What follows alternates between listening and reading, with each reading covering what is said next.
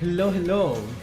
Sorry for the delay. I don't know what happened exactly. First time that it happens that I try to start the first time that happens that I try to start the stream and it goes through. It says that the stream is live, but it's not actually live.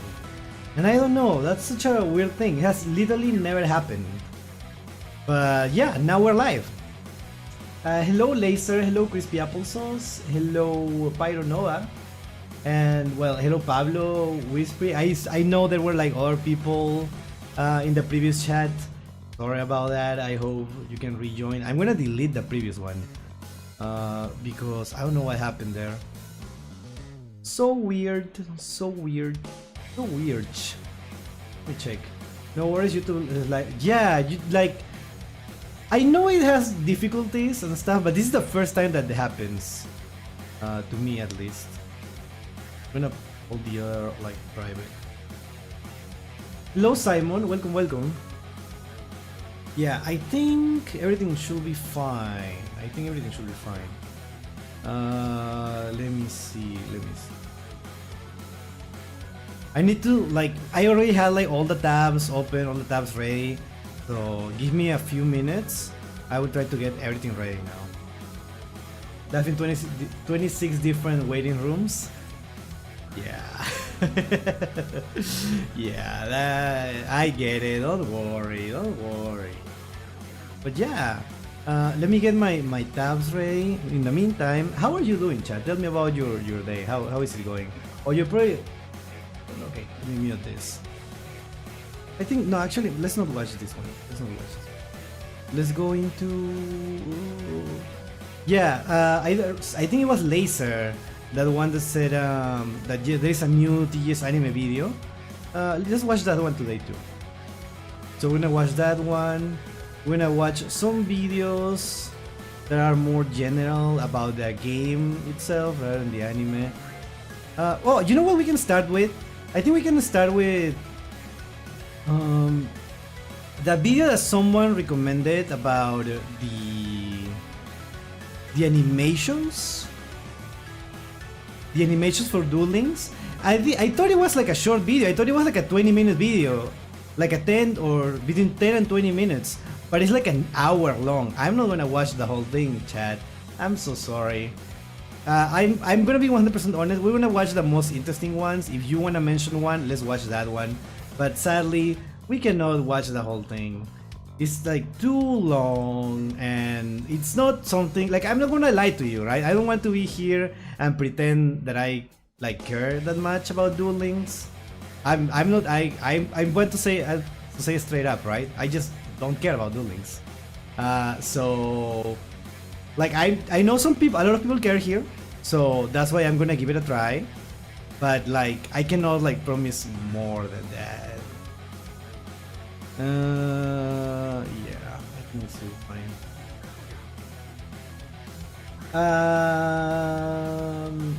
Good, nice. Hello, Robin. Welcome, welcome. Can wait for some TGS anime and Yu-Gi-Oh! Everything bits, of course. I think today we don't have a Yu-Gi-Oh! Everything video, just for a reason. We have a lot of cool videos that I'm particularly interested in, but not Yu-Gi-Oh! Everything today. Yeah. Okay. Let's go to a wait. Hold on. Let me see. Let's wait 2 more minutes. I think we can go to the thing. So you don't have the background music there. Fire stream is back. Hello, Sans. Okay. Actually, people are still joining. So yeah. Yeah, like I was saying, I had some issues with the stream. I don't know why. It said that it started, but it wasn't showing as like as if like it already started. It was just saying like, oh yeah, stream is live, but it wasn't live. But it was still recording it. So after I restarted my PC, there was a video posted with the whole thing, and I was like, okay, but it wasn't live. People couldn't watch it. Okay, so now it's fixed. I'm sad you already saw that Why is Dark Magician Green video. That one was so good. I watched, wait, it's called Gator X, right? Gator EX. I watch his Pokemon video. I'm a really big fan. Like I used to watch him when he like just started. I think like 2 or 3 years ago. I don't remember. So yeah, I watched like everything, and then I found out, oh, this guy also has a Yu-Gi-Oh channel. Awesome. He's a really cool content creator. Like he makes like really cool concepts for videos. He's really good at that. And like I see something, I see a thumbnail, a title, and I'm like, okay, well, I don't know why I didn't think about that, but I have to watch this now. I guess this is not a question that I had, but now I have to. So yeah. So why was he green? It was because of he's based on an Egyptian god, right? That was like dead, and then he was like revived like a Frankenstein monster, and that's why he's green, because he's kind of like a dead person. Yeah, so that's why the Dark Magician is green, and it has been adapted in different ways, but the original is the green one. You know what? I'll take it. That sounds like a reasonable thing to say, right? That's why the Dark Magician is green, because he's supposed to be like old and revived and sure. And the Dark Magician girl, who is the apprentice, is just like a human, right? That's what she is in green. All right, perfect, cool, awesome. Yu-Gi vs Arcana 1 is one of the darkest duels. The manga is even more so that the anime didn't include them. We're gonna talk about it. Don't worry. I just watched it on the anime, so we're gonna talk about it. I have like fresh. It's the first time that I have a duel like super fresh in my mind. Yeah. Let me see. Yeah, Osiris, I don't know. The connection he made sounded super on point to me, with Yugi's whole deck being Osiris themed. Yeah. That's Slifer, right? The executive producer. Battle City with the rare hunters and the arc in general has many changes from the manga to anime. I'm sure. I've been learning so much on how the manga was very different from the anime in a lot of different aspects. So it seems like a weird adaptation. That makes me want to experience both. So yeah.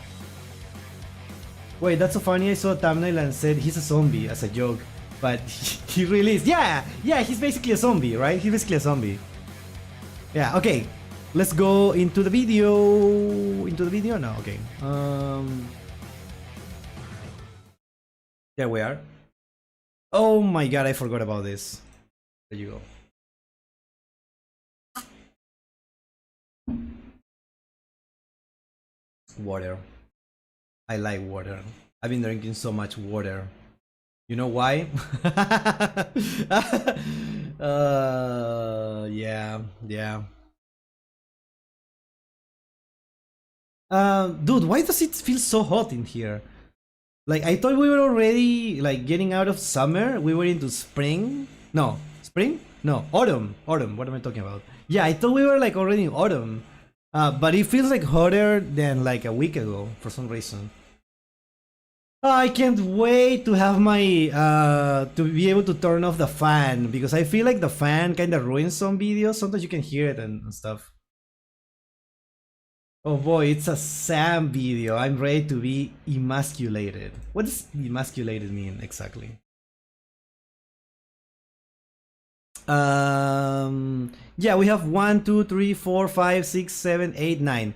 We have nine videos. I don't know if we're gonna be able to watch all of them, but we're gonna try. Actually, is the person who recommended the Duel Links? Okay, no, I remember. I remember who it was. It was Joel, right? Joel.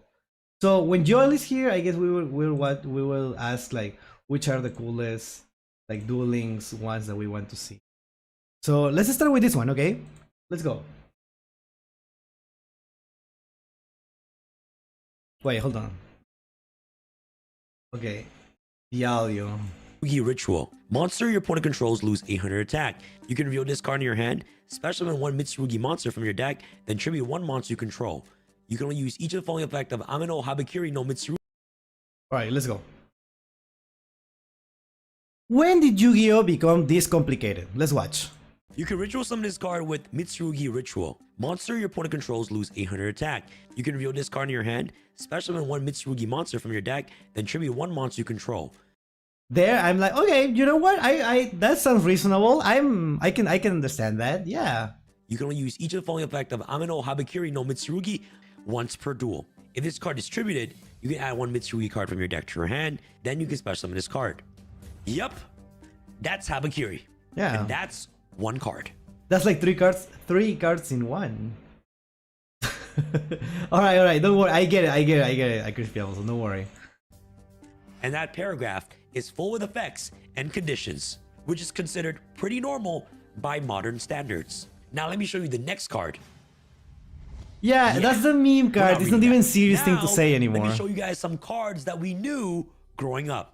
Oh yeah, Port of Greed. Ultimate Wizard versus Ultimate Creature of Destruction. You glance at it for 2 seconds and you already know everything that you need to know. Okay, but like, isn't this like super like boring? Like, oh yeah, like, what's the point of this, right? This is barely a game, right? I don't know. I don't know what to tell you. Like, there is no strategy involved. Then there's this. This is what a Yu-Gi-Oh field used to look like. 2, maybe 3 cards. You could see the entire mat. You knew exactly what was happening and where everything was. And this is what a Yu-Gi-Oh field looks like now. What is this, Castilla? Yep, both of these are the exact same. Alright, this is okay. This one I get it. It's because there is a lot of things happening at the same time, right? This is when you mill, I think, and you have to activate all those effects, right? Yeah, I agree. Smashing meatballs together isn't fun time to me. I 100% agree. I see this like fighting normal monsters. I'm like, but like, I wouldn't be playing that. I wouldn't have a. If the game was like that, I wouldn't have a Yu-Gi-Oh channel right now. I wouldn't be doing this. Hello, Jonathan. Welcome. That's unfair. They don't have effects. Yeah. We can. I understand the argument for the middle ground, right? I can understand an argument for the middle ground, like, but like, yeah, I don't know. Yeah, I really see normal monsters these days outside of early on Rush duels. And there is some meme decks, but those are not like serious decks, obviously. Tell someone to resolve Fiber Jar or Penguin Knight with all card text. Yeah, that is also true. That's also true. There are some cards that they didn't have like a standard way of saying the effects, like was not saying, what is the word, like writing the effects, I guess. I don't know, you get what I mean. Same game. So a couple weeks ago I posted a video about a grandpa who broke the Yu-Gi-Oh championships with Exodia. If you haven't seen it, go watch it. And alright, we haven't watched that video in particular, but we know this story. We have watched like different videos about this. We already know. In the comments, someone wrote, this game has become more complicated than my calculus class. Yeah, a grandpa who won the match with Exodia, and one of the top comments wasn't even about the win. It was about how wild and complicated Yu-Gi-Oh has become. Okay. And that's what today's video is all about how we actually got here. Yep, that's me. You're probably wondering how I ended up in this situation. And I know this question gets asked Alright. constantly. You've seen Reddit threads. You've been that. Oh my god, I feel I'm sorry for the people who click into this video like expecting me to agree with this, but I have literally the opposite opinion, right? Like, I know, I understand that it's really complicated. Obviously, it's really complicated and it's hard to get new players. But that's what's fun about it. That's what's fun about it.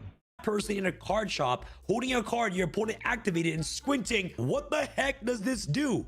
Why don't you explain this to me like I'm 5? Where the game is right now, it is 25 years old. It has 6 different summoning mechanics, and in the right matchups, if you go first and draw. Alright, to be fair, Syncros and XCs are way simpler than the fusion itself, right? I think Link also is like that. It's just like the effects of the Link monsters are complicated, usually. But it's still like really simple. I would say like Link is simpler. So having more doesn't mean that it makes it more complicated. Because if anything, they makes it simpler than Fusion and Ritual. Pendulum though, I agree. that is like not intuitive. Yeah.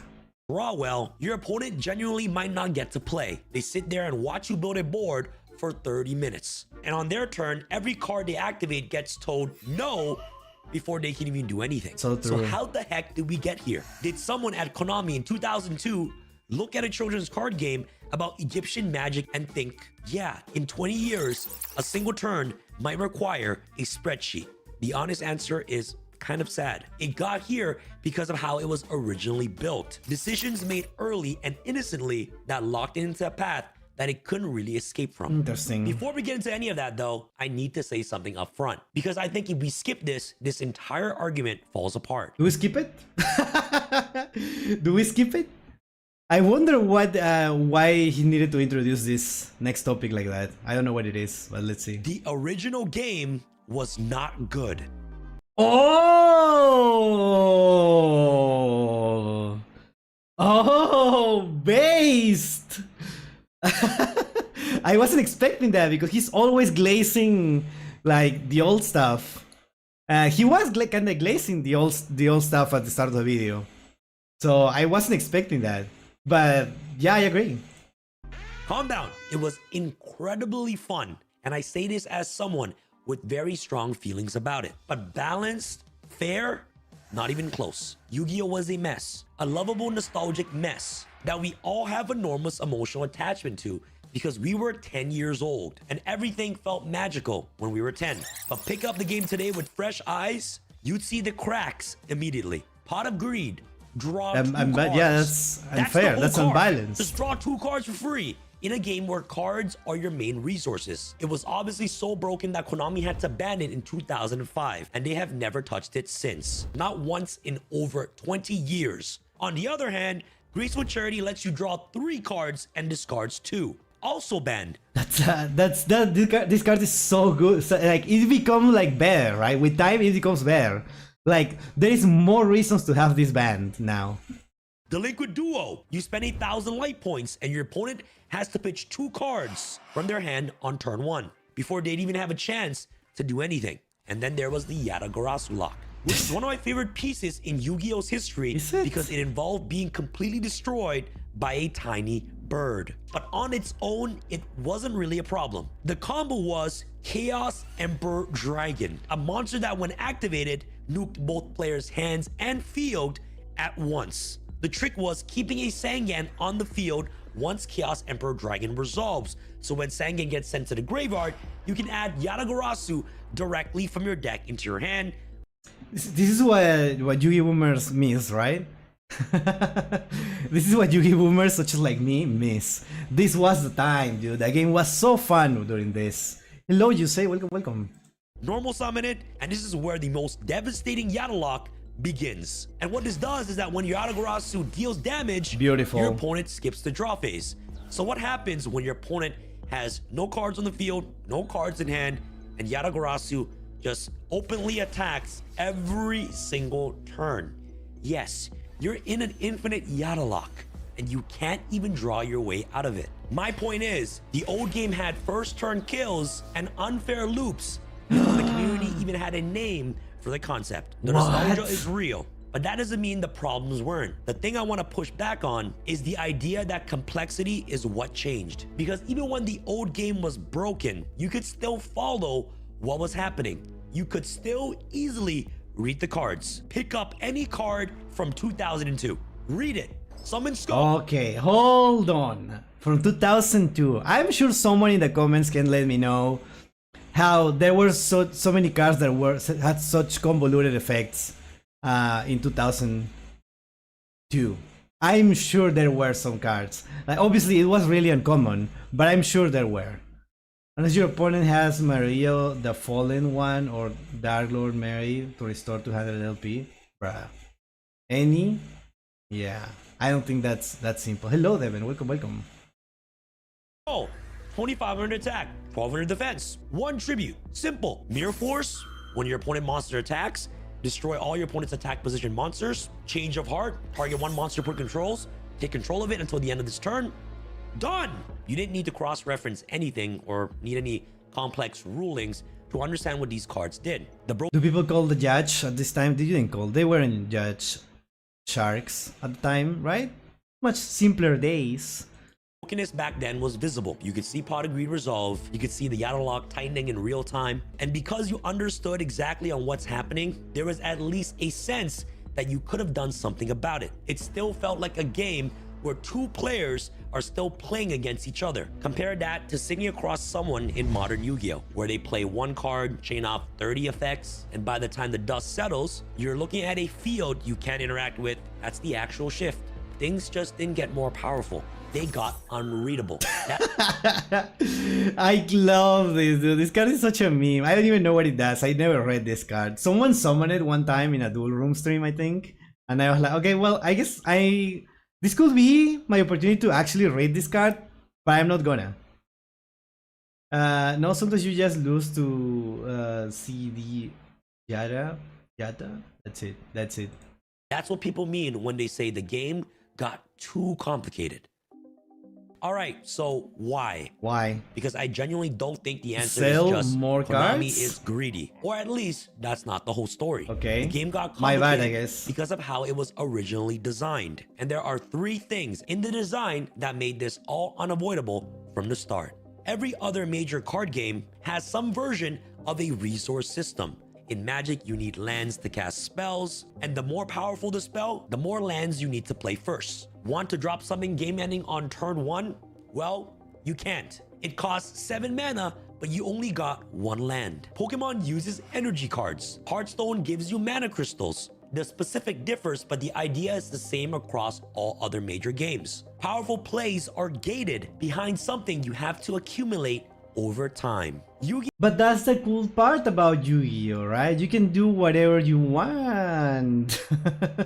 You can just play, right? Debatable, but I get his point. Yeah, no, I understand.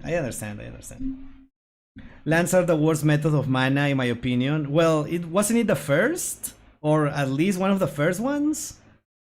I mean, it makes sense, right? I understand why it exists. I guess Yu-Gi-Oh wasn't like exactly invented with that in mind, right? Because it was just supposed to be a silly thing for a manga. Yeah.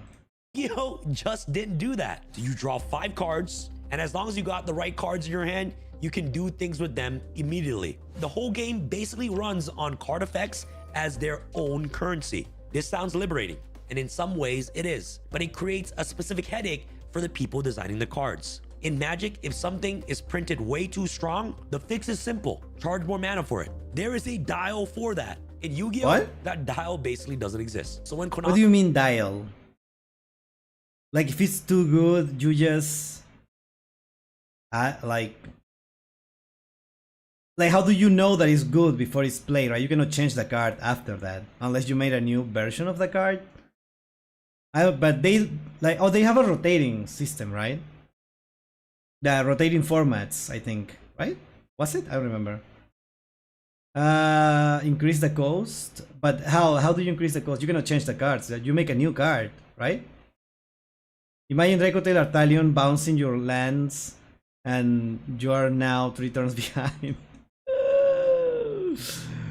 Wait. You know what? What I like about the Xyz monsters is that they have their own like resource, right? Which is the card materials, right? The Xyz materials are so good, right? Because they basically have their own like mana or whatever. I don't know what to call it, right? But they have their own resource to activate the effects. I feel like that's really cool.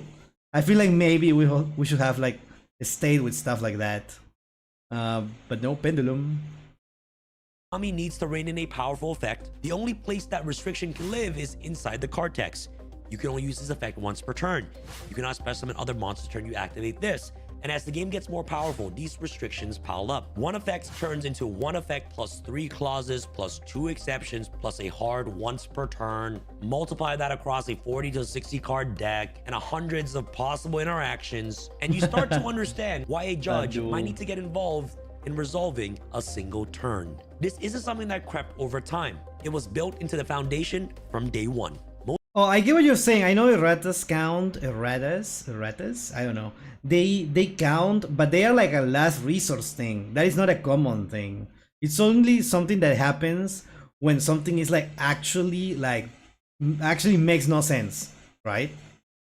Like it's problematic because it makes no sense. Not because it's too good, right? Or because it was a mistake. I don't know. Maybe that's why. I don't know. Most card games use rotations. Old sets go illegal in the main competitive format after a few years. You get some time with your cards, then they move to a legacy format while the main game resets with a fresh pool. It keeps the card pool manageable, gives new players an entry point that isn't 25 years deep, and it gives designer room to breathe every couple years. Yu-Gi-Oh has never done this once in its entire history. Every card printed, except the ones explicitly on the Forbidden and Limited list, is still legal to play right now. You could literally pull out a deck that you built in 2007, swap out whatever got banned or unbanned in the meantime, and play that deck at a local tournament this weekend. It might not be the greatest in today's modern standard, but That's it's an understatement. legal. The community genuinely loves this about the game. That a card you worked for at 10 years old or 15 if there is life out there, let's teach them how to duel.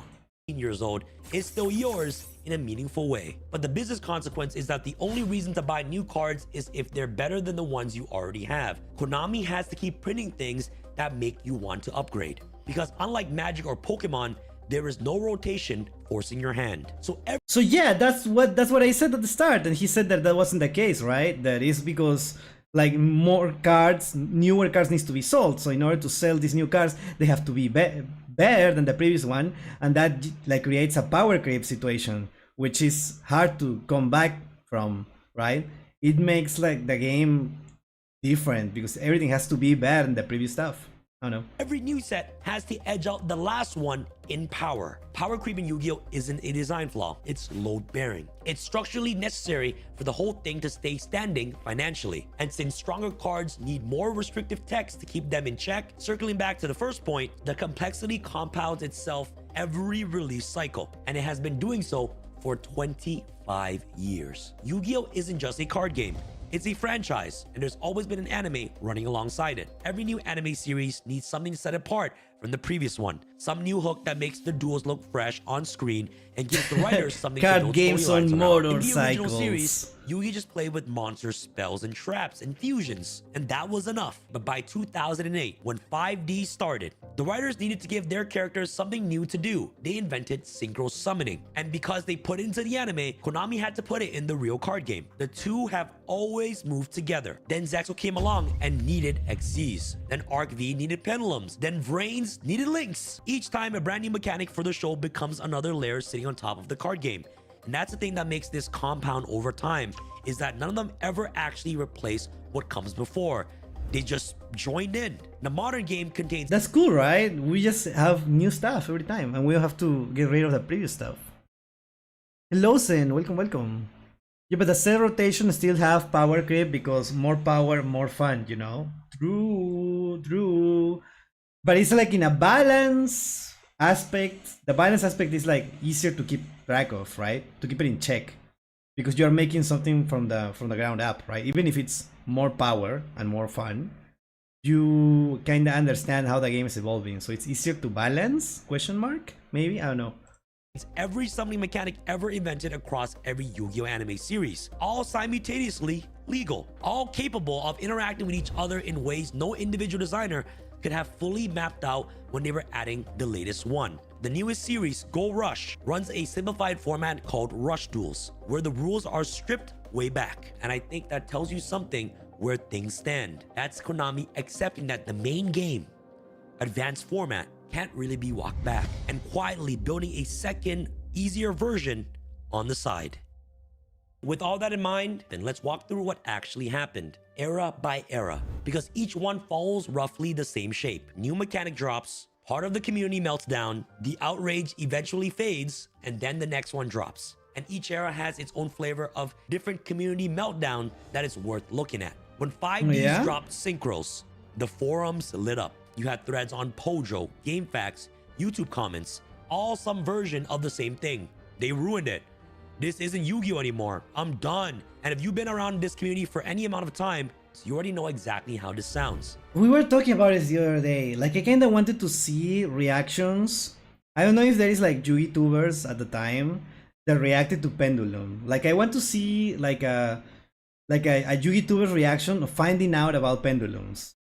I probably there is about links. Most likely there is. But I want to see like a YouTuber who like already loves the game, creates content about the game, and then okay, pendulums is now a thing, and how they like theorize about that. I don't know if that's a thing. Okay, pendulum is barely used, Pepper. No, yeah, well, I'm saying it's like at the time, right? I don't know. What do I know? Because the exact same thing got said when Xyz dropped, and when Pendulum drops, and when Lynx dropped. Every single time, without fail, a portion of the community declared the game. These comments are so funny. Boys, we have an announcement for now how to slow down the game. Yu-Gi-Oh was dead to me when Konami shut down yugioh Pro and Dueling Network. This is just the last nail in an already tightly sealed coffin. There goes my chance of returning to Yu-Gi-Oh! Great. This person wasn't even gonna he wasn't even considering returning. That's the worst part. Dead. Looking back at it though, Synchros. There was the archetype meltdown before 5D's era. Wait, what's that? Archetype meltdown? What does that mean? People were complaining about the existence of archetypes? Is that what you mean? Was that a thing? I always found like archetypes like a cool thing. I always like that. When like with the Gladiator's Beast and stuff like that, like the heroes, like the Archfiends, I think it was. Oh yeah, only main pendulums are DDD and Supreme King Dragon. There are some decks currently that they are not pendulum decks, but they kind of make use of pendulums, right? Let me think. Actually, no, I might be wrong. I don't think there is a meta deck right now, like a tier 1 deck that actively uses the pendulum, maybe pendulum cards, but not the pendulum like mechanics that much, or not at all, I think. Well, I'm thinking masterduel right now. In TCG they have Unicraft, right? Unicraft is pendulum, right? Yeah, I'm thinking about masterduel right now, but like they have Unicraft and probably something else in the TCG. I don't know if that's a tier 1 though.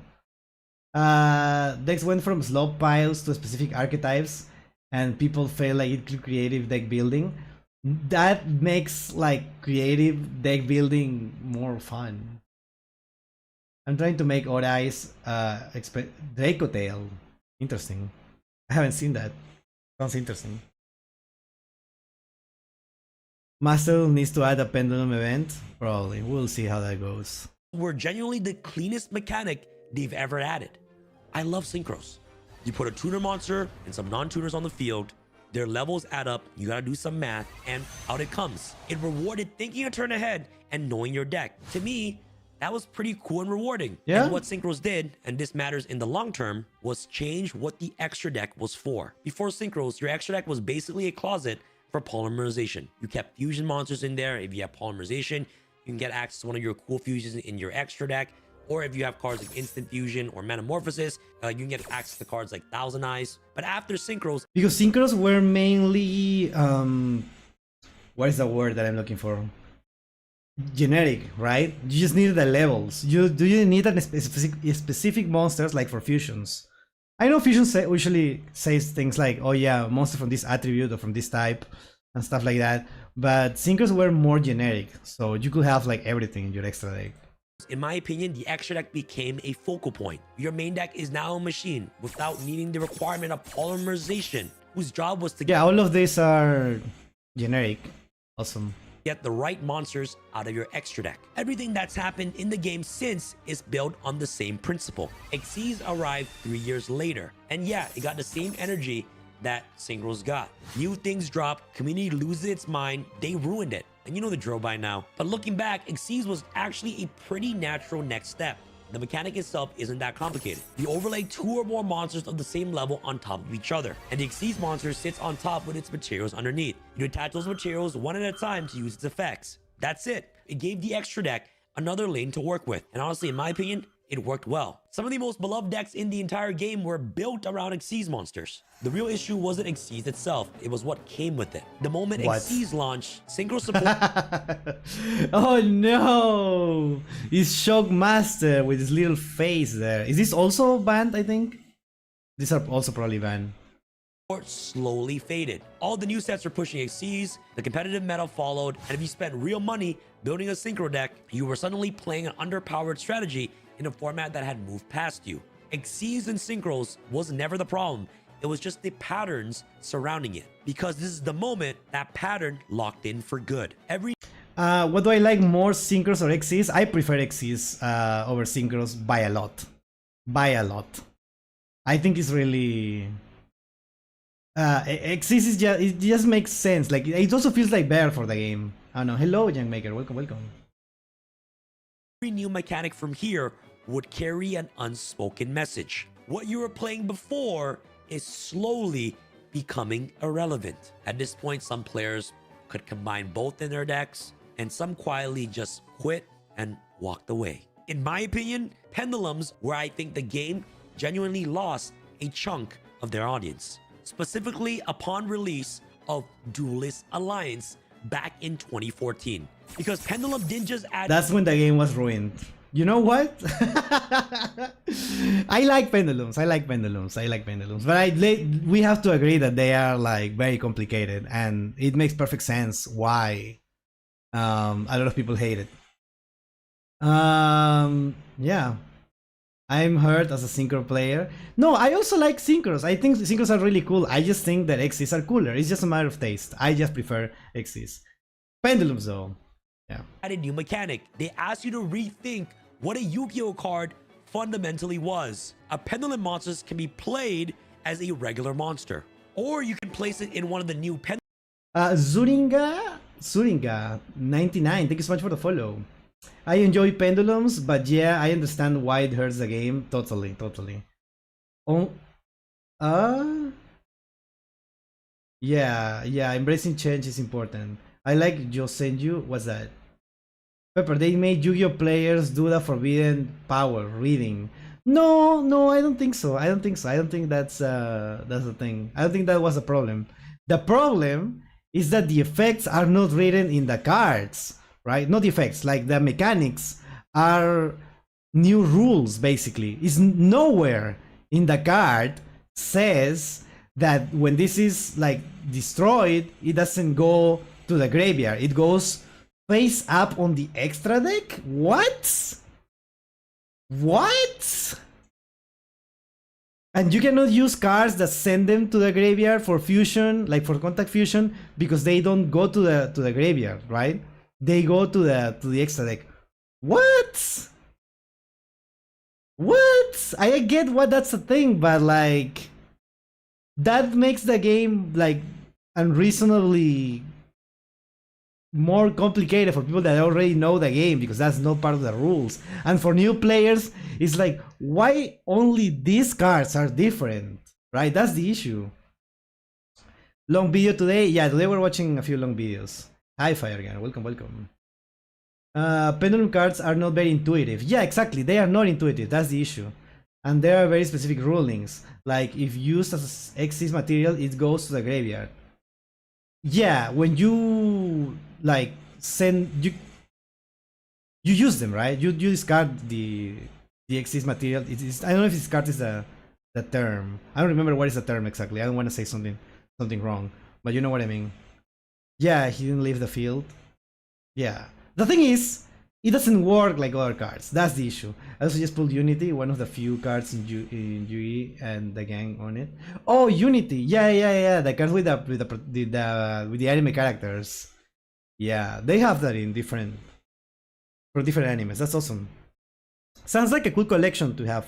Like, you just collect cards that include the anime people. If pendulum cards have spell cards, does that mean we're gonna get monsters that have trap cards? Those are called flip monsters, I guess. You know what? I never thought about it like that, but you are cooking. I think you're right. Pendulum is for advanced players or something. Yes. Yes. For people who actually care about the game and like really like it and study it and are competitive, yeah, it's no problem. But it hurts the game because it makes it complicated for returning players, for more casual players, and for new players. That's the issue. Like any situation, it's just more you do, it's easier. Yeah, for you to understand. Totally, I agree. I would trade my 3 god cards for a Sark. Yeah, that is beside the point. It's why I make a deck for each generation series to be able to use all summon methods. Well, I also use all summon methods with, you know, meta decks, right?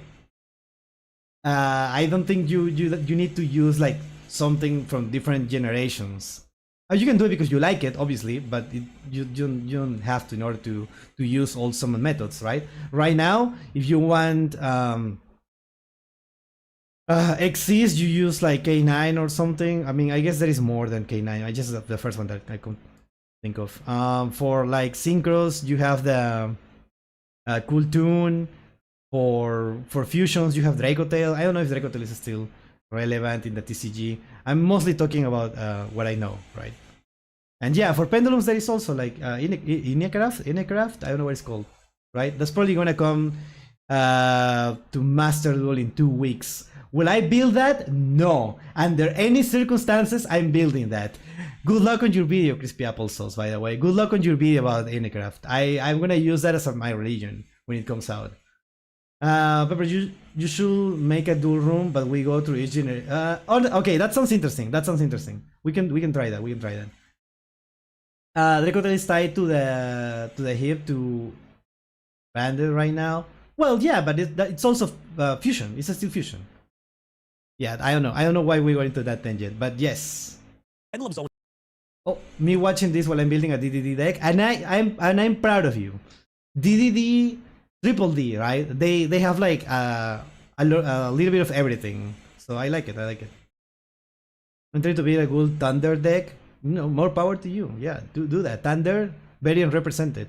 Although we're getting, oh no, that's not a Thunder. That's not the Blitzclick. Isn't gonna be a Thunder deck, but it's gonna use Thunder cards, I think. Didn't Dracotail get hit by the ban list? Yes, but that does mean it's unplayable. Totally not. It's still really good. Can be played as a regular monster, or you can place it in one of the new pendulum zones on either end of your field, where it acts as a continuous spell. What? I know it gets confusing. That's not the confusing part. That's very simple to understand. That is not a problem at all. That is not the problem. And then, if you got one in each zone, you could pendulum summon, bring out a bunch of monsters from your hand simultaneously every single turn. Okay, now that sounds really overpowered, but realistically, that's never happening, right?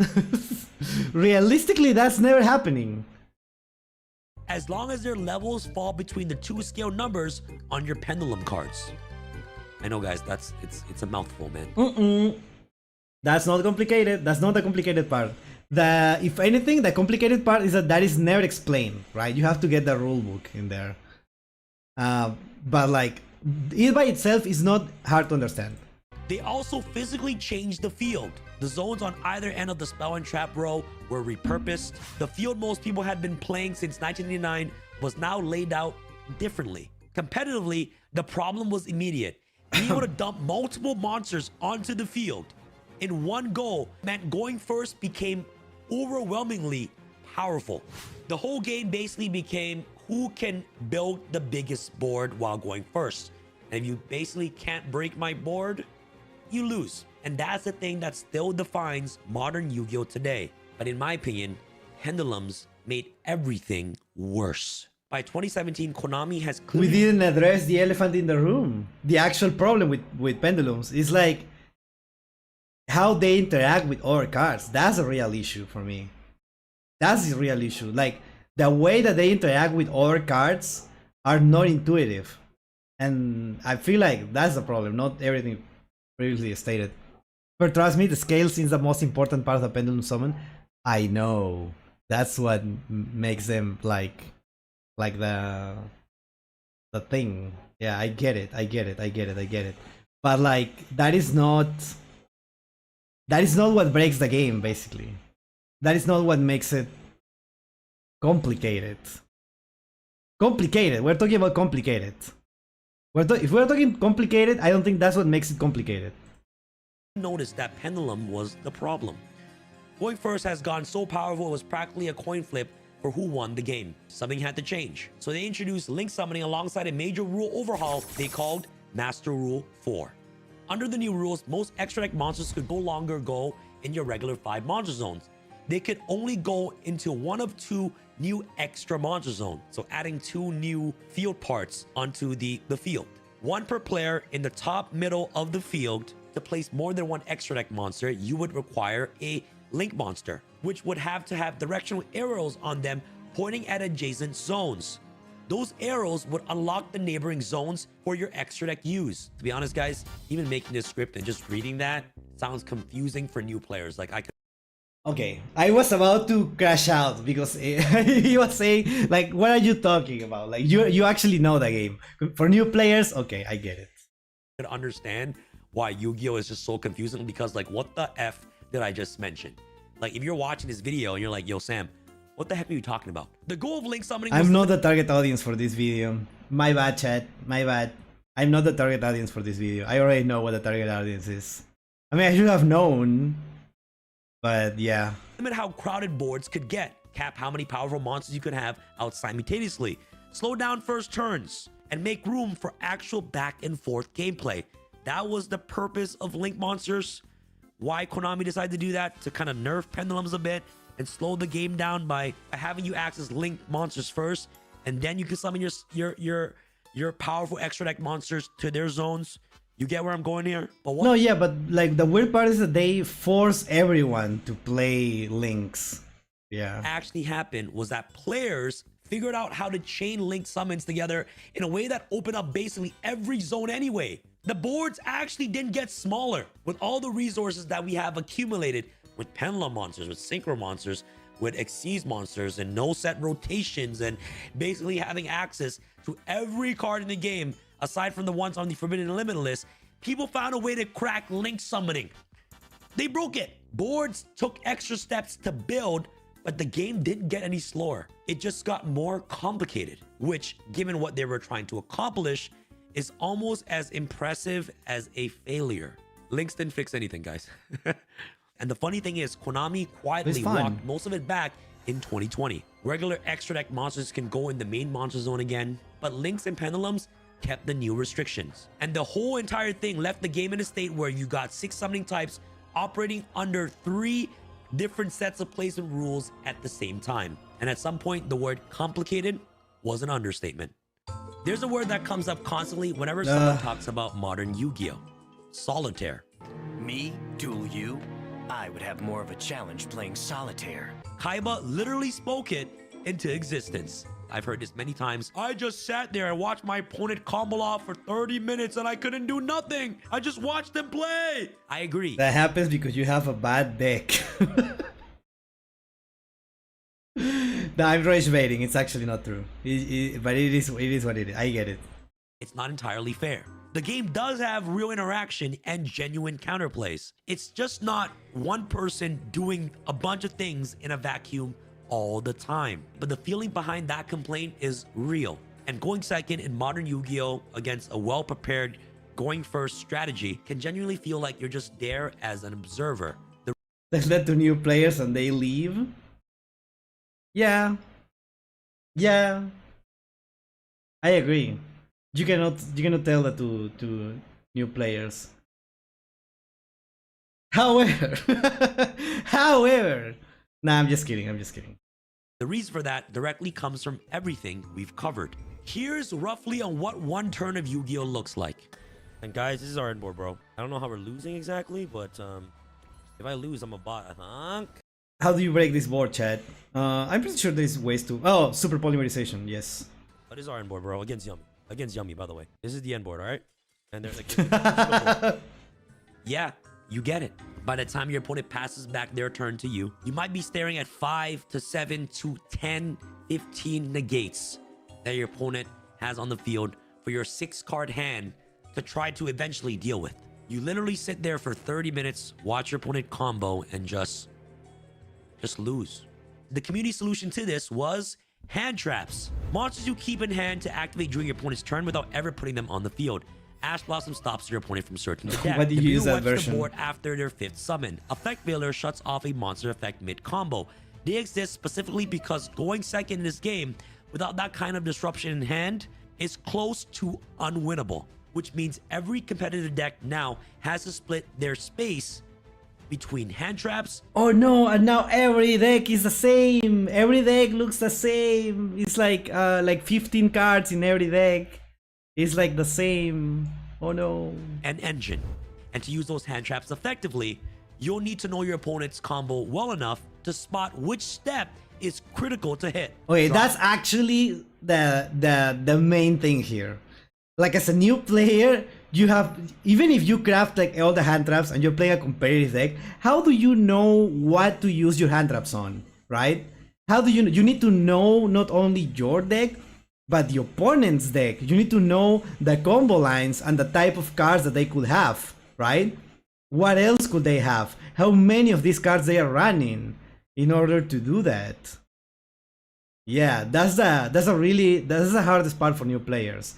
That you have no idea what your opponent is doing, and you just cannot learn every single game, every single and you're gonna say like, oh yeah, you can just read the card, but reading the card is not gonna tell you what else does the opponent have in the deck, right? And how this card like interacts with the other cards. You just don't know what is going on there. It's so boring, kills the vibe of my archetype when what? Yeah, no more creative deck, just meta and anti-meta deck. Well, imagine AI replacing Yu-Gi-Oh players. What are you talking about? Up Ash Blossom in the wrong place, you basically wasted it. So to play this game seriously, you're coming in with a working knowledge of 20, 30 different decks you might face. In modern Yu-Gi-Oh, there's usually like 3 to 5 best decks. And if you're a new player, you'll need to learn how to play against all those 5 best decks to even do well. And if you're going to a regional, you might not even face one of these 5 decks and play a deck that nobody has played for over 5 years that's still good to this day. What I'm trying to get at is that basically modern Yu-Gi-Oh, you need to go to university, bro. Godolkin University from Gen V, spin-off of The Boys. The Boys. That's so funny. I want to make ChatGPT have a Yu-Gi-Oh duel with Grok. That would be funny. Like making 2 different AIs duel each other and see which one is better at Yu-Gi-Oh. That sounds like it's possible. That sounds like a good concept for a video. I'm not gonna do that though, but sounds interesting. Right now, with all the knowledge I've accumulated over the years, I will still understand on how to hand trap a true Draco deck that was competitive back in 2018. You know, because I played against that format. You guys see, right? It can get really difficult because there are tons of decks in Yu-Gi-Oh! And for example, like till this day, Mermails are still good. You know what I'm saying? But that deck is not like a top 5 best deck. It's like, I don't know, the 20th best deck. But if you're playing against Mermails and you don't know what the heck the deck does, you're basically gonna lose. Yeah, I have no idea what that guys, is. That big knowledge is what makes playing the game satisfying, especially for me. Soom till this day will know how to play Black Wings if I give him a Black Wing deck, because Soom and I played that format together. If I give my brother an Elemental Hero deck, he would understand how to play that deck still. But if I put him in a regional tomorrow, he will get destroyed by Yummy Cupsy, bro. And he won't even know what the hell is going on. That's so true. That happened to me when I started playing Master Duel. Like 6 months ago, I just started playing and I'm like, oh yeah, Cyber Dragon. I read my cards and I'm like, oh yeah, well, I didn't know about Core and Naxter and Infinity, but like they have like intuitive effects. Like it makes sense. I see it. Yeah, that makes sense. And then the opponent is playing Malice, right? And I'm like, what? Why they keep summoning things that are banished and why they keep drawing cards? What do they have a full board and they just keep drawing cards? How does that work? Right? That is not fair. What do? I don't even have hand traps. What do? I just lose. If the opponent is playing Malice and I'm playing a Cyber Dragon deck I just lose because I don't know what they do, right? I don't know. If you're that type of person that wants to come back, Yu-Gi-Oh doesn't open the door for you gently. This is the question underneath all of it. Just simplify it. Introduce rotation. Wipe the extra deck slate clean. Cut out all the hand traps. Start fresh. Why hasn't Konami done any of that? And the uncomfortable answer is that the players themselves are a big part of why not. For example, when Konami put out Speed Duel, a stripped down format with smaller decks, a reduced field, simpler rules, basically Duel Links. People played it at events, they had fun with it, and then they just went back to the main format or they just quit. Speed Duel basically got treated as a fun side event mode, not considered a real game. Someone who used to work on the game talked about this, how they spent years pushing alternate formats and new product lines, and the wall they kept hitting was the weight of 25 years of player identity that was wrapped in advanced format. People had already spent thousands of dollars on cards for it. They put in hundreds of hours learning it, and anything that wasn't like advanced format just felt like a knockoff of it. The player base wasn't fully interested in that type of deal. The people who play Yu-Gi-Oh! The most are also the most invested in it, staying exactly as complicated as it is. But I like Yu-Gi-Oh! I want to play Yu-Gi-Oh! I don't want to play the other stuff. I don't know. I don't know what to tell you. And then someone is going to say, oh, but what you're playing is not Yu-Gi-Oh! anymore. I don't know. I like it. I like it. I already invested in timing it. It's not that I invest time of it. I just like it. It's just a fun game. Why would I play something else, right? If I wanted to play something else, I will play something else. I will play Pokemon. I will play One Piece. I will play Hearthstone. I will play Yu-Gi-Oh! Yeah. Guys, the complexity isn't our burden. It's our credentials. What? I'm proud that I'm a Yu-Gi-Oh! Player. No cap. Okay, a lot of you guys are jokes. How is Sam an expert? Is Sam even a pro? Please. I hate this. Oh my god, Cancun, Mexico 2024. Psst. Psst. His name is Sam? He's not Samuel or something? His name is actually Sam? From a business angle, I'm going to pretend I'm Konami, okay? Who are we actually making the cards for? The veterans have the spending history and the loyalty. The new players are a bet that might not pay off. The incentives all pull the same direction. Konami is actually aware that the pipeline is broken. Their very own shareholders, Materials, flagged that masterduel was pulling in new players who weren't converting into the paper game. People would install it, play it for a few weeks. Some of their answers have been rush duels in Japan. And then in September 2025, for the Yu-Gi-Oh! TCG, Konami did something nobody expected. They announced Genesis format, a fully supported alternate format where links and pendulums are banned outright. Yes! Yes! Yeah, we don't have those complicated stuff. We just have Shockmaster. You really never knew his name is actually Sam? I thought his name was... Actually, I didn't know his name. I thought like it was because of Team Samurai, right? So that it was like Sam from Samurai. And then I was like, okay, his name is actually Sam. Cool. But like not Samuel, but just Sam. I feel like that's unusual. I don't know. That sounds unusual to me.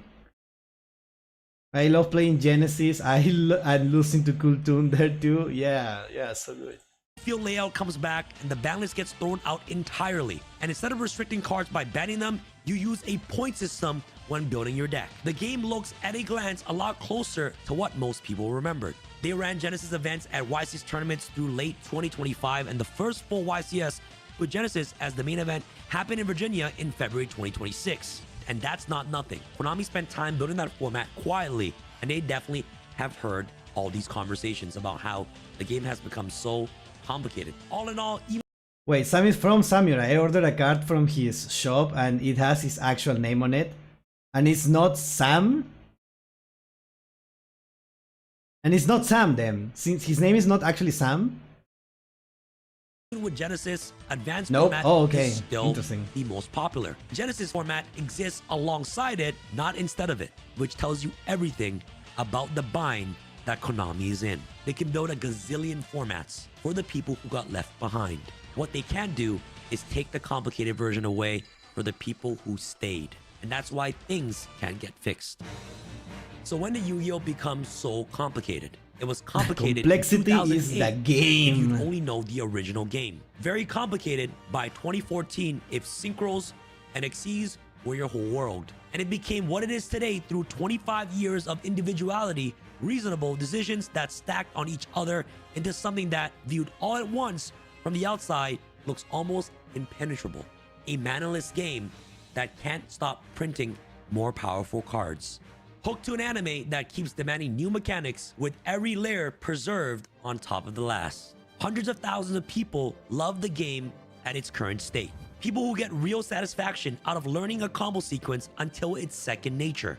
Who feel the click of calling the right negate at the right moment. Who comes into a match knowing your opponent's deck inside and out. That's a legitimate and deep relationship with the game, and the people who have it aren't wrong for having it. The thing that stays with me is the people that can't get back in. The ones that had their Blue Eyes deck, their Exodia pieces, their Shut up, you can play those. You can play those now. You can play those. Egyptian God cards. Who remembers dueling as something that felt like pure chaos and pure magic at the same time?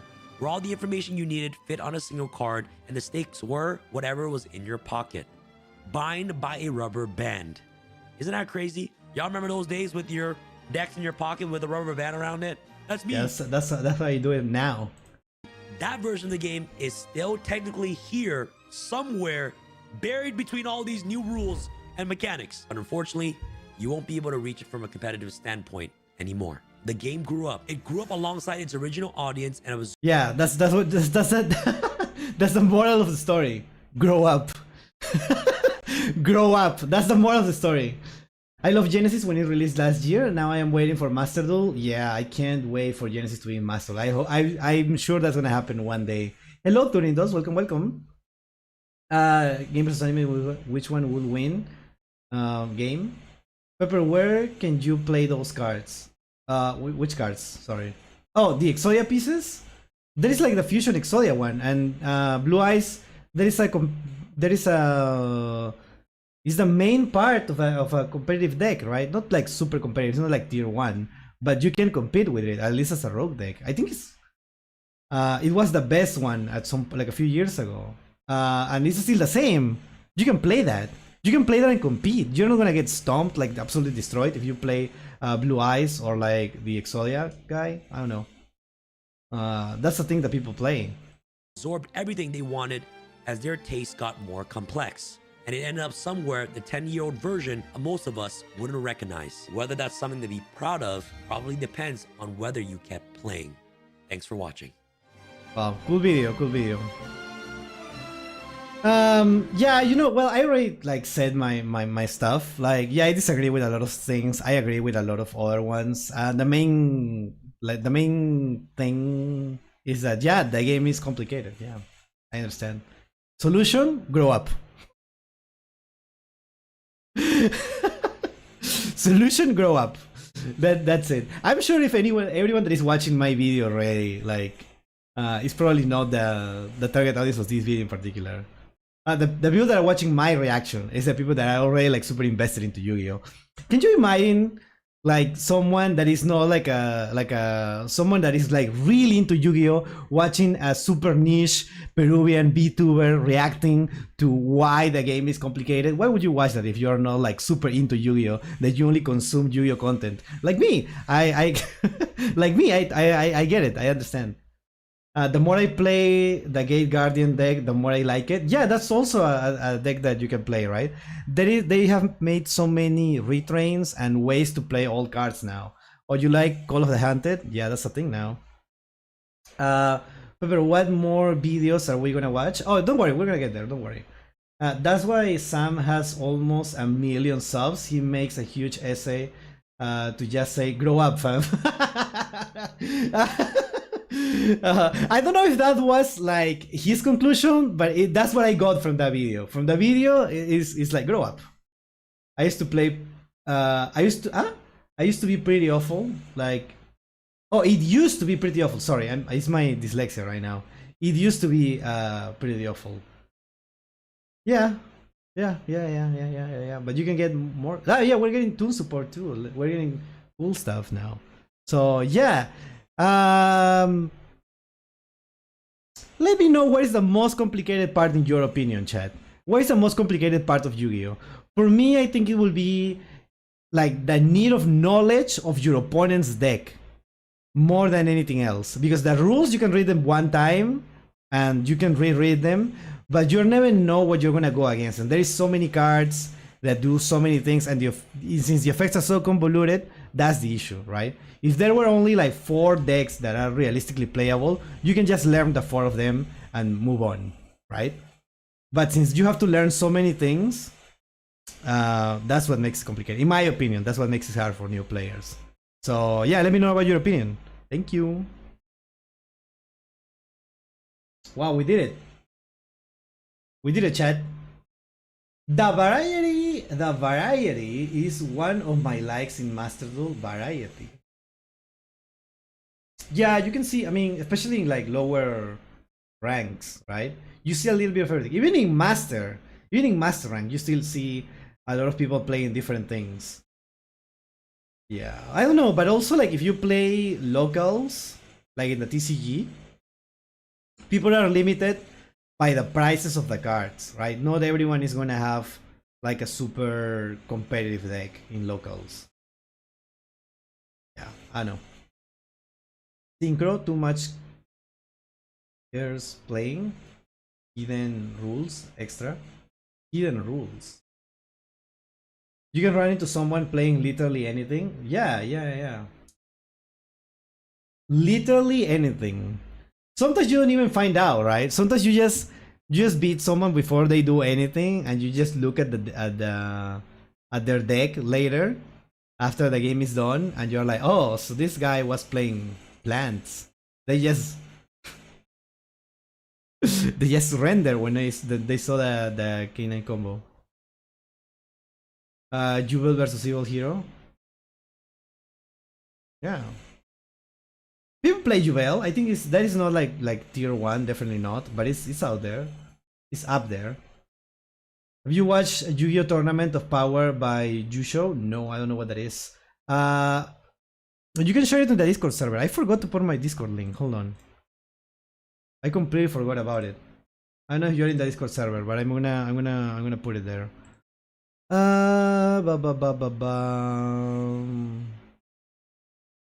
I think this is the link.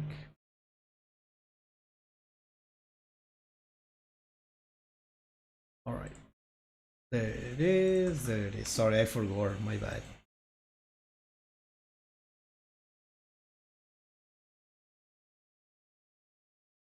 What the hell?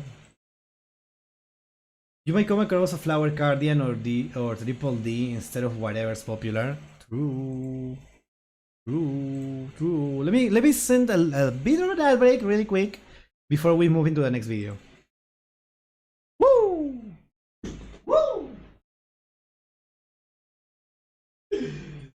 What a cool video. I love videos like that because it makes you like talk a lot. It makes you have opinions and stuff. I like that. I like that a lot.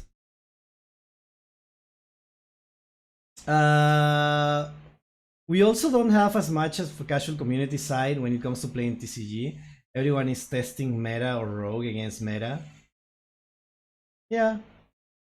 I want to see anime deck becomes meta. Also, I'm gonna go post some videos for you to react. Okay, remember the rule, right?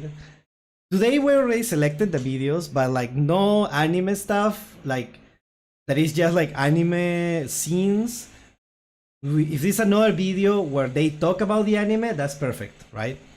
But right now I don't know, I'm focusing more on videos like this. I feel like that's the type of videos that I want to see right now. Let's watch this is something about the anime, for example. The true rules of Battle City Tournament. Let's see the audio. The Battle City Tournament, for a lot of people, is one of the greatest events in the Yu-Gi-Oh! Anime. A citywide tournament where everyone and anyone could duel each other. And for those that won their duels, they would receive the... Alright. A comic video of Duel Links. I said it so many times already. I don't care about Duel Links. I'm sorry. We're gonna the Battle City? No, we haven't watched the one about Battle City. I think we have.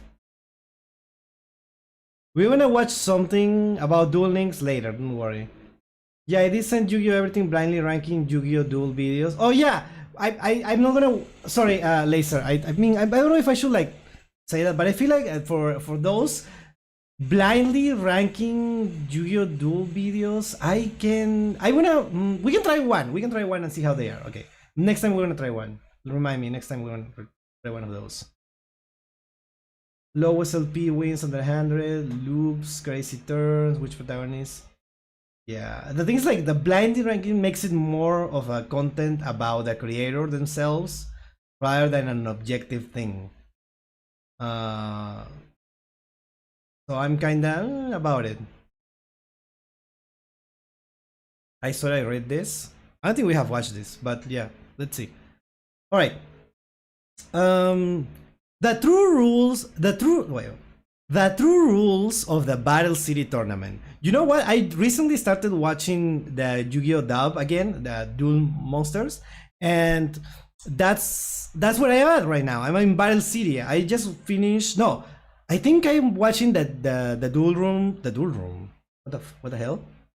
That double duel between Yui and Kaiba and the two guys. What is it? Umbra, and the other guy. I don't remember. Yeah, no, that's what I'm watching right now. So I remember. Well, also, let me restart this.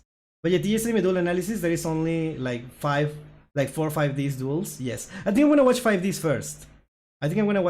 first. Like, don't worry, chat. It's coming. It's happening. I want to say next week? Question mark? Maybe? I don't know. We will see. If not next week, then the following one, definitely. Okay, it's happening. I'm gonna be posting like the reaction to 5 days. All right, let's try to get back into this. The true rules of Battle City Tournament. I'm recently rewatching this anime, so yeah, I'm very familiar with this. I remember this is when they introduced the tribute summon, and they also have this rule of the fusion monsters couldn't attack the turns that they are summoned. But also the game feels really different from the actual TCG even at the time. So I want to kind of refresh my memory with this because I don't think the rules are properly like explained in just one episode, but it's like things that you are finding out during the anime, during episodes. You keep finding out about different rules. So yeah, let's see. The Battle City Tournament, for a lot of people, is one of the greatest events in the Yu-Gi-Oh! Anime. A citywide tournament where everyone and anyone could duel each other. And I feel like this is the favorite arc for most. Because, yeah, definitely Duelist Kingdom was a little weird. I really liked it. I listened to rewatched like everything, right? So I liked it. But it really feels so different. Battle City just feels like this is the anime. This is what I remember. This is what I like. This is why I got into actually like Yu-Gi-Oh! For those that won their duels, they would receive the loser's best card. However, here is a question for all of you. What were the rules? Now, the reason why everyone isn't so knowledgeable about the Battle City rules in the anime is because the full list of the rules was never actually established in the show.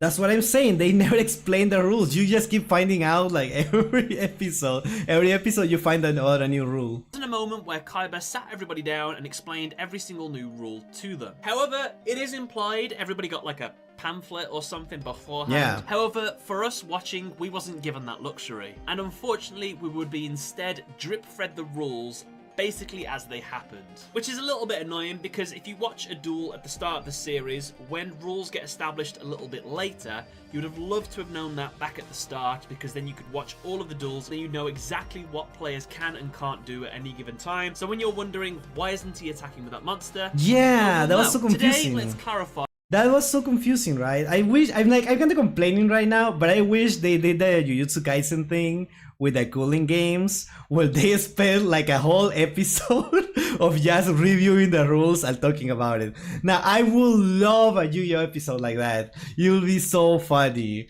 Like, it's just like a whole episode talking about the rules. Every single one, not only what does it entail, how that is like, what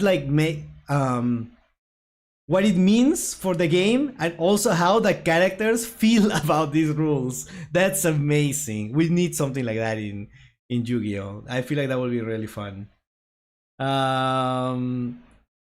What? The fusion monsters can't attack the turn they are summoned. With some exceptions, they made a card that made them attack immediately. Oh yeah, there is also a card that only exists here, right? That makes the monster attack there. Yeah. By exactly what the Battle City rules are in their entirety. Oh, in the dub, the Japanese version does. The Japanese version explains the rules? Really? Is that a thing? Or are we talking about JJK? Because I didn't watch the dub for JJK. So, without further ado, let's learn the rules, shall we? The To be eligible pre-requirements. to enter the Battle City tournament, you must meet 2 criteria. 1. A duelist's deck must contain exactly 40 cards. Rule number 2, you have to Exactly 40. I didn't even remember that. Interesting. be in possession of a duel disc. But how did one get a duel disc? Well, the Kaiba Corporation actually made a limited run of them, available for free to anybody who had a duel level rating of at least 5 out of 8. This means that in total, there was only 48 duelists involved in the Battle City tournament. Really? Only 48? Wait, so everyone dueled each other? Wow. For this reason, that meant that those that did not meet the dueling level criteria would have How is Joey level 2? He won no, second place, right? He got second place in this. What is this? to wait until Battle City finished before the duel disc would Is become it because, like, Kaiba hated him? For absolutely no reason? For absolutely no reason? What is this? I don't think our kid brains could have handled all the info at once. Probably they're like, yeah, well, you're 100% right, Sean. I think you're right. Like, I feel like kids at the time wouldn't have handled that. Yeah. Or at least that was the reasoning. Now, I was a kid when it came out, right? And I will be like, oh, this is my favorite episode, probably. Because I have the autism, yes. Kaiba slandered him because he stomped him 1v1. Yeah, it doesn't mean that he's bad. He still defeated a lot of, like, really good players. available to everyone for purchase. And let's be honest, that does seem like a little bit of a shame. I know why Kaiba did it. He wants the high level duelists with all the powerful cards so he can take what he wants and get all those Egyptian god cards. But if you're just a regular Joe, it just seems like a shame to miss out. However, did you know there was a secret underground Battle City tournament for What? all those level 1 to 4 duelists? But then the question becomes, How do what they did get they the- use for their duel discs? Why? Yeah, how do they get the dual discs? They use today's sponsor, the Flexi Spot Oh my god, shut up! EQ5 sit-stand desk. Ideal for the person that cares even a little bit about the well-being of I their back. hate this, I'm sure dude. you've all been there. You're organising your card collection, building a deck, or playing a duel when suddenly it begins to take its toll. Who plays like this? Like outside of school, right? However, with a Flexi Spot desk, now, the very moment you start to feel uncomfortable, you can switch the desk to a standing position. And honestly, this makes all the difference. And do you know what this is perfect for? You know what is perfect for, actually, for me? Let's talk about it. Let's react to the ad. I need this for karaoke streams, because when you sing and you try to sing well, at least it's like harder if you're like sitting because of how your body is, and in order to give like a proper like air thing, you have to do it standing up. But streaming and singing at the same time, you need like a proper like tall thing. Not also for recording. You need to be standing up in order to do this for recording songs. Will I ever do a karaoke stream? Who knows? Let me know in the comments. I don't know, dude. I don't know what I'm doing. For as well, dueling. Now we can either be up close and personal or nice and far away, standing up for a duel just like they do in the show. Dude, so On top far of that, away, I can that's be as weird. dramatic and dynamic with my plays as much as I want. No, I have never played standing up. Now, I have never played that much IRL anyways. I only played it like once. Well, twice. With my sister on stream. Yeah, so maybe we will do it again one day. And if we want to turn this duel into a shadow duel, every time we lose life points, I can adjust the desk's height with the up and down buttons to make it higher and higher, or lower and lower as we begin to lose our life points. What? However, that's not all. When you're not dueling, the standing desk is perfect for the home office setup, either for gaming or work. I can use the up-down buttons to change the desk's height. The desk can remember where I want it at the touch of a button, and with anti-collision built in, it knows when to stop if something's in the way. And with a range of desk tops, I can choose whatever style I think is best for me. What top would Awesome. you choose? For a limited time, just like what Kaiba did, you yourself can win a desk just like this. Oh Simply my head into God. the description, click the link, and enter yourself into the raffle to win a desk for absolutely free. Thank you FlexiSpot for sponsoring today's video. But anyway, with that, let's get back to the video. Next time we should all play Master Duel standing up, but we will have to take each other's word on it. Yeah, let's just... What's it called? Like the honor system, yes. A duelist's deck must contain exactly 40 cards. I like and one that, of those actually. I cards like that. must be considered a rare card. Examples of rare cards would be the Dark Magician, Harpy's Feather Duster, Serpent Knight Dragon, Great Moth, Fortress Whale, Call of the Haunted, Firewing Pegasus, Twin-Headed Thunder Dragon, and of course, the Egyptian God cards. During a duel, you and your opponent must wager your rarest cards. This completely ruined a whole generation of like high school duelists, because in high school, I know you had this, right, Chad? In high school, if you're like certain age, people playing like on recess and stuff, they were betting their cards like it was like actual Battle City. They were like actually waging it. I don't know what's the word. And that's why for a lot of like teachers or like principals or whatever, they were like, oh, gambling on my school? Nah, we are banning card games. Yeah, probably not the smartest idea. But yeah, we did it in college. Oh my god, I wouldn't. Wow, I wouldn't do that. Yeah. Oh, Laser, thank you so much for the follow. Thank you. Hi. Thank you so much. All right. Well, yeah, this is an issue because a lot of like kids thought that this was like needed when it clearly wasn't. You can play for fun. I'm pretty sure that was the point, right? And on top of this, at least one locator card must be wagered too. A duelist that received 6 locator cards would automatically become a finalist in the tournament. So if you do the maths, 48 duelists in total, 6 locator cards, that means only 8 people could qualify. A forbidden and limited list was implemented for deck What? I don't remember this at all. building. Since duelists only had 4,000 life points, all cards that directly damaged the opponent with effect damage and that didn't have a cost to be used were forbidden. For example, cards like Hinatama, Nightmare Wheel, Meteor of Destruction. Wait, when was it established? So, cards that directly destroyed monsters with no cost were also banned. So, things like Raigeki. This one's a little bit vague because there are a couple cards that we used throughout the tournament that did blow up one card on the field and it didn't have a cost. My Valentine used a card called Grave Arm, and that just blew up a monster on the field. So maybe this only applies to like board wiping cards. That one's a bit Joey versus Yugi when Joey was brainwashed. I haven't gotten to that part yet in my rewatch, so interesting. I didn't know about that.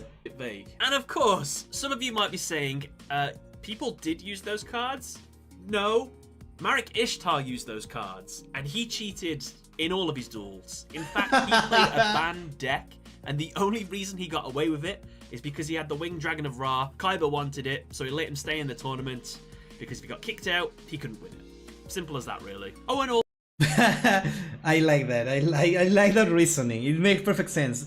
100% what Kaiba will do. Yeah, makes sense. Also, Monster Reborn, powerful cards, that was limited to 1. In honesty, I wish Konami would put out the official ban list of Battle City. That would be really cool. I'd love to see that. I was going to say you guys could try and make it in the comment section below, but it could be quite big, so don't worry about it. During a duel, players have 4,000 life points each. Alright. Both players would start the duel with 5 cards, with the turn player drawing 1 to start their turn. The hand limit is 6 cards.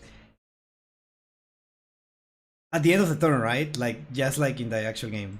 The turn player would be allowed a maximum of 5 minutes during each of his turns to contemplate his plays. Whoa, whoa, whoa. We need that. We need that. We absolutely need that. That is so good. Which explains why duelists were allowed to have mini monologues in the middle of every single duel. A duelist is allowed 1 normal summon per turn, and as many special summons as they want. Monsters summoned are allowed to be played in either face-up attack, face-up defense, or face-down defense. Monsters levels 1 to 4 are able to be normal summoned straight to the field with no cost. Monsters levels 5 to 6 require 1 monster on the field to be tributed first in order to be normal summoned. Monsters levels 7 to 9 require 2 tributes for their summon, and monsters level 10 plus would require 3. This is 10 plus, and there were only like 3 monsters, right? The Egyptian gods. I don't know. I thought that was an effect of the monsters. I didn't know that was part of the rules. Mari's whole story in the Japanese version and manga, that the English dub changed to be so generic. Oh, my bad. Really interesting mechanic, especially for Kaiba to introduce into the Yu-Gi-Oh card game. It's great that it's added, it adds a lot of strategy to the game. However, it means that his Blue Eyes deck is a lot weaker now, and it means that the Egyptian gods can't be spammed out. I think the reason that he did this is because it makes it more tactical. You really have to think harder now to get your big monsters onto the field. So yeah, the reason he did this was because it required more strategy, and Kaiba was confident with his strategy, so that's why he did it. If a player has no monsters on their side of the field, they can be attacked directly. This wasn't a thing before. Can you believe it? Can you believe that you just couldn't attack? Where's that sound? What the hell? Can you believe that before you just couldn't attack your opponent directly? That wasn't a thing in Duelist Kingdom. They just introduced it here. Weird. If a monster is tributed whilst being attacked, then the attack is negated. This maneuver— Wait, what? If a monster attacked is tributed, the attack. Huh? If a monster attacked is tributed, the attack is negated. Oh, okay. Negated. This maneuver has a name in the Japanese anime, and it's called the Sacrifice Escape. The reason why this works is because the replay mechanic is basically not a thing in Battle City. So this means if a player is attacked directly, but they are able to summon a new monster to the field, instead of the person attacking being able to choose whether to stop the attack or continue, the monster is forced to attack the summoned monster. Or for example, if a monster is targeted for an attack, but it leaves the field, then that attack ends. There is no replay. A monster that becomes an equip card is treated as both a monster and an equip card. Okay. The contents of a player's graveyard is not public knowledge. Also, if a that is such a it's not public knowledge. A player's graveyard and these cards are not public knowledge. That's a huge deal. I feel like that's a huge deal. If a card would make a duelist send a card to the grave from either their hand or deck, then you do not have to show that card to your opponent. You see a lot of this in the anime, those sneaky plays where they just send the card real subtle like. It's fine though, it's legal. On top of this as well, a card sent to the graveyard is sent to the controller's graveyard instead, and not to the original owner. If a player summons token monsters, they do not take up any of the 5 monster zones. Also, if a token is summoned during the declaration of an attack, then the token becomes the attack target instead. You want to count yourself? I feel like that is the thing for the Kuribos, that they were just like a lot of like the Kuribo tokens, or like when they use like multiply or something, right? They are still more than 4. So what's up with that? Well, more than 5. Okay, that link monsters aren't a thing yet. Whew. Card effects can be activated at the very beginning of a player's turn. Basically, before the draw phase. You can't activate 2 of the same spell cards during the same turn. What? Now, during my research for this video, it said that you can't use 2 of the same cards to boost a monster's attack within the same turn. And that's true. However, I also think you can't use 2 of the same cards per turn. Now, I haven't watched through the whole series again, but I have 2 situations where this is evident. In the duel between Joey and Seeker, he opened with 3 Graceful Charities, but only activated each one once per turn. He did this again against his duel with Yugi. Not only him though, Marek Ishtar did the same. While he was controlling Joey, he had 3 Hitomnas in hand. However, he only played them one at a time. You even see after he's activated one, we see into his hand, and he's Caesar Football Gamer, thank you so much for the sub. Thank you. I honestly, I'd never thought about this, but this is a very interesting rule. I wish that these things were explained. I feel like they seem so important to understand the games and to actually like follow them. I don't know. has one. But yeah, if you can give me an example where the same spell card was played during the same turn, let me know. This next one's a bit of a weird one. Normal, equip, and continuous spell cards can be activated during your battle phase, just like a quick play spell card. Oh, yeah. Or if you set those spells first, they can be activated anytime during the opponent's turn, again, just like a quick play spell card. This ruling is rather crazy, however there are examples of this. The best example being the duel between Marek and Yugi. Yugi activates his set Monster Reborn during Marek's battle phase. So yeah, pretty busted. Monster, spell, and trap card effects do not linger. What does that? Wait, before we go into this rule, there's so many things that people say, oh yeah, Yugi was cheating, is not understanding that every tournament has its own rules. Yeah, the game doesn't work exactly, so that's why it looks like cheating to us, but it's not exactly cheating. Sometimes he does cheat, and sometimes, but it's not like in-universe cheating. Is mostly like something that was badly written, right? Or like inconsistent writing. So it was according to the rules the whole time. Of course. Busted. Monster, spell, and trap card effects do not linger. What does that mean? You're gonna love this. If a card is removed from the field, then that card's effect is negated. A hilarious example would be if I activate Mystical Space Typhoon and it destroys a spell or trap card, it would negate the effect of the card. MST negates? So that means during Battle City, MST negates. Wow. Field They spell were ahead of the time. Yeah. cards are set in the spell and trap zone. However, when activated, they are moved to the field zone. Oh. Also, just like how we mentioned, normal, equip, and continuous cards can be activated during the opponent's turn if they are set the turn before. This also applies to field spell cards. An example of this was Mako Tsunami against Joey Wheeler. Fusion summoned monsters must wait one turn before they are able to attack. Yeah, they explained this early, but it still seems like completely made up. Like, what was the point of this rule? Like, it came out of nowhere. However, a Battle City exclusive spell card was created called Quick Attack, which would let you circumvent this detriment and attack during the same turn. Not only that, but fusion monsters that are tributed count for as many monsters that were used for its fusion summon. Blue Eyes Ultimate Dragon is treated as 3 tributes if its tribute summoned. Buster Blader, 2 tributes.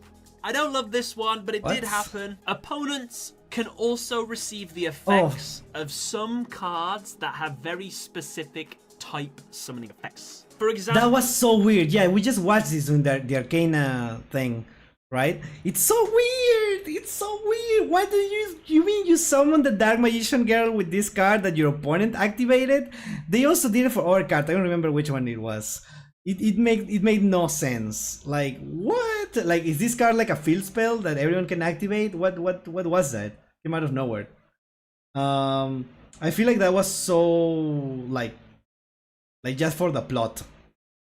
Just for the plot. Like, why would a card like that exist? Right? I guess, I don't know. Only makes sense because it was a mirror match too. There are a few fusion monsters that can attack the turn did someone in Battle City and World. That was actually an announced rule Kaiba made to prevent people from using his flute summoning Dragon. That is something that you just made up right now. Well, I don't know if it's actually like stated in the show, but that sounds like completely made up. But for the most part, most of them can attack the turn they are summoned. Okay. Pepper, have you seen the little kids? What? Have you seen little kids playing Yu-Gi-Oh at locals video yet? No, I haven't. Let's focus on this video. Dark Magic Curtain, Arcana summoned his Dark Magician, and then Yugi summoned his Dark Magician Girl. Also, the Flute of Summoning Dragon. Both players summoned Dragon-type monsters, because I guess why not? Why not? However, with that, those are the rules of the Battle City tournament. If you think I missed anything, please let me know in the comment section below and I'll give it a pin, or I'll just write them all out and add them all at the bottom. If you think I've got anything wrong in this video, let me know as well, because I did my best. Tried to find as many rules as I could, but yeah, I hope you enjoyed the video. But other than that, thank you for watching. Catch you later. Bye everyone.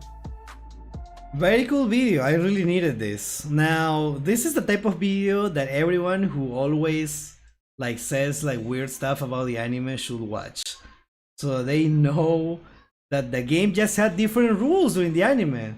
During the anime, different points in the anime, the game had different rules. Every tournament had their own rules, which is cool in a way. But yeah, it makes it like inconsistent to follow sometimes, especially because those rules are never explained. Chat, do you think as a kid, this is the question for you chat, and for you in the comments, would you have enjoyed an episode of them just explaining the rules and characters reacting to those rules? For those who know, like JJK with the cooling games, something like that. I personally think, like me as a child, I would have loved that. I would have loved that. And every time that I play with my friends, right, with like playground Yu-Gi-Oh, I will be like, no, remember in this episode they said no, it works like this, because otherwise everyone is making things up. Yeah, as a teenager, definitely. Like older Card Fight Vanguard episodes, I haven't watched that, but I will take your word for it. I think when people say Yugi cheats, they are referring to the heart of the cards being the puzzle's ability to stack his deck and wheel a card to the top. Yes, sometimes that, but sometimes like using Monster Reborn in the battle phase, right? That is like something. Well, I guess that was part of the rules. Yeah, things like that also are a thing. So yeah, thank you for the video, and let me know in the comments. Don't worry. Yeah.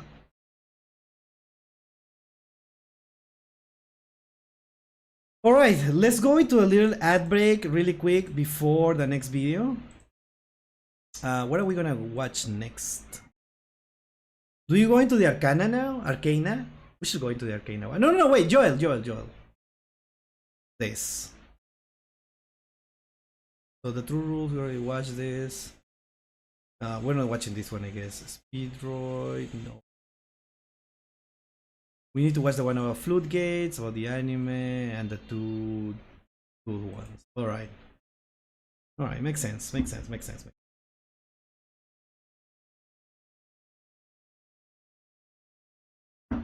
Oh wow. Oh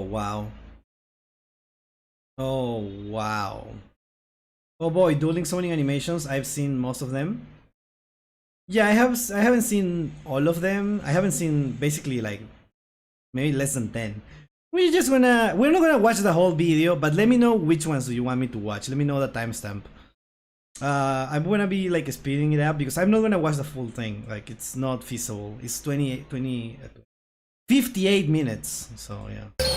Oh my god, that was very loud. Sorry about that. Dark Magician! I summon Dark Magician! Bear witness to my ardent ally, Dark Magician! Okay, and that's the animation for the Dark Magician.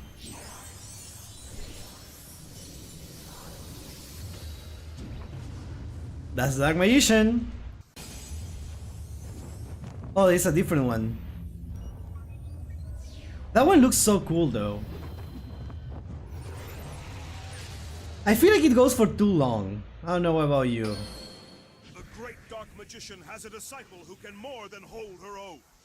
Say hello to Dark Magician Girl! That's so funny, dude.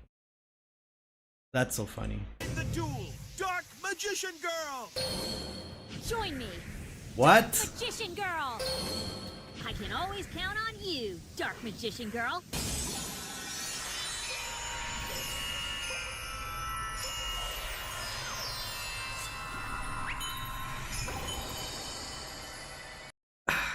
I mean, I like it, I guess, but it looks so low quality. I prefer the the Master Duel animation for the Dark Magician's Apprentice. What is it called? Magician Girls, the Magician's Apprentice. That's something like that.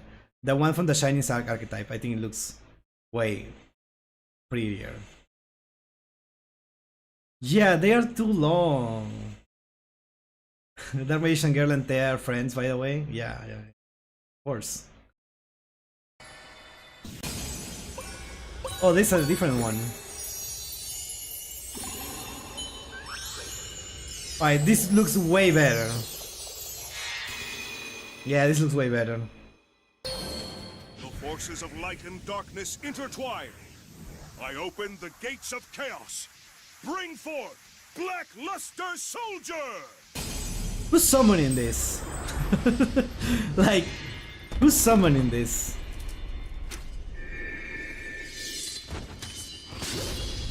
Aha. I unite these heroes in the ultimate fusion summon! Behold, the Supreme Dragon Master Knight! Let's see if the duelist has some summoning and attack animations too. It's a type force. Yeah. I mean, this is not what I played Yu-Gi-Oh! I played Yu-Gi-Oh! Because of like the actual like game, right? I don't really care about the animations. Red Eyes Dark Dragoon!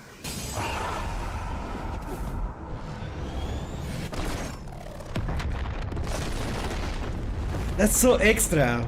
I mean, it makes sense. It makes sense. This is a card that actually like earns that. Eyes behold the majesty of Slifer the Sky Dragon! Slifer the Sky Dragon! One of the 3 Egyptian god cards! Is it the same guy? Is it the same voice actor?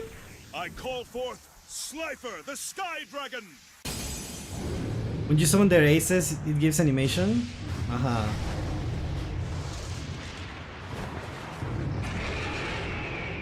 Bowling alley animation quality? What the hell? Prepare to cower before my Egyptian That's a different outfit too. an almighty creature that knows no equal. Show yourself, Obelisk the Tormentor! It's no monster. It's a god! Obelisk the Tormentor! Alright, chat, I'm Forth Obelisk the Tormentor! gonna say something controversial. I feel like I'm more into the voice acting aspect of it than the actual animation. Like, I'm curious about this video now, not because of the animations, but because of the voice acting. With your glow and cast your rage. Appear as I call your name, the winged dragon of Ra! Envelop the deserts with your glow and cast your rage! Appear as I call your name, the winged dragon of Ra! What is he doing that I call face? forth the Winged Dragon of Ra! Why is he doing that face, dude? Aha. Resurrect from the earth and rise into the sky! The winged dragon of Ra, immortal phoenix! From the ashes, the Winged Dragon of Ra, Immortal Phoenix! Yeah, I agree. Some of these voices, those voice lines are scraped from the show. Oh, okay, that's why they sound like that. But they are so extra. I really liked it. I really like it. I really like it. The voice acting. Here's Gandora, the Dragon of Destruction. I'll use this monster to defeat your deck. Join me, Gandora, the Dragon of Destruction. All right, Gandora.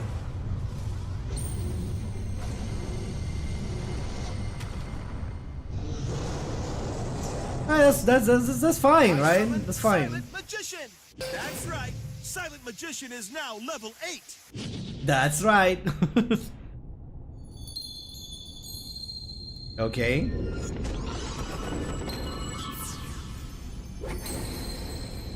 You know what? I'll take it. Oh my god, Exodia.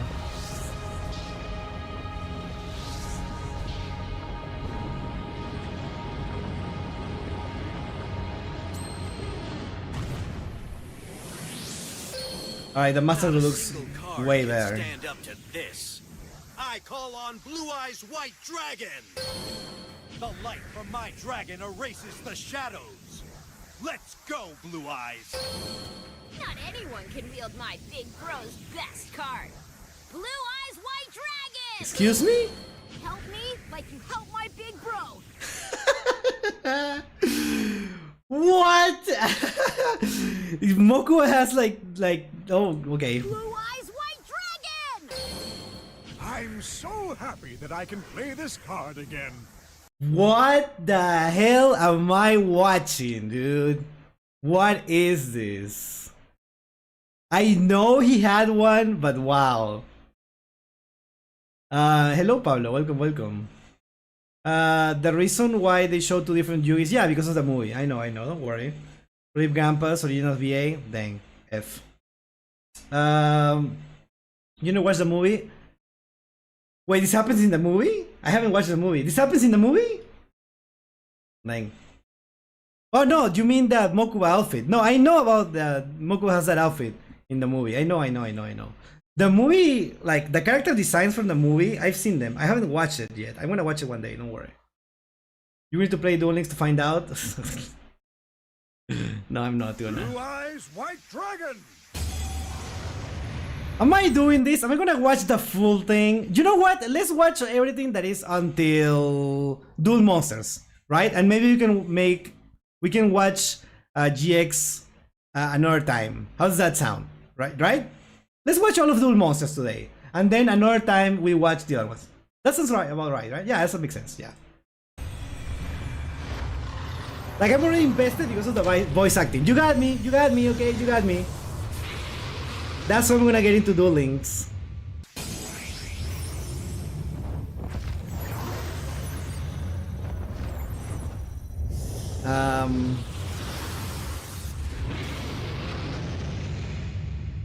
The souls of my dragons guide a new one to me. Come on out. Blue Eyes Alternative White Dragon. So true. She's so alternative. I love her.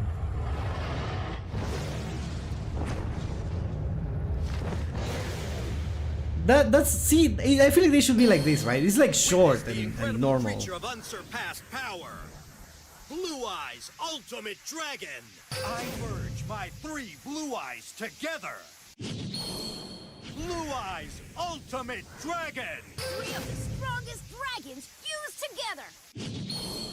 Blue Eyes Ultimate Dragon. I love this outfit for Mokuba. Why does he look so good in this? That's crazy.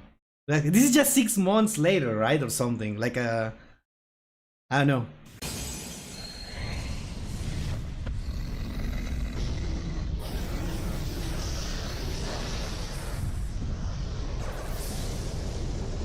Okay. The ultimate fusion summon for the ultimate dragon. Movie Mokuba had drip? Yes. Dragon Master Knight.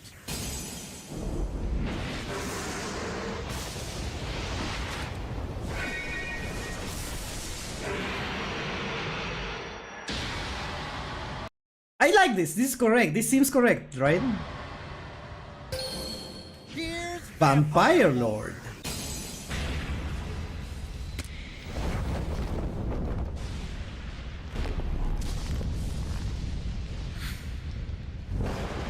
I feel like it went for a little too long. I feel like they should be shorter. I don't know.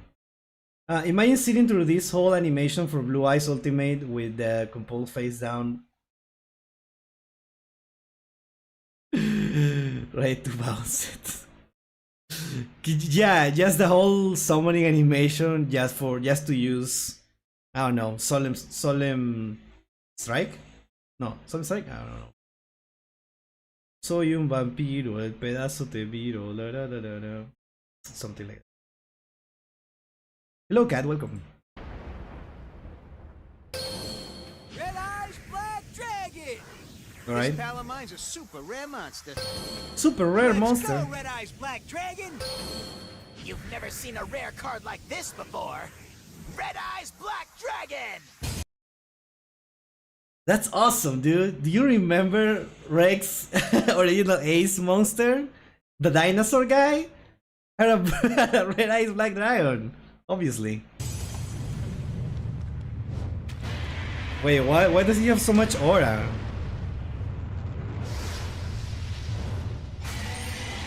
Okay, shut up. Why does Red Eyes have so much more aura than the Blue Eyes? What?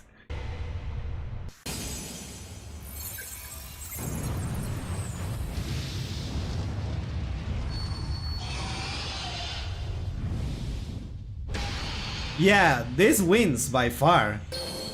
I summon the mighty Jinzo! And Jinzo is gifted with incredible scanning abilities. Trap search! Wait till you see this. Jinzo! Esperoba gave me this card. Here's Jinzo! Here's Jinzo. Oh my god. Wait, hold on. Hold on. This might be one of my favorites. It's so simple, but it makes perfect sense, right? For a card like Jinzo, I feel like it makes perfect sense. Yeah, Red Eyes is dinosaur, totally.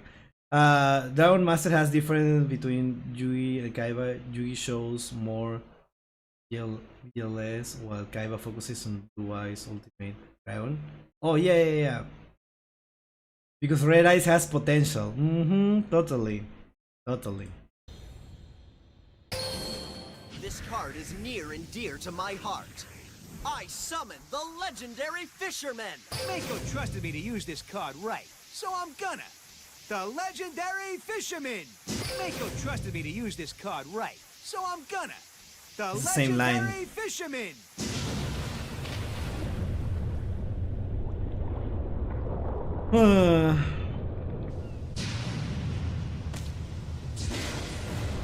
You know what? I'll take it. Witness the trio of terror. Harpy Lady Sisters. Is that a different voice actress? That's not the original one, right?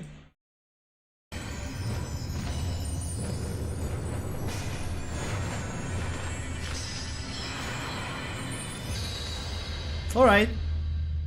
This card is the key to my combo. Guardian Angel Jones. Ooh.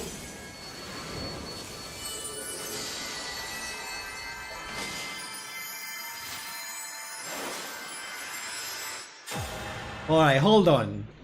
Hold on.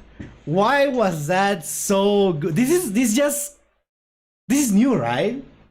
This is a new thing, right? Because this looks much better than literally everything else.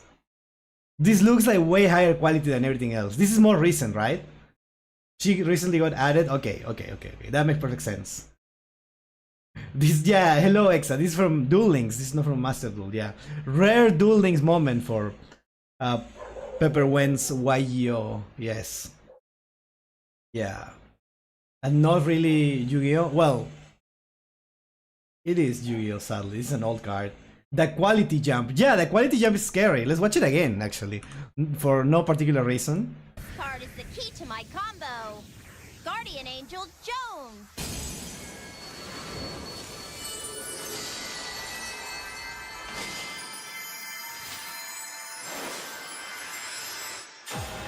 Dude. Am I gonna play Rebecca or whatever just because no? But like, I'm glad that it exists. Or God. Wait, hold on. There's a dog barking outside, as always.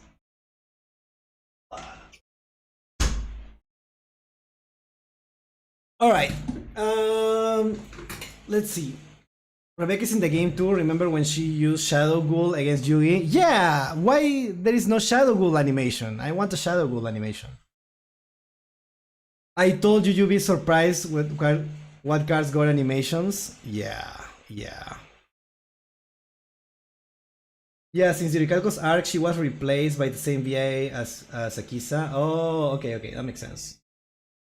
Please, Pepper, can you high 6 the stakes? What does that mean? He still has the tip of his harpoon plugged. Uh-oh. Alright, let's keep watching. This is DDM's strongest monster. I dimension the dice. No. Emerge! Orgoth the Relentless! But where is Sexy Back in the background? I cannot listen to his voice without Sexy Back in the background. Rush Doll Summer Animation? Okay.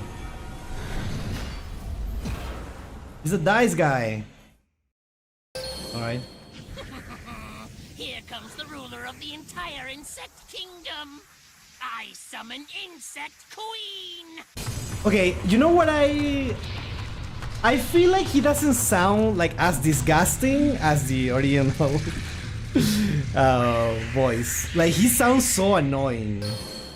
I summon the one that will cause your demise. Dark Necrofear. Whoa.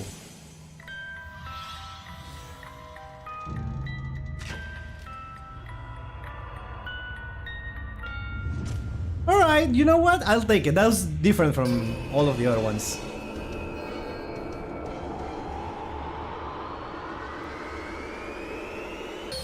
Okay. Here comes the leader of all my ghosts. Pumpkin, the king of ghosts.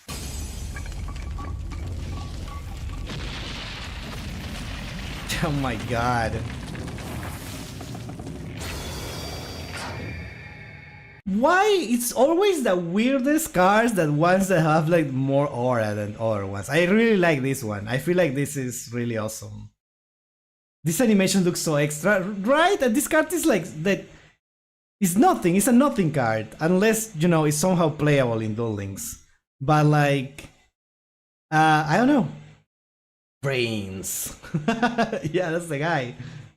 Wow. Shadow Will has no animation because not added yet, bruh. Pumpkin support when? We got this into TCG, right? I'm sure it will get one day into Duel Links. The original voice was VC with Pokemon, so they got another popular voice actor, Billy Bob Thompson. Okay, well, I'm sorry, I'm not very familiar with those actors, but good for them. Yeah. What's next? Elements of thunder, water, and wind. Sanga, Suijin, Kazijin, begin! Meld your powers in eternal light. Show these fools your unstoppable might. Oh my god, I would just surrender, dude. Why is this so long?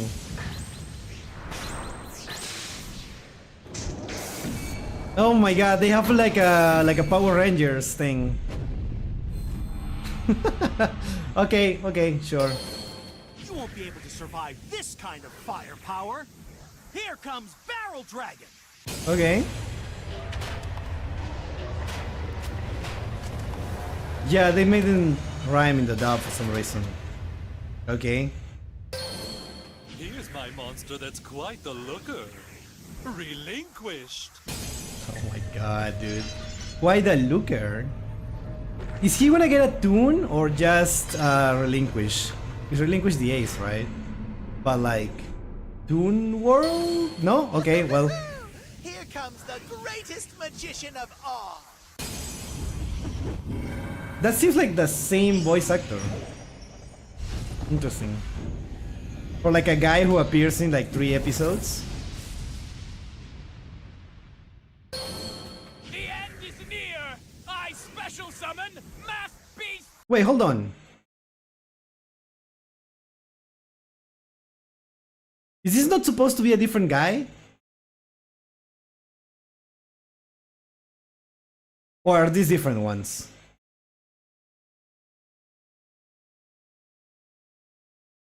It wasn't like the other guy like super skinny? Or I mean, it's the same guys? I thought the other guy was super skinny. This one doesn't look skinny. Or do they look different? Hold on. Am I having a moment right now? What is this called? Loomis, Umbra. These are not the guys that I remember.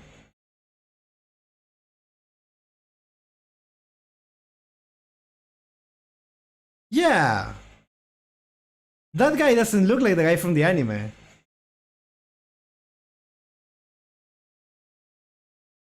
They have different color clothes.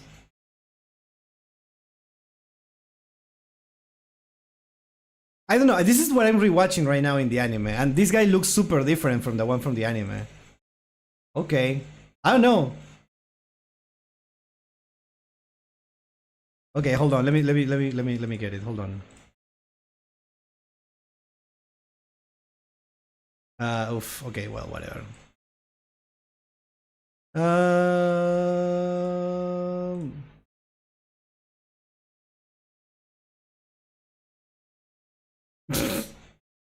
Does that look like the same guy to you? Is that the same guy to you? I don't know. These are the same guys, right? Or am I mistaking them with someone with some or duo of like rare hunters? That's Loomis and Umbra, right? Who are they? This is before they had their masks on. Yeah, I know, but like this guy doesn't look like he just put a mask on and he looks completely different. This is a different guy.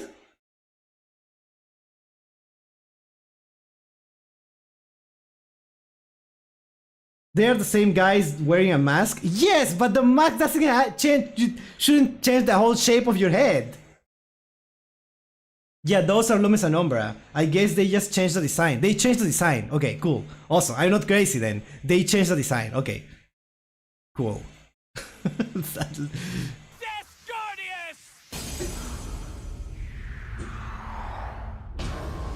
Dude just morph into a different person. Yeah, that's what I'm saying. They look completely different. Like, all of them look basically the same. There's no escaping. Even on the roof. Okay, hold on. Hold on. Hold on. Hold on. I'm not crazy. I am not crazy. I am not crazy, chat. Hold on.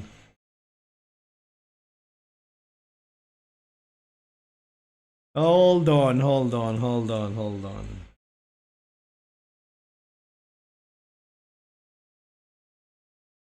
This is not the same guy, dude. I swear, he looks like a completely different person.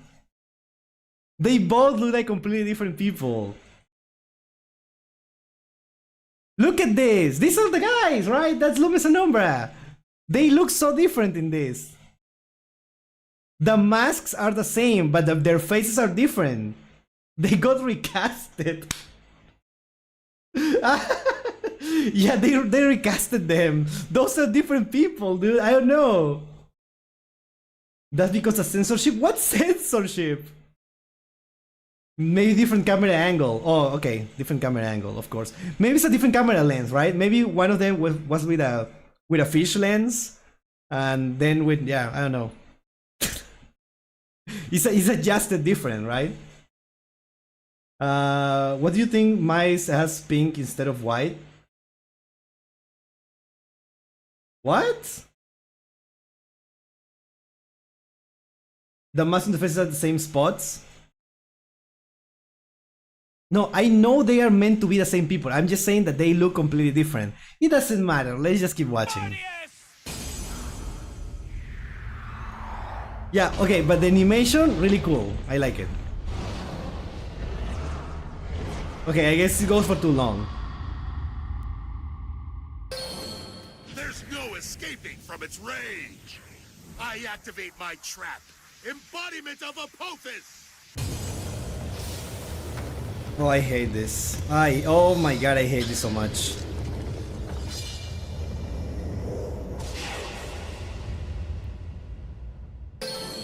I shall play this card. Gravekeeper's Visionary. Why does she sound like that?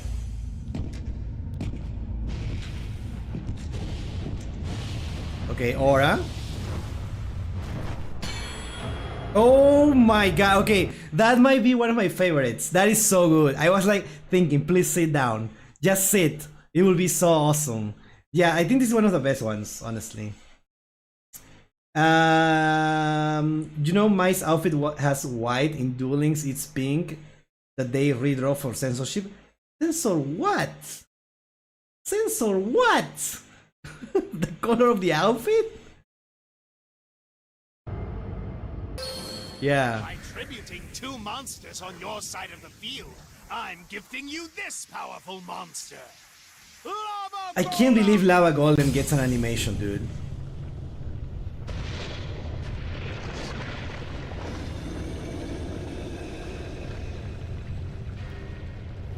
Okay, that's super hype.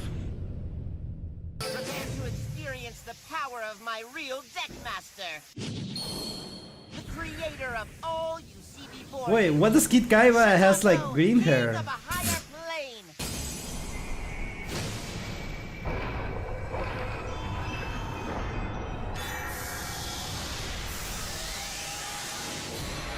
I mean, it's alright. I like it when they end up with the same pose in the card. I like that way more.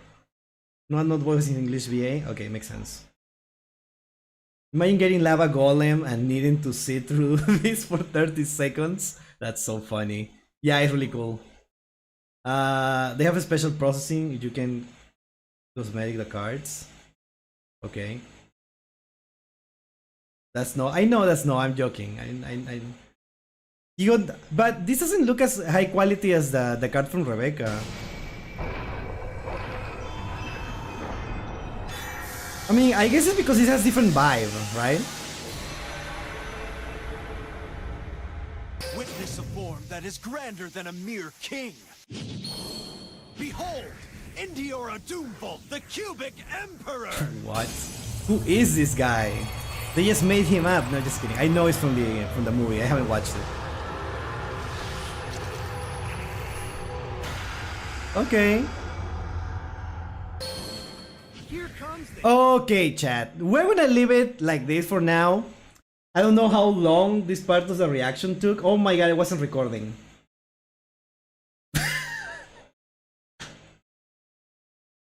Oh my god, I wasn't recording. Uh-oh. Well, I'm gonna have to do some stuff in order to upload this. But yeah. I honestly, this is like interesting to talk about, like the anime, rather than appreciating the animation. Sometimes are really cool. I don't vibe with it. I wouldn't personally like see through them if I can just skip them to read the cards and think about my game instead of just appreciating the animation. Especially if I watch them all the time, right? Because they are the same, right? So I don't know. We're gonna leave it like this. Let me know which one's your favorite. Which one was your favorite? For me, personally, I think I really like the Joyce cards, right? I really like the Dragoon. I really like the, wait, hold on. I really like Dragoon. I really like the first Red Eyes. And I really like Jinso, how he's just walking like that. Let's watch it again. I really like the Jinso one. Here's Jinzo! I don't like how he introduces him. But like, him just walking like that. I wish it ended like that, doing that thing with the hands, doing the Wakanda Forever pose instead of this. Because that pose is also like official art. Not the one in the one that everyone knows, but there is art of that, I'm pretty sure. At least in the OCG. This pose, okay. The pose is not as cool. I feel like if it ended in the Wakanda Forever pose, it would be like perfect. Best overall. And another one that I really liked. The Shizu one was also really cool. The Lava Golem was also really cool. Those are my favorites. I didn't really like the first ones. When I was watching the first ones, I was like, oh no, I don't like this. Oh no. I'm not gonna see through all of this. But then they started getting better. So yeah. Let me know your favorite in the comments, even though I'm not recording and I don't know if I'm gonna upload this. But if I uploaded this, yes, let me know. So yeah, thank you. Chat, I messed up. I'm gonna be honest with you. I completely messed it up. I thought like, oh yeah, we're gonna do this quickly, so we're gonna watch the main one. We're gonna watch GX next time. I'm gonna watch GX next time, don't worry. Yeah. Okay, awesome. The first ones were early Duel Links, makes perfect sense. You can just download the stream. Yeah, but it takes longer to edit, right? Because I have to download it and then like it has to process the whole thing. Yeah, I know. Fast forward to my boy Mizar. No. I'm not gonna do that. We're gonna get there when we get there, okay? We get there when we get there. Keep going, the Airbound Immortal. We'll get there, don't worry. For now, I feel like the chat got like really active while I was reacting to this for some reason. So what do you wanna watch now, chat? I'm gonna ask you. Before, well, let me go to an ad break really quick. Did we already go to the ad break? I don't think we did. We're gonna go to an ad break in between videos so that we can like, you know, don't think about the timer that much. I felt that no in my soul. Yeah, that was the point. Let's keep it the anime. There is some cards that are only from the anime and don't exist IRL. So let's watch this. Make the volume is a little loud. That suck poo-poo. They're not good cards. So we've done a couple of episodes in the past about anime cards that were exceptionally powerful, but today I want to talk about almost exactly... Oh, these are the ones that are like bad. Good trade, you know, Yu-Gi-Oh! Ass pull, but some...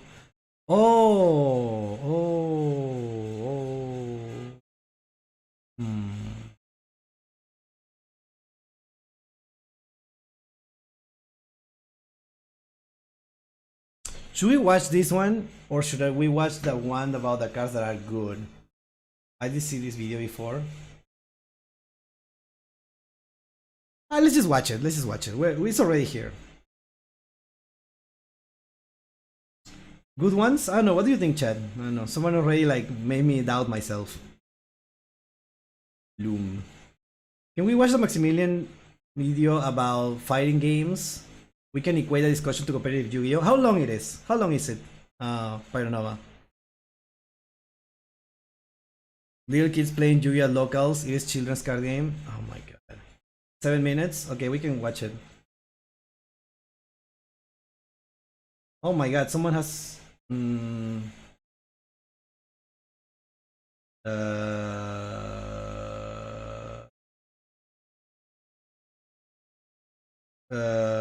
wait, where is it?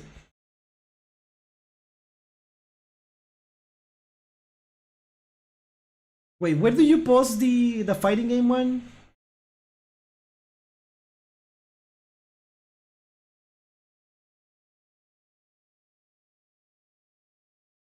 I cannot find the ones that you're mentioning, chat. Can you post them again in media channel? Okay.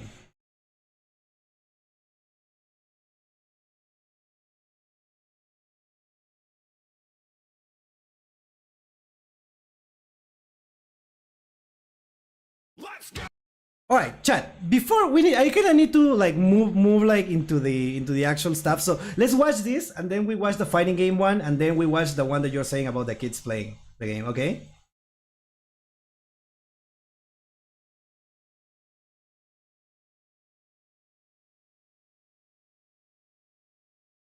Okay, cool. Let's watch this one first.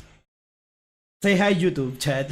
Arcane in the Dove, I will remember from it the Dark Energy Disc. Oh, that's so funny. Yeah. The Dark Energy Disc. We're gonna watch that in a bit, don't worry. But just so you know, they have a Yu-Gi-Oh! Baseball. Yes, I've seen it. These game-winning Yu-Gi-Oh! Anime cards are unplayably bad. Let's watch. Oh my god, ABT video! Hey everybody, Joseph Rothschild here, aka I didn't take my Twitter thread off.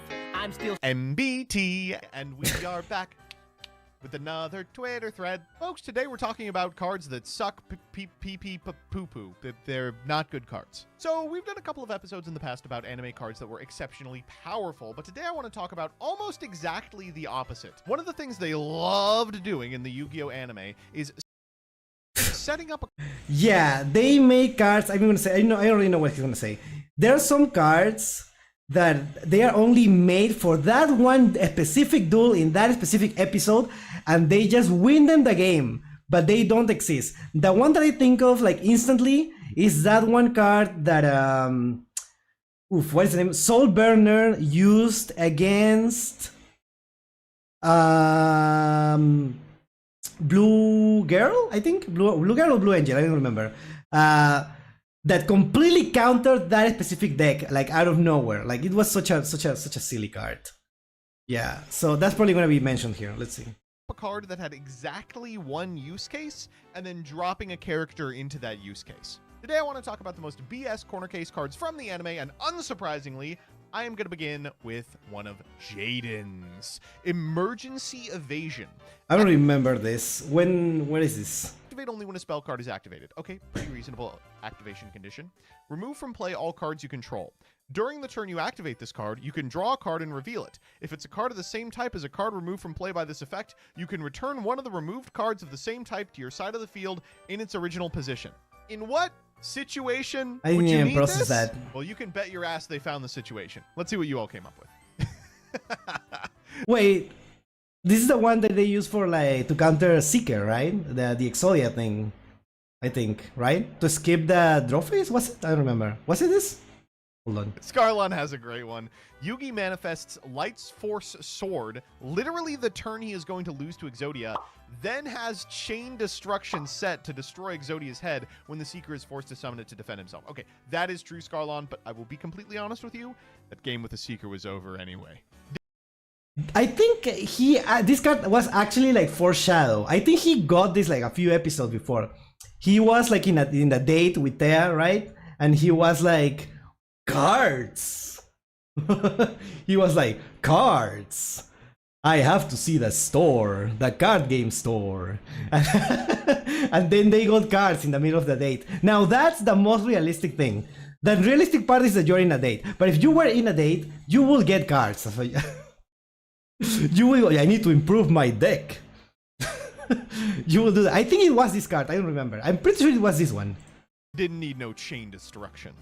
I wish has a great one. The entire Yuma versus Nash fight has ass pull card after ass pull card, which in lore makes sense because both characters have the ability to draw any card from their decks. So they just keep finding the ass pull card. Nash has some ultra specific ones here. The duel is fire though. Okay, here we go. When a face-up Xyz monster you control is targeted for an attack by an opponent's monster, tribute all Xyz monsters, special an Xyz monster banished by the effect of reincarnation of the 7 Emperors, then attach a number of your banished number C10X monsters to that monster as Xyz materials equal to the number of Xyz monsters you tributed at the activation of this card +1. What am I reading? This is not well, it's obviously not a real card, but it doesn't even read like a real card. This is so specific. That monster can't activate any of its effects that are activated by detaching its own Xyz materials. At the end of this turn's battle phase, each player takes 300 damage for each card in their hand. Yeah, of course. Target a face-up Xyz monster you control. Attach all banished number C10X Xyz monsters to that target as Xyz material. This turn, that target can't be destroyed by battle. Your opponent takes any battle damage you would have taken for battles involving that target. During this turn's end phase, your life points become equal to the total change in your opponent's life points after this card's resolution. During your opponent's battle phase, if you control a sea monster, you can activate this card from your hand. When an opponent's monster declares an attack, negate the effect, and if you do, each player draws a card. During this turn's end phase, if a player did not use their drawn card, that player loses the duel. But before the last part, I was like, this sounds like it will be a real card. What do you mean the opponent loses the duel? Oh my god, dude, what is this? And special summon from your graveyard all numbers. Rebirth is in Master Duel, but it's not exactly with that effect, right? It has a different effect, right? Was it Rebirth? C10X monsters that were destroyed under your control this turn. Also, special from your extra deck to your opponent's side of the field, an equal number of C10X monsters in face-up defense position. The effects of all monsters special summoned by this effect are negated. Man, they were just doing anything. Okay, shut the fuck up about Burst Return. This card is awesome. What makes this infinitely worse is this not a real card? When this card released, the only heroes were normals with no effects to loop, mid-tributes that clogged your hand, or fusions that you spent all your resources summoning. If you control a face-up elemental hero Burstinatrix, return all face-up elemental hero monsters on the field to the hand except Burstinatrix. In the anime, this countered Snatch Steal and was never used again. Great. Well, I guess that it makes no sense. What do you mean Jaden beats this guy? By giving him a Glow Moss. And in the anime, Glow Moss has an effect that says, if your opponent doesn't draw a card, send the top 2 cards of your deck to the graveyard. So Jaden just doesn't draw. And mills half his opponent's deck. What? Beast mode? Wait, they have the ability to just elect not to? Oh, man. Interesting. To this day, I can't understand why. This was what defeated Raw, and literally nothing else. All right, here's the card. Activate... Activate only while there are two of Dark Sage, Dark Magician Girl, or Magician of Black Chaos on the field. There are cards like that? Activate only while there are any two of Dark Sage, Dark Magician Girl, Dark Magician, or Magician of Black Chaos on the field. Remove from play all monsters from your hand, deck, and graveyard. Destroy all monsters on your opponent's side of the field. What a card, dude. What a card. Brother, play Dark Hole for yeah, exactly. Play Raigeki. I don't know. fuck's sake. This person's in the chat says, just for clarity's sake, this doesn't exist in the manga. Yugi just wins with Magical Dimension. It's like a good card. What is he playing this for? What is this? If you control a spellcaster monster, target one monster you control, tribute that target, then special summon one spellcaster monster from your hand, then you can destroy one monster on the field. Yeah, that sounds good. Equip Shot from the first episode of 5Ds. He's under the unfortunate effect of Handcuffs Dragon, a 5-star 1800, which when destroyed by battle with an attacking monster your opponent controls can be equipped to it, and that monster loses 1800 attack. Is beat by... Activate only during the battle phase. Select an equip card equipped to a face-up attack position monster you control, and a face-up attack position monster your opponent controls. Wait, this is an actual card. Equip the monster with the selected equip card, then conduct battle between your previously equipped monster and the selected monster. Why was this printed? This is a worse Tailor of the Fickle. I mean, I will say it's thematic. Why was this printed? If he was meant to be playing with cards found at the bottom of a trash can, this is a card that would be at the bottom of a trash can. I'll be completely honest with you. Quick So true. It is quick effect double summon. It was used in 7 episodes, but made to ensure you could win through the card. Wait, they just made this card, right? They just made it. They just announced it for the OCG, right? 1,000 Strings, used by Orlando in episode 86. This card would completely ruin the game.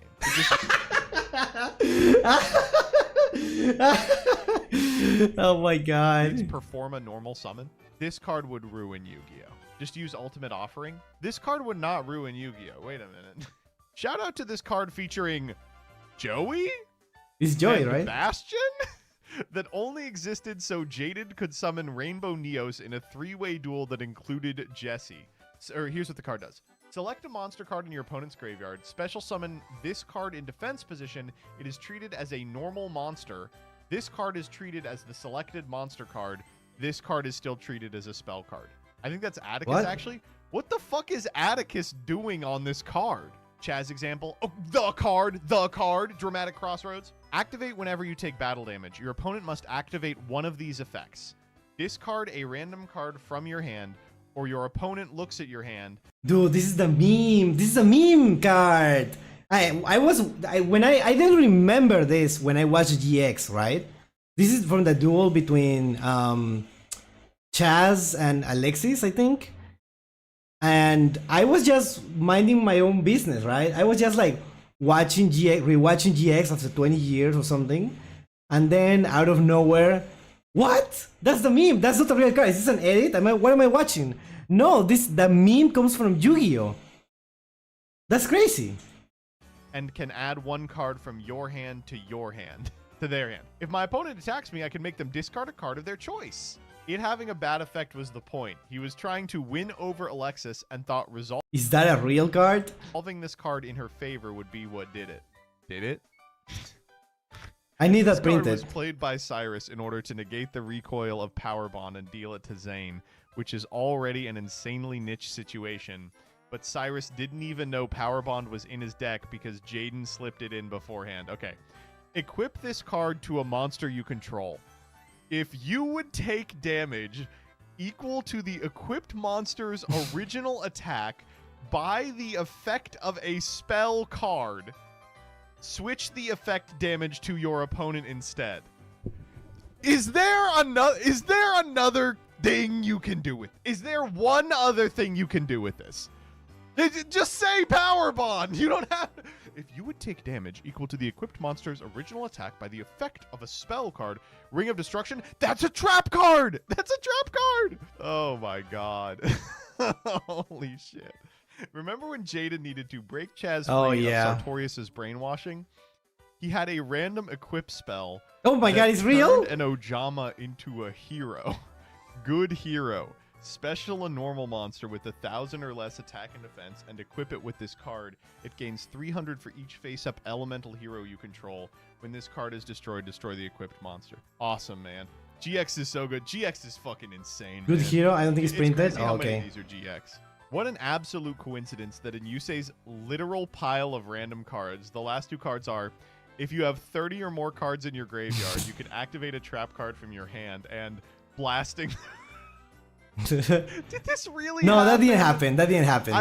I can't fucking believe 5Ds. No, GX it has some happened? insane ass balls. It and actually known happened? for the Oh ass my balls. god. I can't fucking believe 5Ds gets away with this. GCD, why is this in your deck, Yuma?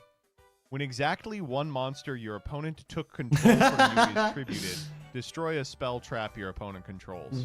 What?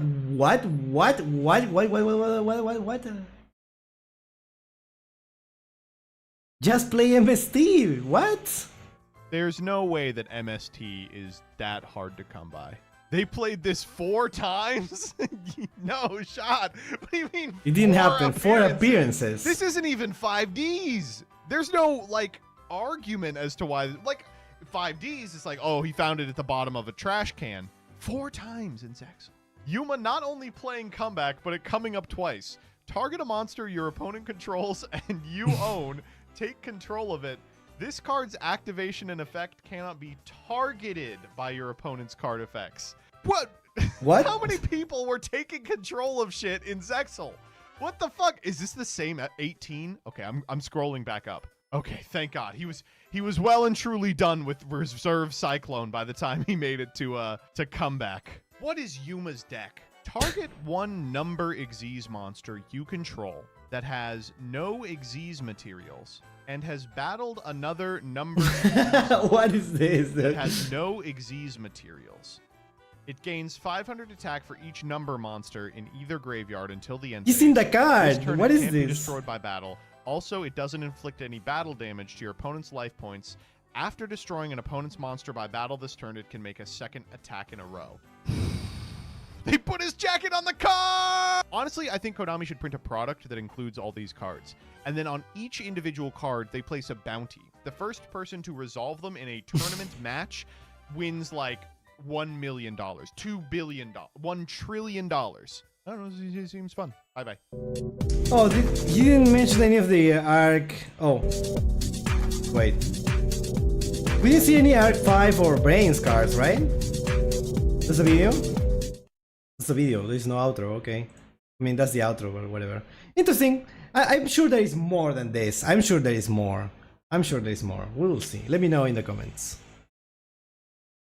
Alright,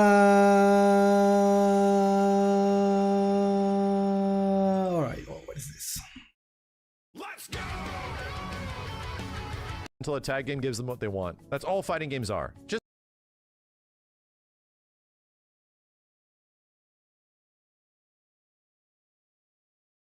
What? Pepper is reacting to a fighting game video by Maximilian Dude. I watched a lot of his videos. Now, I was recommended this particular video because of how it can be implemented into Yu-Gi-Oh! So I don't know the context. So, let's just watch.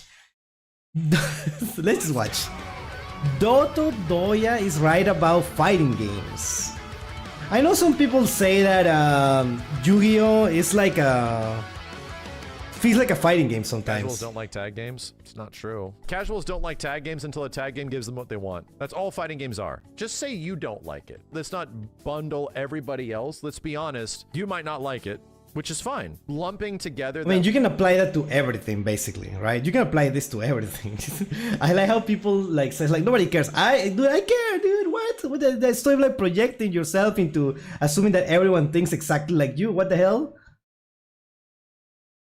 No, hold on. Like a huge portion of the audience will never buy this because it's a tag game specifically is just untrue. Fighting games have never become popular or sold specifically on mechanics. When I hear like the narrative that like tag games can never become popular because they're too complicated, they're asking you to play 3 characters, all that kind of shit. But if the game has characters that people love and it looks great and they're doing really cool shit together, people won't give a shit. There's a reason why like the MVC series back when it was at its like heyday became like really popular. What? Fighting game players are saying that people won't play like a tag team thing because it's complicated? Aren't fighting games like complicated? Isn't that like kind of the point that it requires a lot of training? Now you have to like train like for 3 different characters and they have different interactions between them. Isn't that what's fun? The context is talking about the Invincible fighting game being casual, but people were refusing to learn how to play. Bruh. People were complaining about not wanting to learn or retain the information told them in the tutorial and going to the menu to remember what button is what. But those are not real fighting game players, right? Because real fighting game players already know this stuff. Like, I respect a lot the fighting game community, and I feel like real like competitive players don't do that, right? If they never watched Jump Force, that is not a real game. People into a thing are confused what casuals or newbies will like for a thing as a norm. They saying they don't want to use the combo list in training. But also this is for casuals as well, saying it. Hold on. Because it just had everything. It had all these characters, all this lovely stuff, all this insane shit that people just love. So they just got into it. Dragon Ball FighterZ was like a proof of concept of that like, hey, if you just give people the game that they've always wanted, which is like a Capcom style Dragon Ball 2D game that isn't an arena fighter, and just have people go crazy with a ton of characters, even if you have to play 3 characters, people will buy the shit out of it. This came from a tweet that stemmed from Dato Doya. Generational talent. Dude gets it. Also like got into I don't know Dato Doya. Dragon Ball FighterZ. He had a great tweet that I retweeted. A reminder that fighting games will never naturally be casually friendly. Change a million things about the game, some better, some worse, take out mechanics, lower the moveset, make things easier, make things harder. The only sure way to make a fighting game grow with casuals is to I agree with this. I feel like fighting games just like there are games that are just not made for casual players. Like, you know, I don't know. Like, I don't know. I feel like people will always complain like, oh yeah, this guy like defeated me. Like this, but he's just playing better, right? And everyone hates losing, right? So unless you like put in the effort, like you're not gonna win. I don't know, I just love Mortal Kombat. I support you.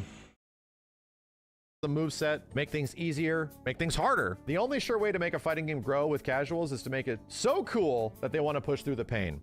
No, that's not happening. That's not happening. Dragon Ball FighterZ succeeded because it's Dragon Ball, not because of the fighting games. True.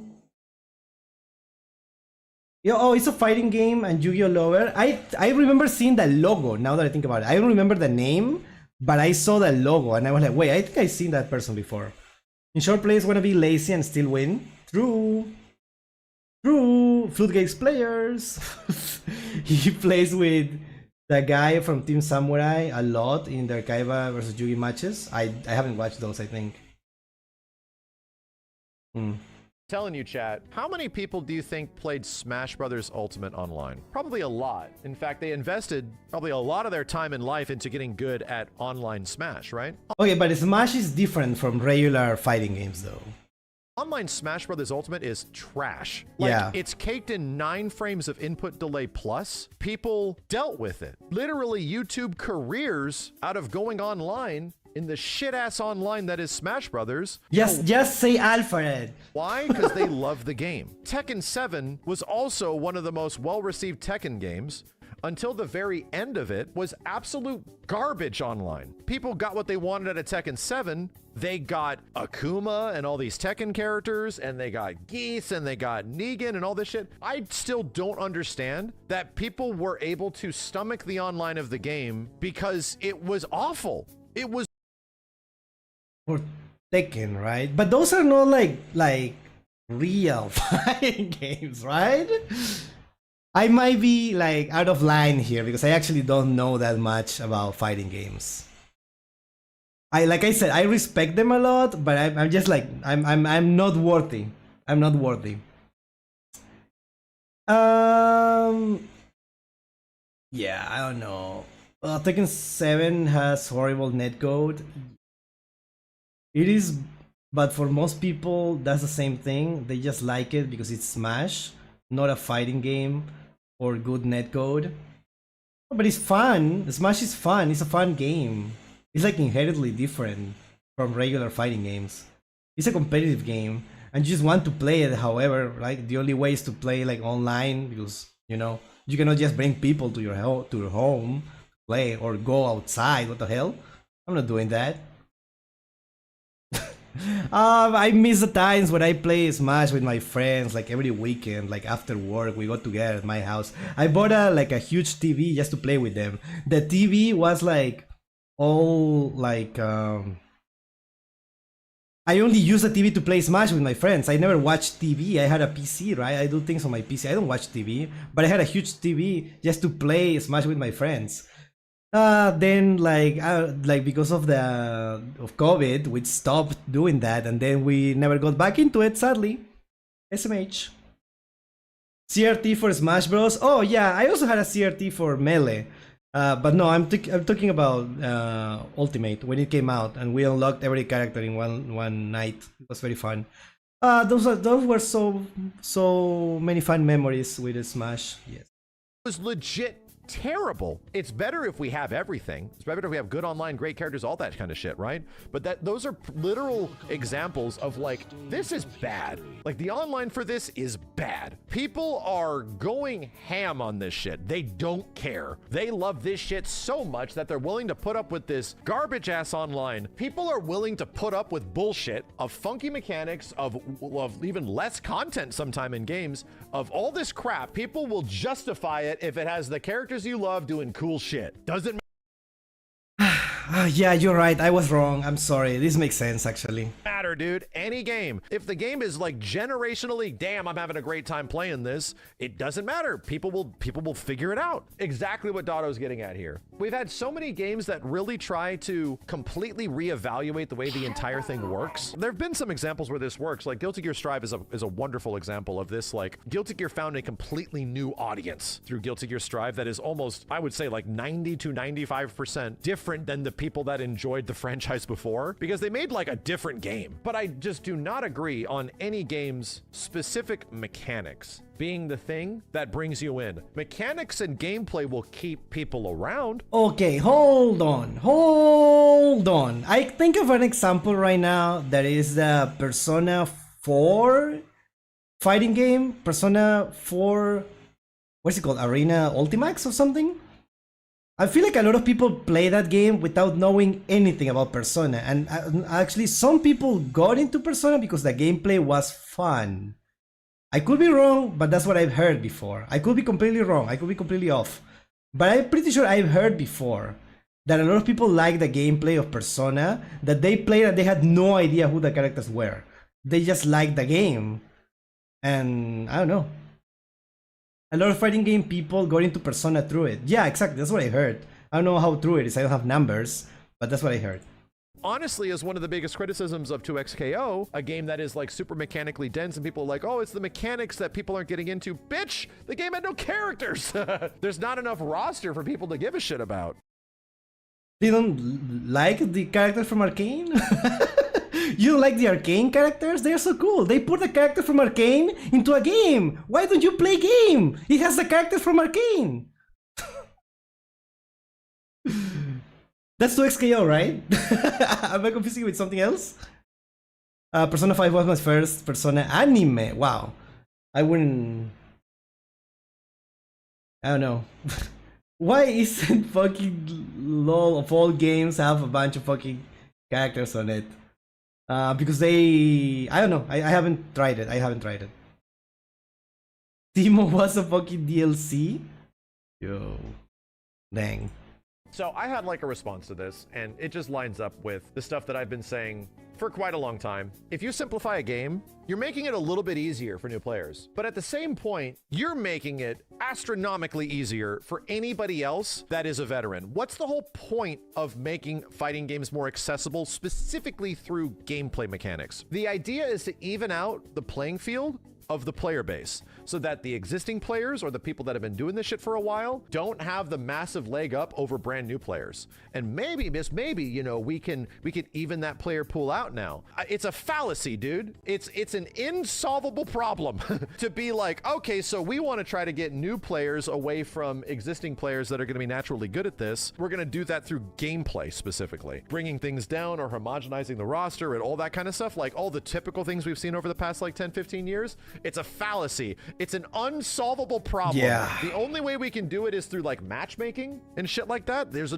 some ways you can tackle that. You're just making it way easier for high level players to effectively reach what is a meta, to effectively get to a point where they are like, oh, so this is how the game is played. You just never get to play again. Because that's the goal of fighting game players, is to remove every single option they possibly can from you. Again, we just make games that have really cool things, really fun stuff to do that's really sick. You see great characters doing really neat things together, and then anybody at any level will justify playing it, even if it has bad online and shit. If you made a new Mortal Kombat right now, and that shit had like all the characters you love and looked fucking amazing and didn't have cameos and closer to MKX2 but it had shit ass online, people would play it still. If people, you know what we can do, Chad? Maybe they should make a video game that is like a fighting game that has characters from different video games, from different video game franchises, right? Maybe a game that has like all the characters that you love from your childhood, from different games. I know it has to probably be from one big company that has like really cool IPs, and then they could invite like characters from other games, right? Like from other platforms, right? Maybe some characters that are usually known for like being on the PlayStation, right? Or on an Xbox, or from PC, right? Can you imagine if they put like Minecraft Steve in a fighting game? That would be so awesome, right?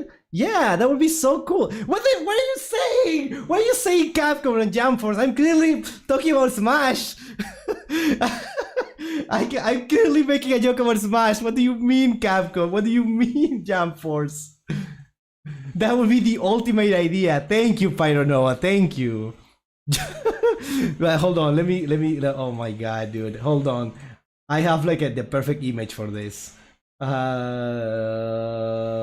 have it here somewhere. Hold on. Oh my god. Where did I put it? Where did I put it? Oh my god. Hold on. Why am I taking so long finding this? Okay.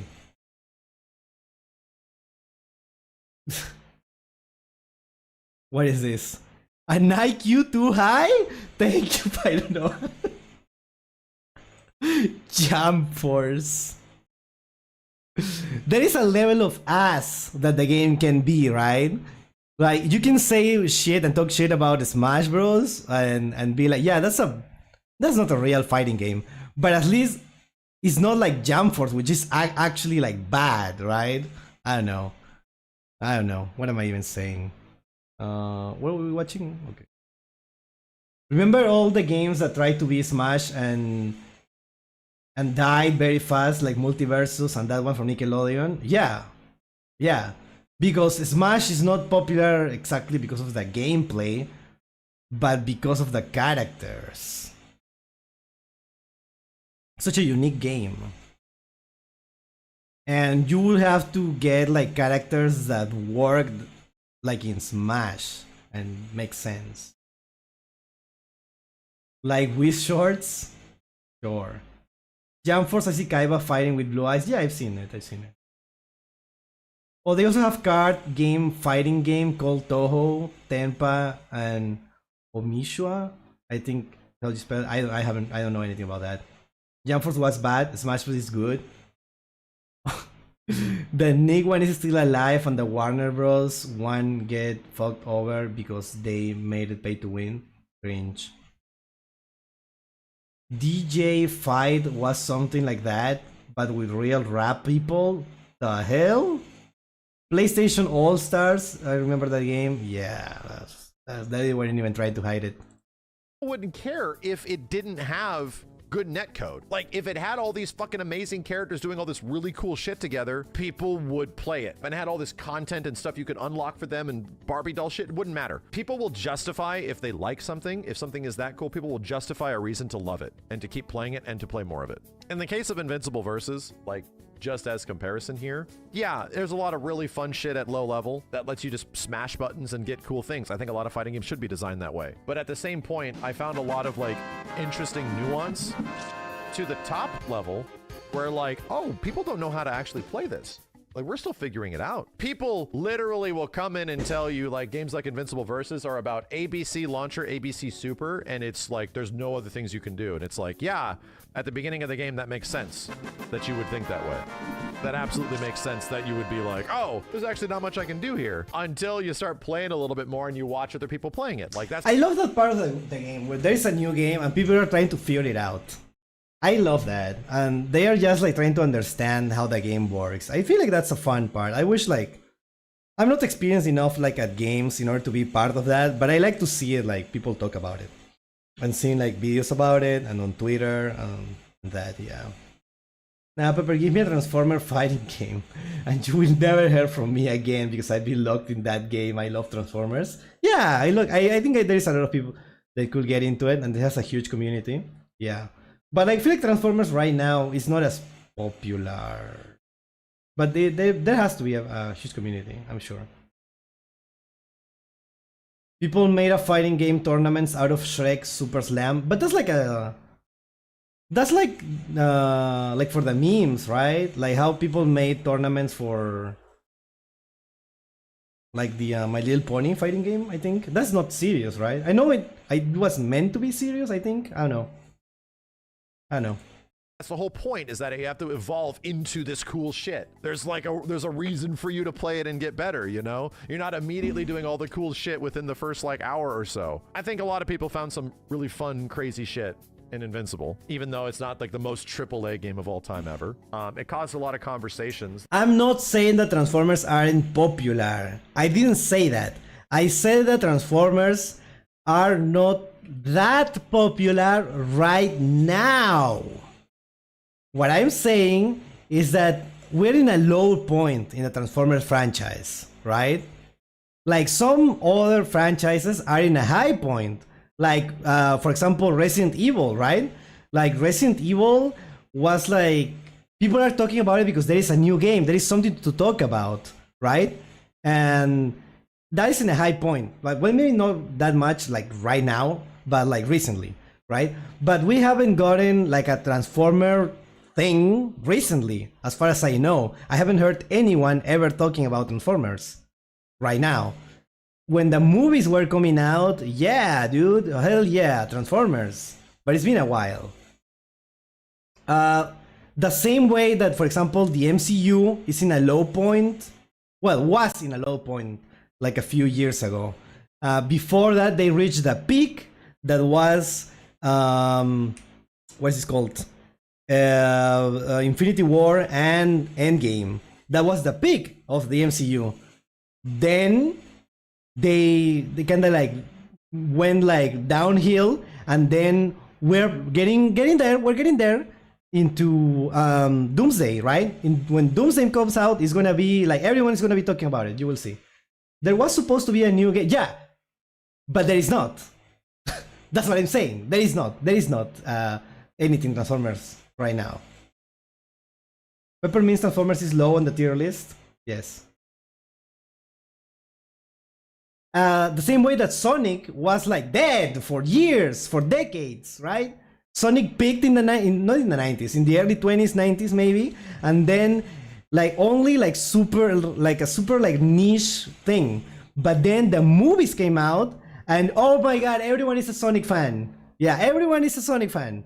And when the third movie came out, ooh, dude, ooh boy, Yeah, that's what I'm saying. So I'm not saying that Transformers doesn't have fans. I'm just saying that Transformers right now is not, the Transformers franchise right now is not that popular at the moment.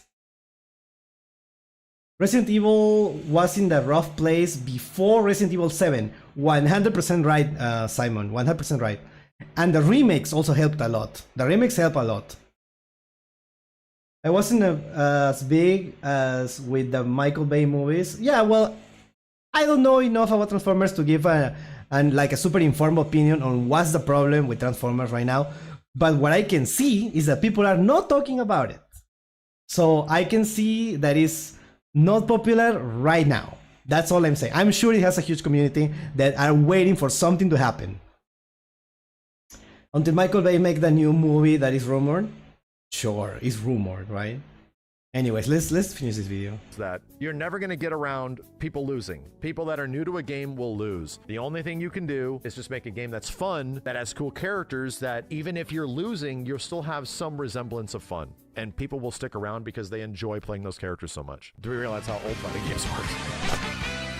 Cool video. I'm gonna like it. I hope I don't get like fighting game. I don't know why we reacted to this and we go into a huge tangent about this video.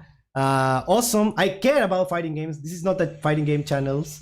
I want to watch like videos. I watch a lot of videos about the fighting game like stories of like players, right? How the rise and fall, right? The stories of the Evo moment something. I don't remember what name, right? 27, I think? I don't remember. Make the crossover support for Vanquish Soul. That's never happening. It was to draw parallels to Yu-Gi-Oh! So, okay, how do we talk about Yu-Gi-Oh! With this? Like, what do... Can you help me here? Maybe I got too into the actual fighting game to think about Yu-Gi-Oh! So, let's try to think about right now, what are the parallels with Yu-Gi-Oh! That people will play an archetype that is bad just because it's something that people like? Like, are people playing Blue Eyes and trying to make it work just because it's Blue Eyes? Blue Eyes is good. Now, the new Blue Eyes support, will it get new players? The new, like, things like that? Players talking about entry-level mechanics as barrier to entry? Oh! Yeah, that's not happening. The game is just too complicated, and even if you try to learn, they made like a really easy. Well, it exists actually. It's called Dracotail, right? Dracotail is an easy to understand archetype for new players, right? The issue is that you also need to know what your opponent is playing in order to play the game properly, right? People complain that games is too complicated, as if people will actually come into play because of that. So, do we put what into Yu-Gi-Oh? Do we make it like Magic? And like make a deck of like the Ninja Turtles? Do we make a Avatar? Do we get My Little Pony into Yu-Gi-Oh? Is that what we have to do in order to get new players? Same as the endpoint being, if the game is cool and you enjoy it, you will push through the learning pains. So how do we make it cool? How do we make Yu-Gi-Oh! Cool in order to attract new players? What do we add? Because I feel like the Magic way is not the way, from what I've heard from Magic players. Honestly, people are coming in just to build up the new rarities and having boomer cards be good. So true. I think they are doing that now with cards in Chaos Origin. Yeah. Classic mode? What does that mean? What does classic mode mean in this context? Like, GOAT format? Is that classic mode? They are bringing back Black Luster Soldier as a new archetype, and the Toon support. Yeah, Toon support. Looks funny. Legit, that's all they need to add. Add Dark Magician and Blue Eye support.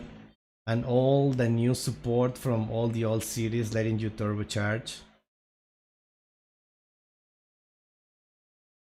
Yeah. I mean, that's what they're doing. We're gonna see if that actually works, right? We're gonna see if that actually works. It could work. I'm still copying for Red Eye support. It will happen. I'm sure it will happen. Let's just sit there and wait. It will happen. All old monsters are unaffected by card effects. What the hell? Can you imagine if they made like a new rule? Master Rule 6. Every vanilla monster is unaffected by card effects. Do you think people will play that? Or not card effects, but every vanilla monster is unaffected by monster effects. Lol, vanillas are towers? Yeah, exactly. Can you imagine how that would change the game? Eternal Soul and True Lighting already protect your vanillas? Yeah, but like, that's the whole thing. Pendulum, normal rip. They already have that? No, as a rule, not as support for some cards. It will give a reason to play vanillas beyond just Primite? Yeah, exactly. That's the issue, that there is support for vanillas already, like Primite, right? So that will make those archetypes way better. They will have to, you know, balance them. Hello, Hector. Welcome, welcome. Or that's just NG field spell. Listen to me. I'm saying as a rule for all the cards, independing on the spell cards or other effects. I'm talking about changing the rules of the game. Listen, please.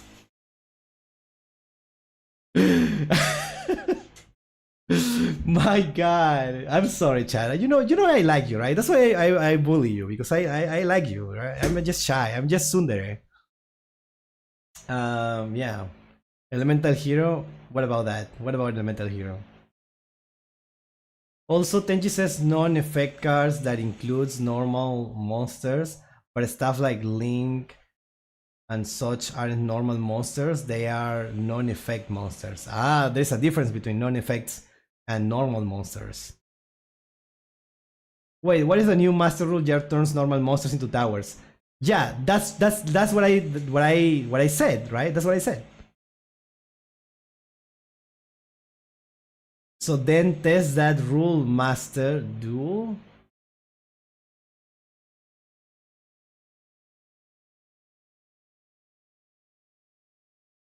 What? What? What are you saying? I don't understand. People will abuse this. Yeah, obviously. It's just like, we're just talking about a hypothetical scenario, right? It's obviously will break the game. Yes, I have no idea what they said there. Yeah. Apply your own Master 6 rule. Oh, yeah, in order to test it. Yeah, let me just... What? What do I do? Do I test it with, do I, like, in the TCG with, like, friends? I'm sorry. I have bad news for you. Or do I just mod a game? Oh, no. Yeah, I know what you're saying. Just use a manual, like TCG thingy for this. I don't know, dude. What if Master Duel 6 rules in Master Duel and tested in rooms? Yeah. I don't want to though. My uncle works at Konami. Yeah, yeah.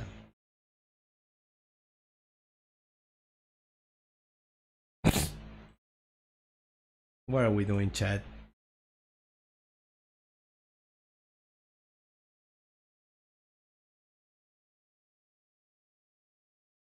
What are we doing? Chat, give me 1 minute. I'm gonna leave you with one video really quick. Now, I don't do that. I don't do the thing that other streamers do, that they just play a video from someone else and then they just leave. I'm gonna play you my own There's 3 video. exactly. I'll be back. There's more than 3. There's 3 exactly. Oh no, Garuda went to the graveyard. What am I gonna do? What?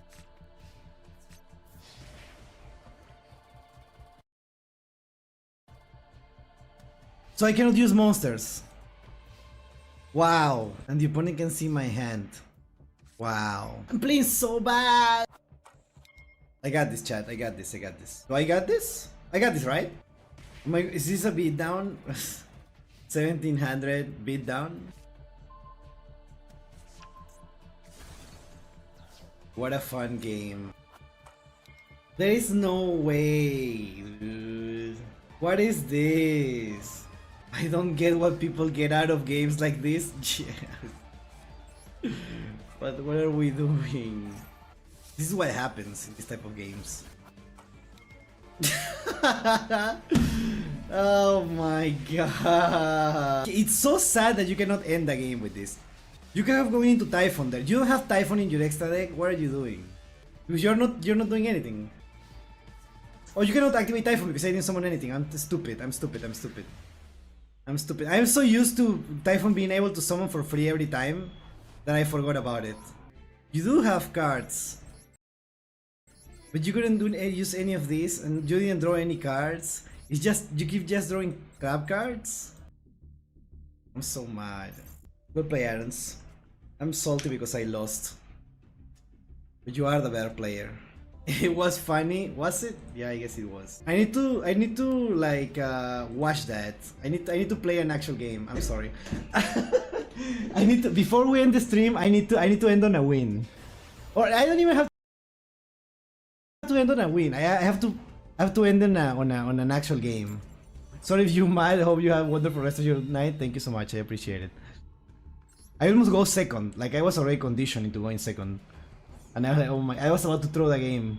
Okay, dude, I like this. This is a playable hand. We love to see that. We love to see that. Alright. Let's start with Rasen. Am I lagging? Fuck, oh my god, I swear to god, if I disconnect because I lagged or something, a connection failed, I'm gonna be so mad. I'm gonna be so mad. Surrender! Surrender now! You already messed up. There you go! There you go! That's... that's... Oh my god, I love that. I love that. Yes! Yes! That's Yu-Gi-Oh! That's Yu-Gi-Oh! We love that. Clip that, chat. Clip that. Popped up so hard for that. Dude. That was so fun. Yeah, that's what I wanted. That's exactly what I wanted. That's exactly what I wanted.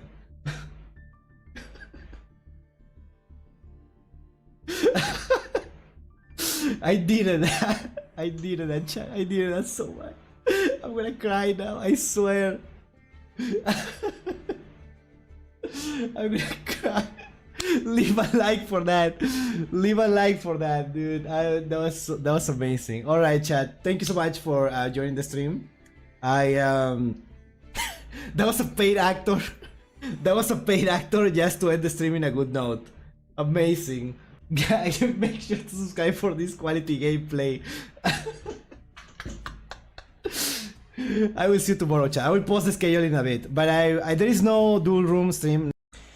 Yeah, that was a video from Pepper Wentz. I like editing this video. I just wanted to post a clip of the last part, but then I ended up editing the whole thing. Sadly, this video is my worst performing video ever. Sadly, this is my worst performing video ever. So if you want more videos like this, like it, share it.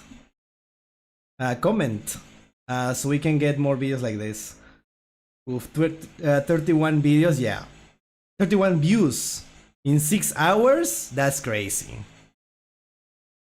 Failed. Yeah, I know, crispy applesauce. I know. It be like that sometimes. sometimes you just like, not you, right? But in general, like I post like reaction videos that the time that it takes me to record them is just like to make them is basically just like record them and then like crop the right parts, right? That's it. With this, I put like a little more editing. It's not like really good editing. It took me like 1 hour, right? But it's 1 hour that I will never get back. So it's not worth it for 31 views, right? So if you like it, that like it, comment, share it, and we can get more videos like this maybe. Anyways, the editing was still solid. Yeah, it's not meant to be like something super flashy. It's just like I wanted to like convey like the whole arc that I went through in the last like 30 minutes of the like between like 25 minutes of stream. I turned it into 4 minutes because I thought it was fun. It was funny, yeah. Anyways, let's go to a little ad break before we go into the next one. I think it means background music. Yeah, I agree. I couldn't add background music because there was already background music from the game, right? So I will have to go into one of those apps to remove the background music and stuff. I will have to change the whole way that I stream in order to make it work. But yeah, don't worry about it. Anyways, ad break. Music, sound effects, yeah, that would have helped. Let's just watch this already.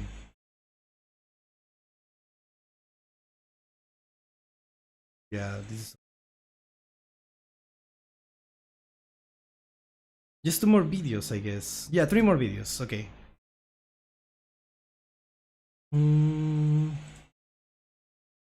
The music is okay. Masterduel music isn't in the list for content matching. Yeah, the thing is like I wish like I could put music that kind of fits the moment, right, and everything, right? But Masterduel was correct. The Masterduel music is correct.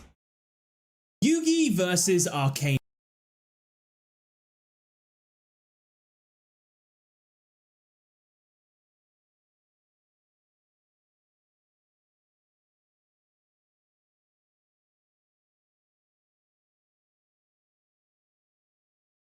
Was Arcana about to defeat Yugi? You know, I just watched this. No, okay, hold on. I'm gonna say that later, I guess. Was Arcana about to defeat Yugi? Let's watch. Yugi versus Arcana. What happens when 2 Dark Magician duelists clash? Well, you get some shenanigans, but when the threat of losing is that you get your legs brutally cut off. No, it's not. It's like the discs, right? The energy discs that mess with your mind. That's what they do. They're not like Souls things. Then I think you can just grasp for whatever straws you can to make sure that doesn't happen. And of course, when I say brutally cut off, of course I mean they'll be sent to the Shadow Realm. Yeah. Spoilers! Yugi wins in the end, thanks to the help of the Dark Magician Girl. But this made me wonder, could the outcome of the duel have been different with any slight changes to either player's plays? And the more important question, what is the Dark Magician Girl doing? Sponsoring today's video. Oh my god, dude, I swear he always got me. He always got me with this. I was like, what? And then, oh my god, it's the start of an ad. I swear to god, this guy is so good at this. This guy is so good at this. I want to be like him when I grow up. I just watched these episodes a few days ago because I was rewatching the dub. So right now I'm watching the Loomis and Umbra episode. So I just watched this. So I kind of have like really fresh. This is the first time that I'm reacting to one of these videos, having everything like fresh in my mind.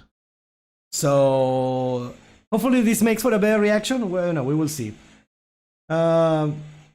Low-key, when I saw it as a kid, no, they said it's magic sauce, but I imagine the losers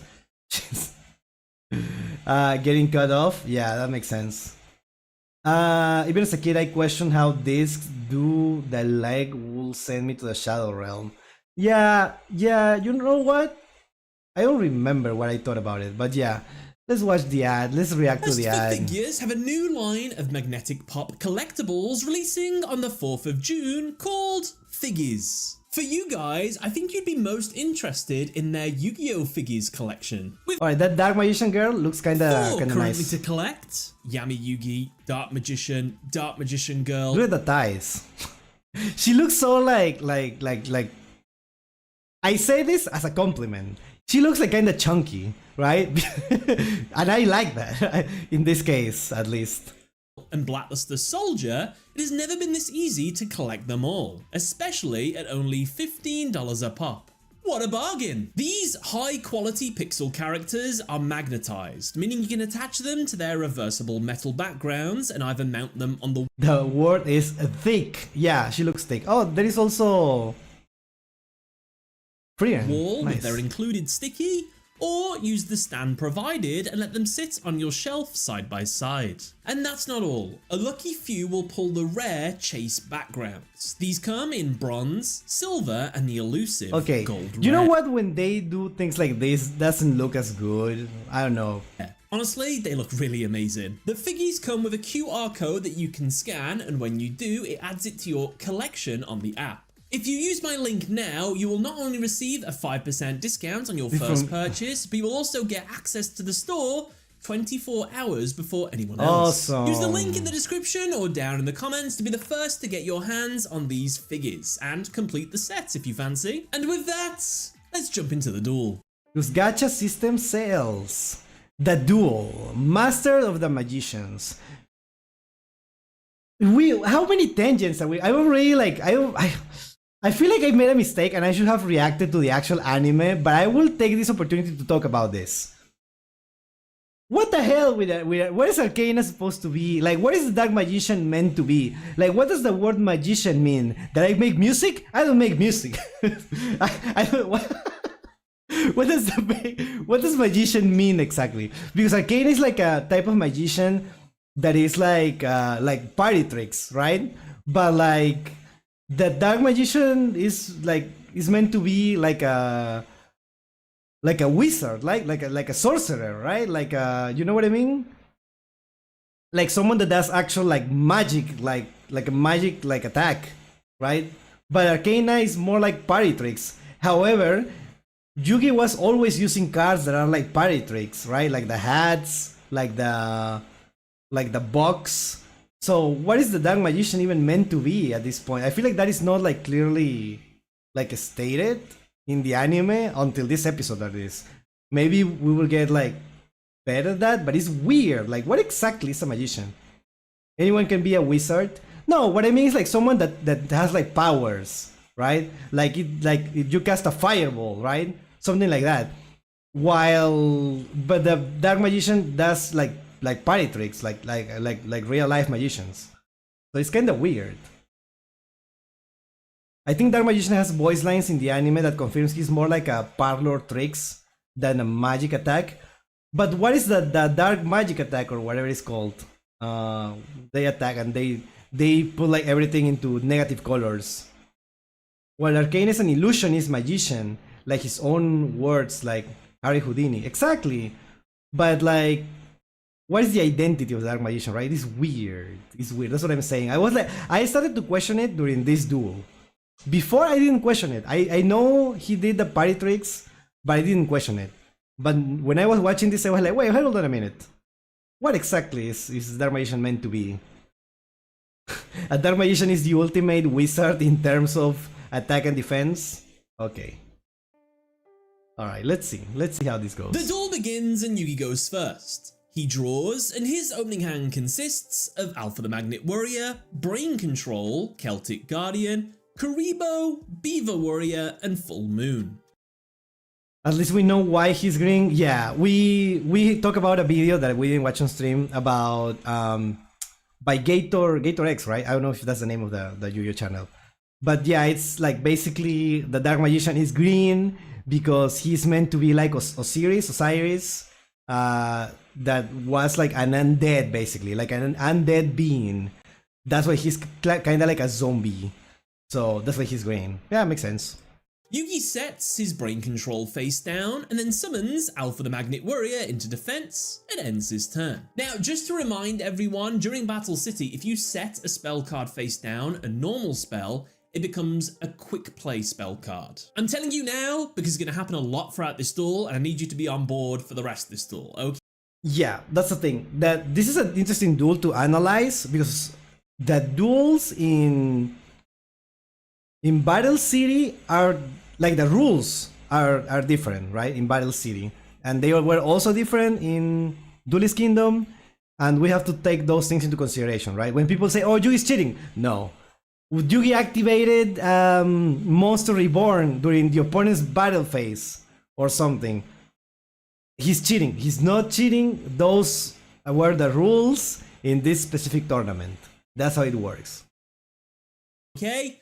It's Arcana's turn, and he draws. His opening hand consists of Legion of the Fiend Jester, the Mystical Guillotine, Mystic Tomato, Beckon to the Dark, Doll of Demise, and Dark Magician. Yeah, we're not gonna see these cards, I think, because they are gonna be sent to the graveyard, right? With the thing.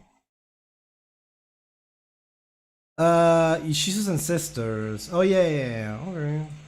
Okay.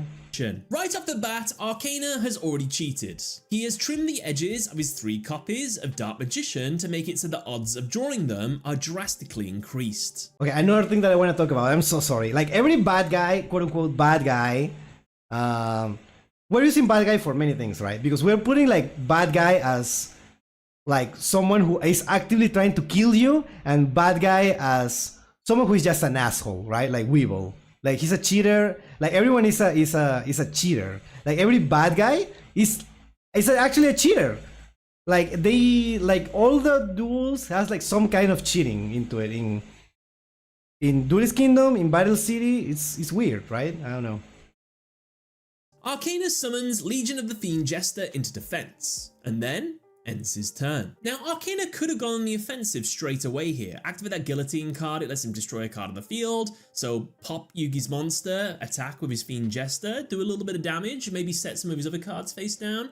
How come he didn't do this? Well, this is a battle of magic, and both duelists are going to sort of hoard their magic cards so they can do a big back and forth magic battle. So I think people don't want to waste their magics in case the opponent has a magic that can interrupt them, because Yugi does have a face down card on the field, so I guess it makes sense. I'm not going to call it a misplay or anything like that. Like sometimes going on the offense really early in the duel has a snowball effect, but in this case I'm going to let it slide.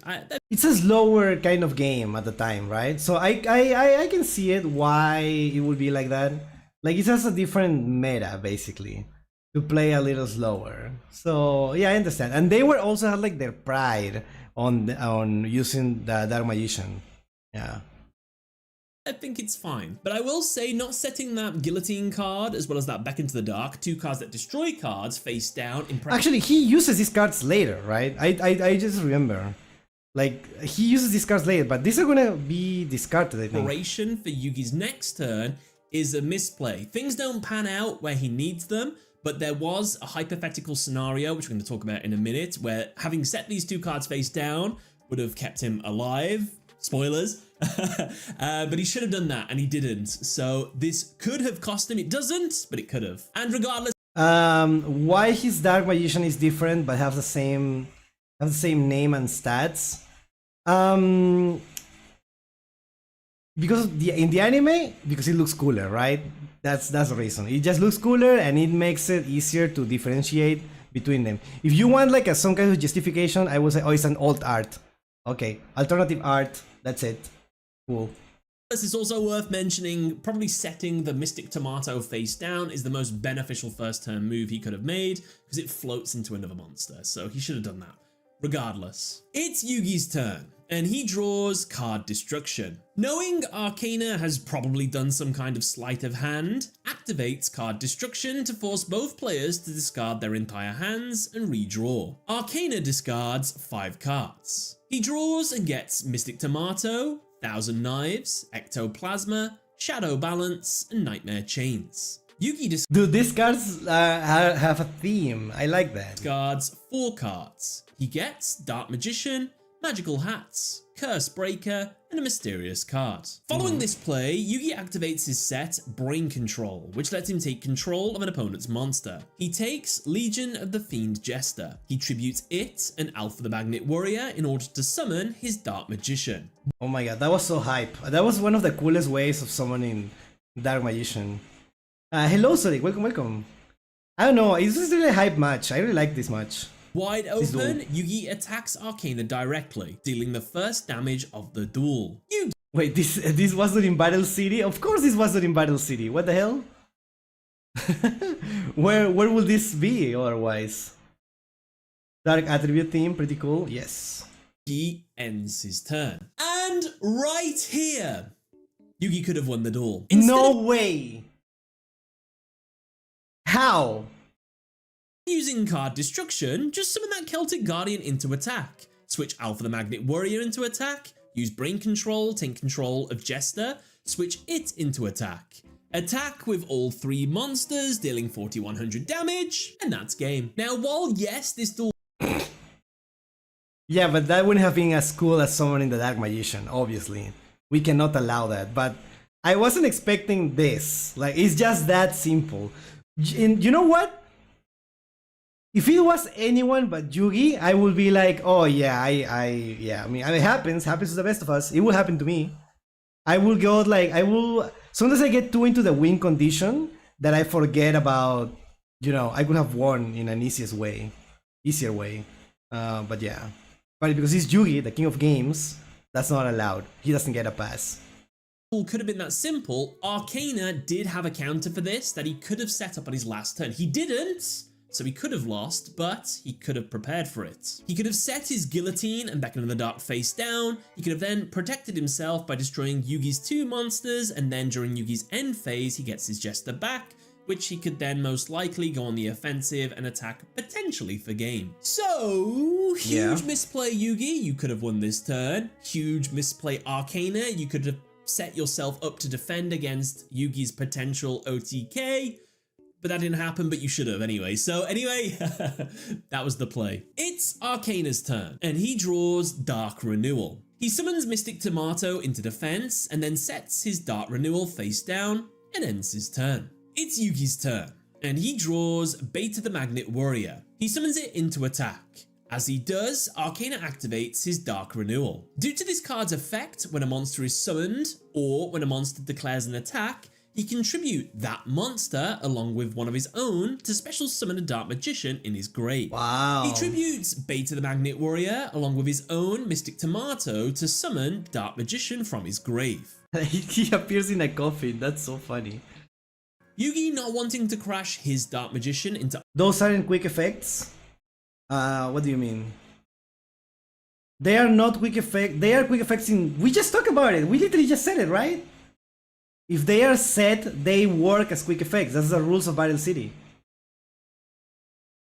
Funny thing about the Yugi Marathon, everyone calls Dark Magician Mahad, and when Arcana's Dark Magician shows up, everyone calls him Dahad, like Dark Mahad.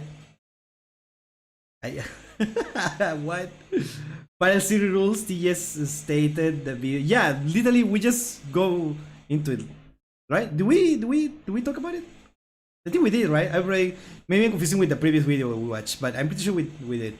Arcanus ends his turn by setting Magical Hats and Curse Breaker face down. And here we might have another misplay. Arcana should have waited to use his... Oh, I only said that the rules changed, but I didn't say what were the rules. Oh, okay, my bad. Trap, since Dark Renewal can be used on a summon or an attack. Instead, he should have let Beta destroy Mystic Tomato. Mystic Tomato's effect lets him summon out a Dark Monster in his deck with 1500 or less attack. Dark Magician attacks the newly summoned monster, however now we use Dark Renewal to tribute Dark Magician to summon out Dark Magician. Arcana's turn, activate the Beacon of the Dark is about to draw to destroy Beta, Yugi will use Curse Breaker to negate it. Then activate 1000 Knives, this time Beta is destroyed. Magical Hats can't be used without a Magician on the field in the anime, so with Dark Magician and a 1500 attack Dark Monster on his side of the field, both can attack Yugi directly for game. Arcana wins the... What? Oh, I feel like every turn is gonna be like this, right? They could have won this turn. They could have won in every turn. Cool. Hypothetically, this play all depends on whether magical hats can or can't protect Dark Magician from Dark Renewal. Later in the duel, magical hats protects Dark Magician from a spell card, targeting it to be destroyed. However, Dark Renewal tributes the monster, so I wonder if it can be used in the response. It's hard to say, so this one is ambiguous. Could he have won the duel this turn? Maybe, maybe not. It's Arcana's turn, and he draws Beckon to the Dark. These next two turns are going to go really fast. They're just going to set up loads of spells to go on a big dance of the magicians, so let's tear through this. Arcana sets his 1,000 Knives, Nightmare Chain face down, and ends his turn. It's Yugi's turn, and he draws a mysterious card. He sets it face down and ends his turn. This spell or trap, along with one we're going to see a little bit later, they both get set face down and never used. We never find out what these two cards will be, so it's really unclear what they were. It's Arcana's turn, and he draws the Mystical Guillotine. He sets it face down and ends his turn. It's Yugi's turn, and he draws Monster Reborn. He sets it face down and ends his turn. It's Arcana's turn. I see so cursed, right? Just setting Monster Reborn. It's just cursed. Battle of Metapods. I mean, I like it in the theme of the episode. That is like making tricks, right? Like making tricks, and it's like, since they kind of have the similar vibes, similar cards in terms of Dark Magician, it's a really fun duel. Yeah. And he also draws Monster Reborn. He sets it face down so that it can now act as a quick play spell. And here, Arcana begins the Battle of Magic. He activates his Mystical Guillotine, which lets him destroy a monster on the field. He targets Yugi's Dark Magician. However, Yugi activates Magical Hats. Oh yeah, wait, I assumed that in the original version, it didn't have the light there, right? Of the guillotine. It's just a regular guillotine. Guillotine? I don't know how to pronounce it. Magician under one of 4 hats. Arcana chooses the wrong one, so the guillotine misses. He follows this up by activating his 1,000 Knives to destroy 1 card on the field. He chooses another of the hats and guesses correctly. However, Yugi activates his Curse Breaker, which negates and destroys all face-up spells on the field. 1,000 Knives and magical hats are negated and destroyed. Arcana moves into his battle phase and orders Dark Magician to crash into Yugi's Dark Magician. Both are destroyed. I was thinking, that's the one play that I was thinking, was that the right play to destroy both of them? I was thinking about that, I don't know. Arcana then both activate their set Monster Reborns to bring back their respective Dark Magicians. Dude, that was so cool, right? That was really cool. With no winner of the magic battle, Arcana ends his turn here. However, I will say both duelists had 4 set cards on the field. There was space for 1 more spell and trap if they wanted to use it. That Beacon of the Dark in Arcana's hand, if he would have saved it for right now or had it set face down, he could have used it right now to destroy Dark Magician, and then he could have attacked directly and done some damage to Yugi. Now, I will say here, I think in the dub he explains the cut by them sends them to the Shadow Realm instead of cutting his legs. No, yeah, the discs, yes, they were gonna send to the Shadow Realm. That's what they said in the dub. I'm saying that one for the Dark Magician. The Dark Magician was gonna get decapitated. I'm talking about that one. This is pretty much trying to figure out what the other guy has. Yeah, that's cool. That's cool. To reverse engineer this duel, there was a lot of just picking up cards, setting them face down, and they don't get revealed until turns later. So some of these cards might not be in their hands earlier, they might appear later. However, to the best of my knowledge, the way that I've watched people put cards in their hand and take from their other cards rather than the cards they've drawn, I feel like the cards I've given them in the turns I've given them is really accurate. But obviously, there's a chance I could be wrong, but I thought I'd just mention that now, as some of the misplays could be chalked up to that, but regardless. It's Yugi's turn, and he draws another mysterious card. He ends his turn. It's Arcana's turn, and he draws Doll of Demise. He sets Beckon to the Dark face down, and then ends his turn. It's Yugi's turn, and he draws Mystical Ref Panel. He sets Ref Panel along with the mysterious card face down and ends his turn. So Yugi here has 3 set cards face down. One of them is Mystical Ref Panel and the other 2 are mysterious spells or traps that will not be used for the rest of this duel. Don't know what they are, and they're gonna get like negated later, so they can't be activated. So he never gets an opportunity to use them anyway. So doesn't matter. yeah, I'm really curious what these two cards would have been. It's Mirror Arcana's Force. turn, and he draws a mysterious card. Arcana again begins the magic battle. He activates his set Beckon to the Dark to send Yugi's Dark Magician to the grave. But Yugi activates Mystical Ref Panel to negate the effect of Beckon to the Dark and redirect it to one of Arcana's monsters instead. He chooses Arcana's Dark Magician. However, Arcana had planned for this and uses his Oh Nightmare my Chains, god, this which is can so only be used in cool. response to a trap. It negates its effect and then makes it so that one of Yugi's monsters, He gets Dark crucified. Magician, can't attack, can't change its battle position, and is unable. That was censored. I'm pretty sure that was censored, right? In the I don't remember, but I'm pretty sure it was. It's a cross. To prevent the opponent from attacking directly. With no way to stop the attack, Arcana's Dark Magician attacks Yugi directly. Arcana ends his turn. And unfortunately I have to give a misplay to Arcana here. He could have won this turn. So he actually does have a Doll of Demise in his hand, like confirmed, guaranteed. He should have summoned Doll of When he summons this on his next turn, we see it was already in his hand. Demise immediately. He could then have done this whole play, attack with Dark Magician directly, and then attack directly with Doll of Demise. That's game. Hello, Lucario. Welcome. You threw the duel, Arcana. You totally could have won this They turn. both threw the duel many times. This is reasonable. And I guess it's worth noting that because Nightmare Chains negated Mystical Ref Panel couldn't have stopped Beckon to the Dark. So, Dark Magician really should be destroyed here, but maybe it's like a priority thing. It got equipped, so maybe it moved or something, so it's not the worst thing in the world. It's Yugi's turn. The footage on the screen is original Japanese with cards and life point counters. Yes. Yes. I think what they did, if I remember correctly, right? Because I'm gonna be honest, I rewatched this. I said that I rewatched it like a few days ago, but I rewatched it as a second monitor thing. I was working first monitor. For those who don't know, I work as a freelance artist and live 2D model rigger. So I was doing that while watching Yu-Gi-Oh! In my second monitor. So I was listening and watching every time that something interesting happened. So I don't remember if he was actually like crucified in a cross, right? I think it was just like a wall, if I remember correctly. Maybe I could be imagining it, but I'm pretty sure it was like a wall.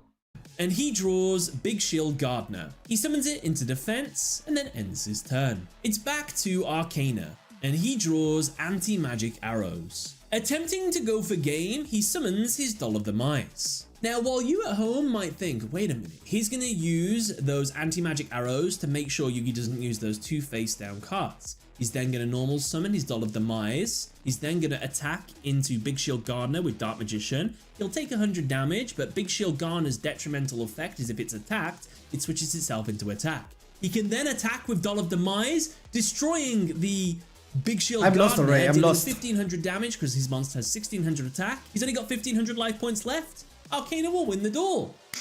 If you thought he'd do that, you are wrong. He's going to do a completely insane play instead. But regardless, Arcana, you could have won the duel right here. Instead, he activates his Ectoplasma, which lets the turn player choose two monster types. One monster of each of those types can Just looked at the edit. Instead of a cross like a scarecrow, it's being like diamond shaped like slab. Yes, yes, exactly.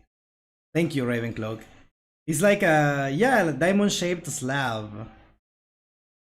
Yep, makes sense. Can be tributed to deal half its attack as damage to the opponent. Arcana uses its effect, declaring Fiend first.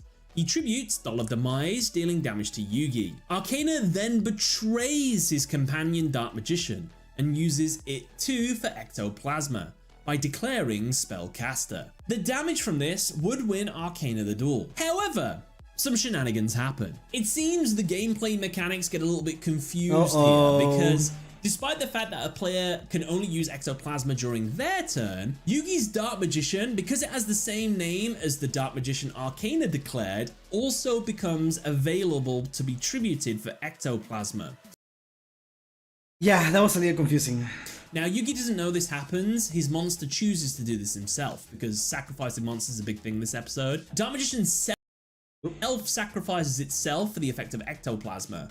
So it tributes itself, the other Dark Magician, they clash with each other, nullifying the damage, which I'm kind of okay with. There is some... No, I wasn't okay with it. It's like weird, right? If anything, they will both lose. They will both take damage or something, not nullifying the damage. That's a little weird. Of an explanation saying that, like, since both the monsters have the same name, it's as if they could be both tributed, but it also doesn't work because ectoplasma doesn't work like that. So it's really like, oh, I don't know if that's fair. But what I really dislike about this is it robs Yugi of having to make a moral decision here, because he was given Arcana flack earlier. It's like, bro, you're sick and twisted. You sacrifice your Dark Magician like it's nothing to you. Monsters are beautiful creatures. You need to cherish them. You can't just tribute them like that. However, Yugi is literally about to lose the duel. The only way he can survive is, let's just say he knows he can use ectoplasma as well to nullify the damage.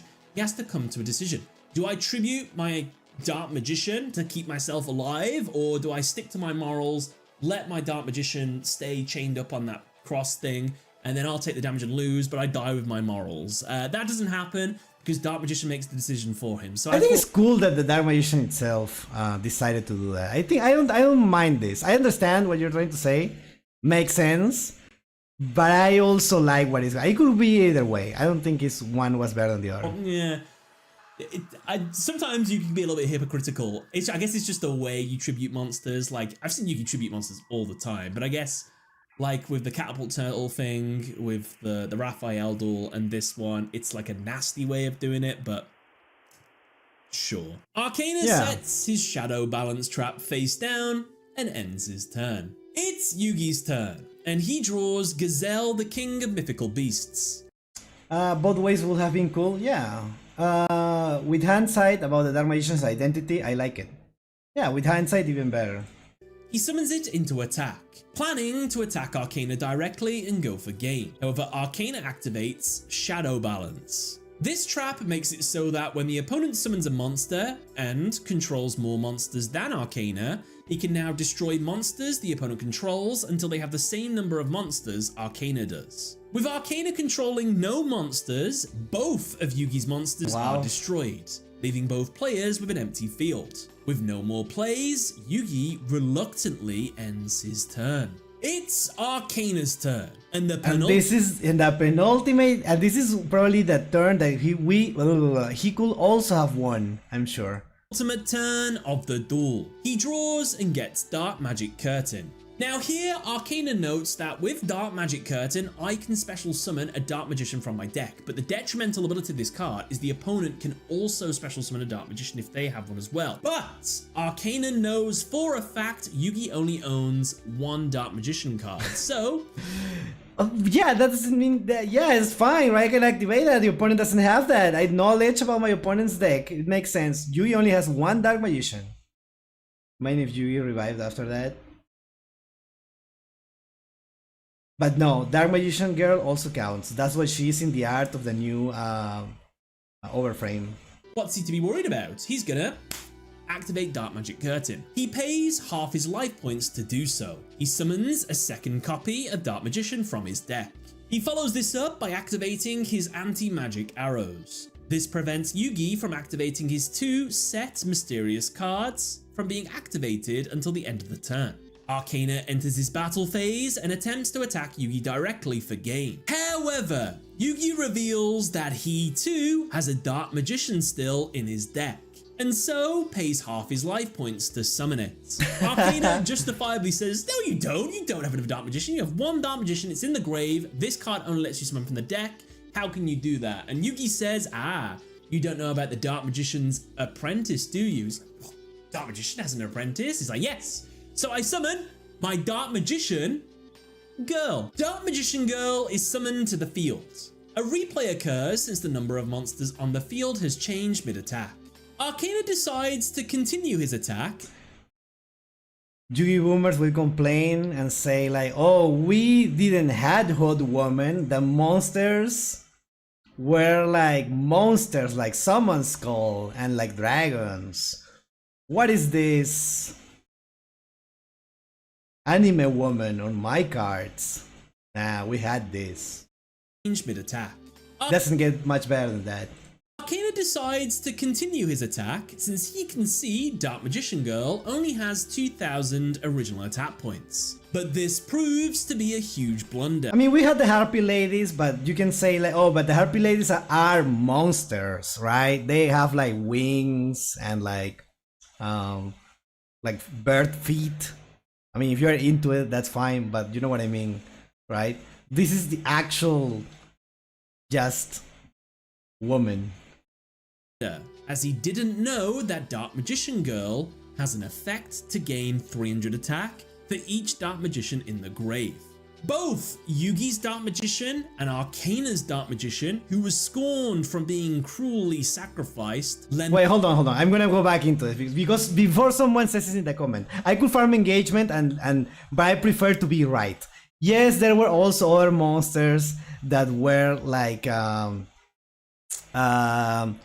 like priestess and like elves and stuff like that, but they were they weren't hot, right? They weren't like showing skin like this. That's what what people have problem with, right?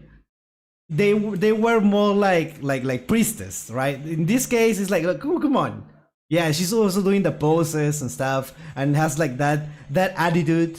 You know what I mean, right? Yeah, you know what I mean, Chad. You know what I mean. For each Dark Magician in the grave.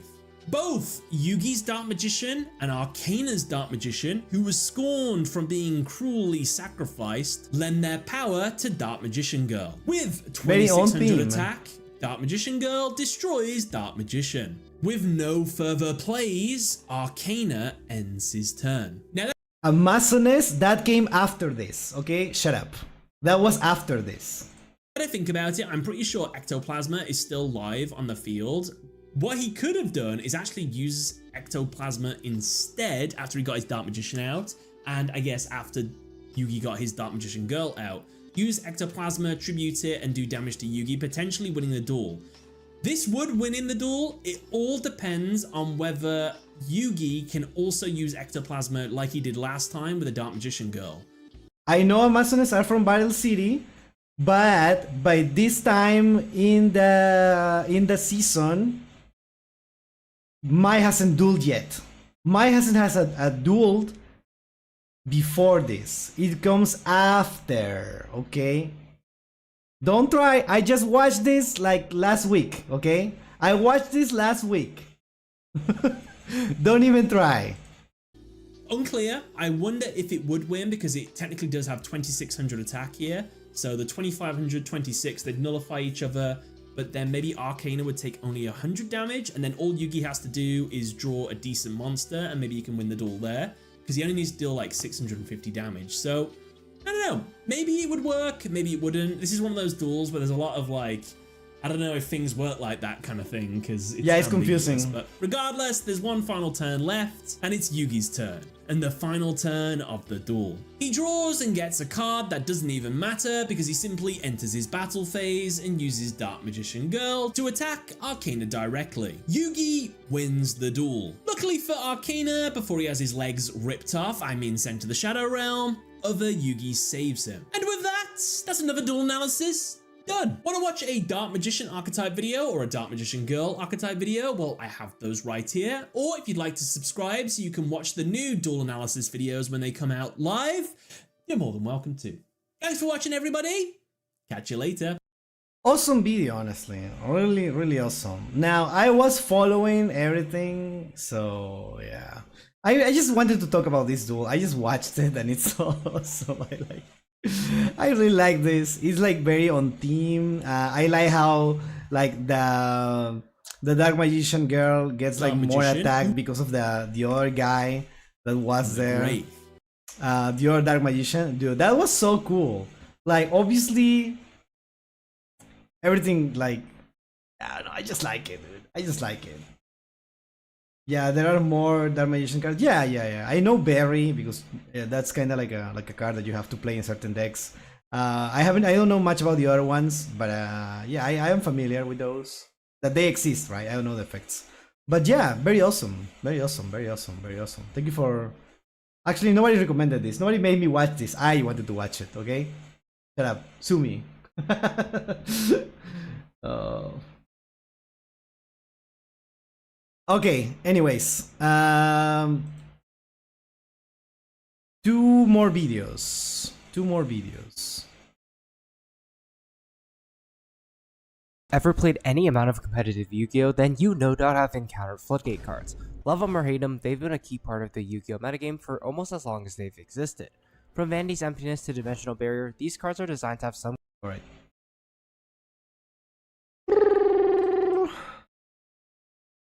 If you've... Should floodgates... Whoa, what did I say, dude? Should floodgates exist in Yu-Gi-Oh TCG? Let's watch. If you've ever played any amount of competitive Yu-Gi-Oh, then you no doubt have encountered floodgate cards. Love them or hate them, they've been a key part of the Yu-Gi-Oh metagame for almost as long as they've existed. From Vandy's Emptiness to Dimensional Barrier, Dude, these cards are so annoying. Like, you already... I'm sorry, but I have to say, like, you already know... If you play, like, floodgates, and that's what your main thing that you play it, I respect you less than other duelists. I'm sorry. these cards are designed to have some kind of negative effect on both players, preventing them from performing certain actions in game. But in practice, these floodgates are usually much more one-sided, since one player won't be affected nearly as much, or one player will have already been able to play the game before using it. So that got me thinking, should we just outright ban all these floodgate cards, or are they a necessary evil in the game? A necessary evil? How could they be a necessary evil? Ban barrier statue? They should ban all the statues, yes. Why would it be a necessary evil? What exactly is it doing? That's what I'm curious about. Alright, see you next time, cat. See you. Imperial or Dynamorph is the only one that is cool. I mean, Dynamorph is a little different, but it's still a floodgate, right? But it's not as dumb as these ones. Like, at least there is some kind of strategy, and there is a drawback. That is the life points thing, in a way. In a way, because that's also like a benefit for our effects. But yeah, let's see. In today's video, I'll be talking about what I feel players may argue are the pros and cons of having floodgates in the game in as unbiased of a manner as possible. So without any further ado, let's get into it. Okay, well, pros, I don't know. Cons for the existence of like floodgates is that it makes for non-games, right? It's not fun to go against floodgates because you don't do anything. You cannot play. You just pass, and then your opponent attacks you with something, and then you just pass, and then like that. It makes for boring games, and that's if the game is meant to be fun, and floodgates actively make games not fun. I feel like that's enough reason for them to not exist. But there's a possibility that they are necessary also. Let's see. Floodgates stops the 20-minute combo deck, bro. The combo deck can also flip the floodgate cards on you. Yeah, that is true. Alright, so before we get into the discussion, I wanted to quickly go over the different types of floodgates. Now, this may not seem super important, but I think that there actually is a significant difference between the different types of floodgates that we have in the game right now, and that contributes to whether or not they should still be in the game, in my opinion. So sorry. Because in some archetypes you just do your thing and then you end up on one of these floodgates, and that's even worse, right? I think floodgates are good for new players but toxic in high level. No, I think they are bad for new players. I think like floodgates are bad for new players because you are not learning to actually play the game. You are creating non-games. How are you gonna learn to play the game if you are not playing it? I think it's bad in that sense. Starting off with maybe the most classic version of a floodgate, literally a continuous trap that stays up on the board that has some sort of negative effect. So maybe a common example of this is Vandy's Emptiness. And then the next type are the lingering types. Like once you play it, it goes to the graveyard, but its effect lingers for a turn or two. So something things like Different Dimension Ground or Mistaken Arrest. And then the third type are actually... Yeah, the lingering effects are... What is it called? Dimension Shifter? Oof. The floodgates that you can play turn one, like without having to wait a turn. So all the floodgates before that we mentioned, you're gonna have to set them and then activate them on your opponent's turn. But something like Dimensional Fissure, you can activate right away. And why that's significant is because its effect can start applying right away. And then finally, the last type of floodgate is going to be the searchable kind. So maybe the most prevalent example in the current metagame is Spell Canceller. So just keep that in mind when we go through this discussion. There are different types of floodgates, and they're not exactly all the same as each other. So do just keep that in mind as we go through this discussion. Interesting. I agree. A new player using floodgates does not learn how to interact beyond I flip this and I win the match. And it's random, right? Because if the opponent doesn't have an out, you win the match, right? If the opponent has an out, then you lose instantly, right? Because you don't know how to play. Thank you for new players already a red flag. Yeah.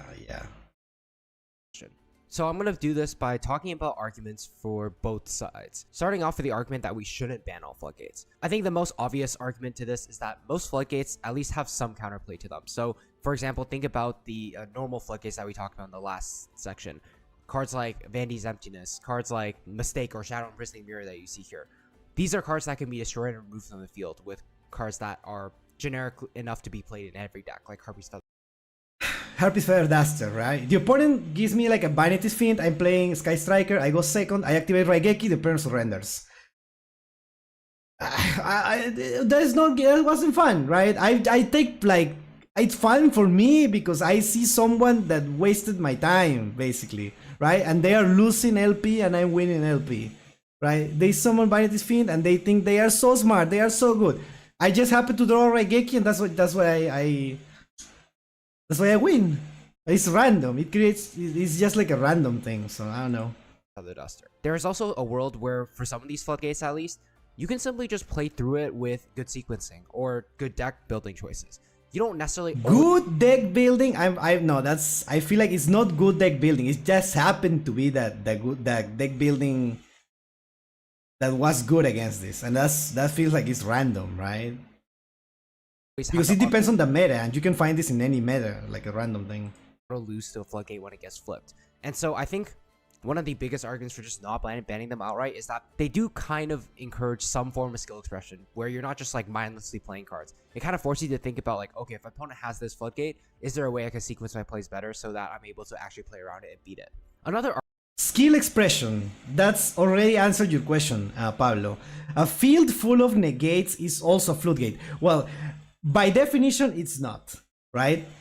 But if you're trying to say that it's as bad as a floodgate, then it's not, because it requires interaction. It requires to think on how to use things. The opponent also has to think when to use the negates, on what to use the negates, right? In what order should they use the negates, right? And that requires knowledge about the possible cards that your opponent could have. So it requires knowledge and skill, right?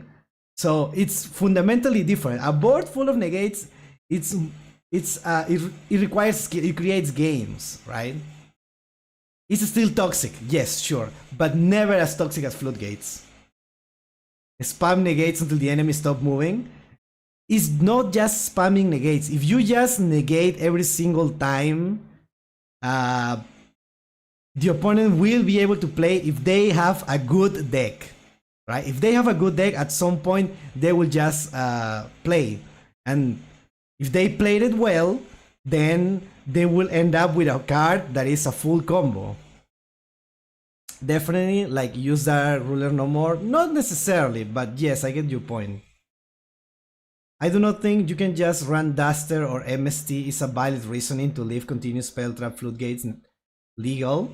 Those are there in most matchups. 100% I don't know. I feel like that is not a real argument.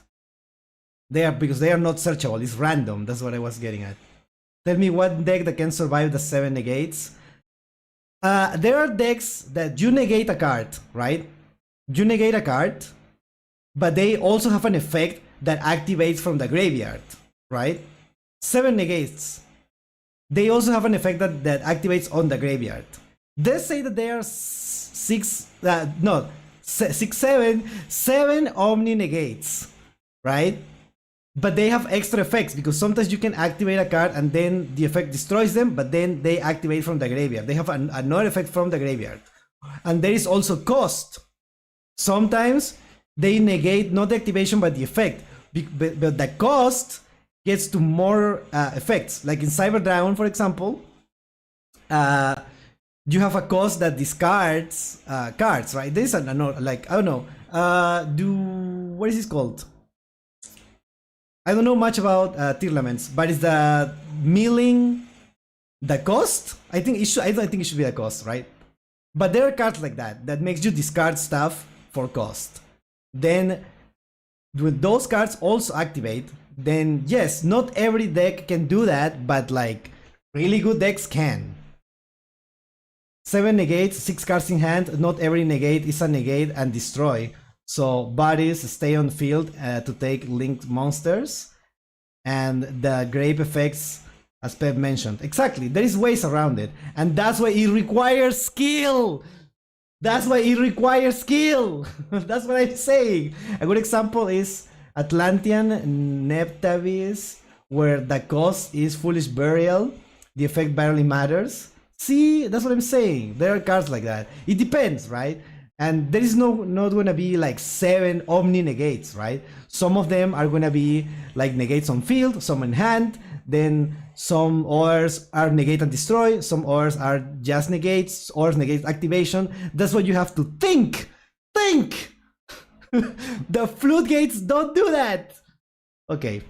Argument is that floodgates can quote-unquote even the playing field for decks that are naturally weaker than other decks in the format, or lessen the skill difference between players. Just think about how many games have been won when a rogue deck just flips a floodgate that the meta deck can't deal with, or a player who's isn't necessarily as skilled as their opponent, just flipping up a floodgate and saying, okay, it doesn't matter if you're better than me. In some sense, that can be sort of a balancing mechanic that is necessary in a card game. It makes it so a wider variety of decks can potentially compete. Maybe they're not competing in terms of how strong their engines are, but it still gives them at least a chance to be played at the highest level and still have the potential to do well. Basically, I think that's a bad thing. I actually think that's a bad thing. Because it's just random, right? It's just random. If they can only compete if the opponent doesn't draw the out, right? So it creates a way where bad players can defeat good players. So it's a bad thing. Bad players shouldn't be able to defeat good players. I don't know. The bottom line argument, I think, for the side of not banning all the floodgates is that you can see them as sort of necessary evils in order to check the best decks in the game. Like, if there were no floodgates that could hit the best decks, well, all those best decks would just be running rampant. And instead of losing to a floodgate, you'd probably just be losing to that deck setting up a big board or something that you can't break.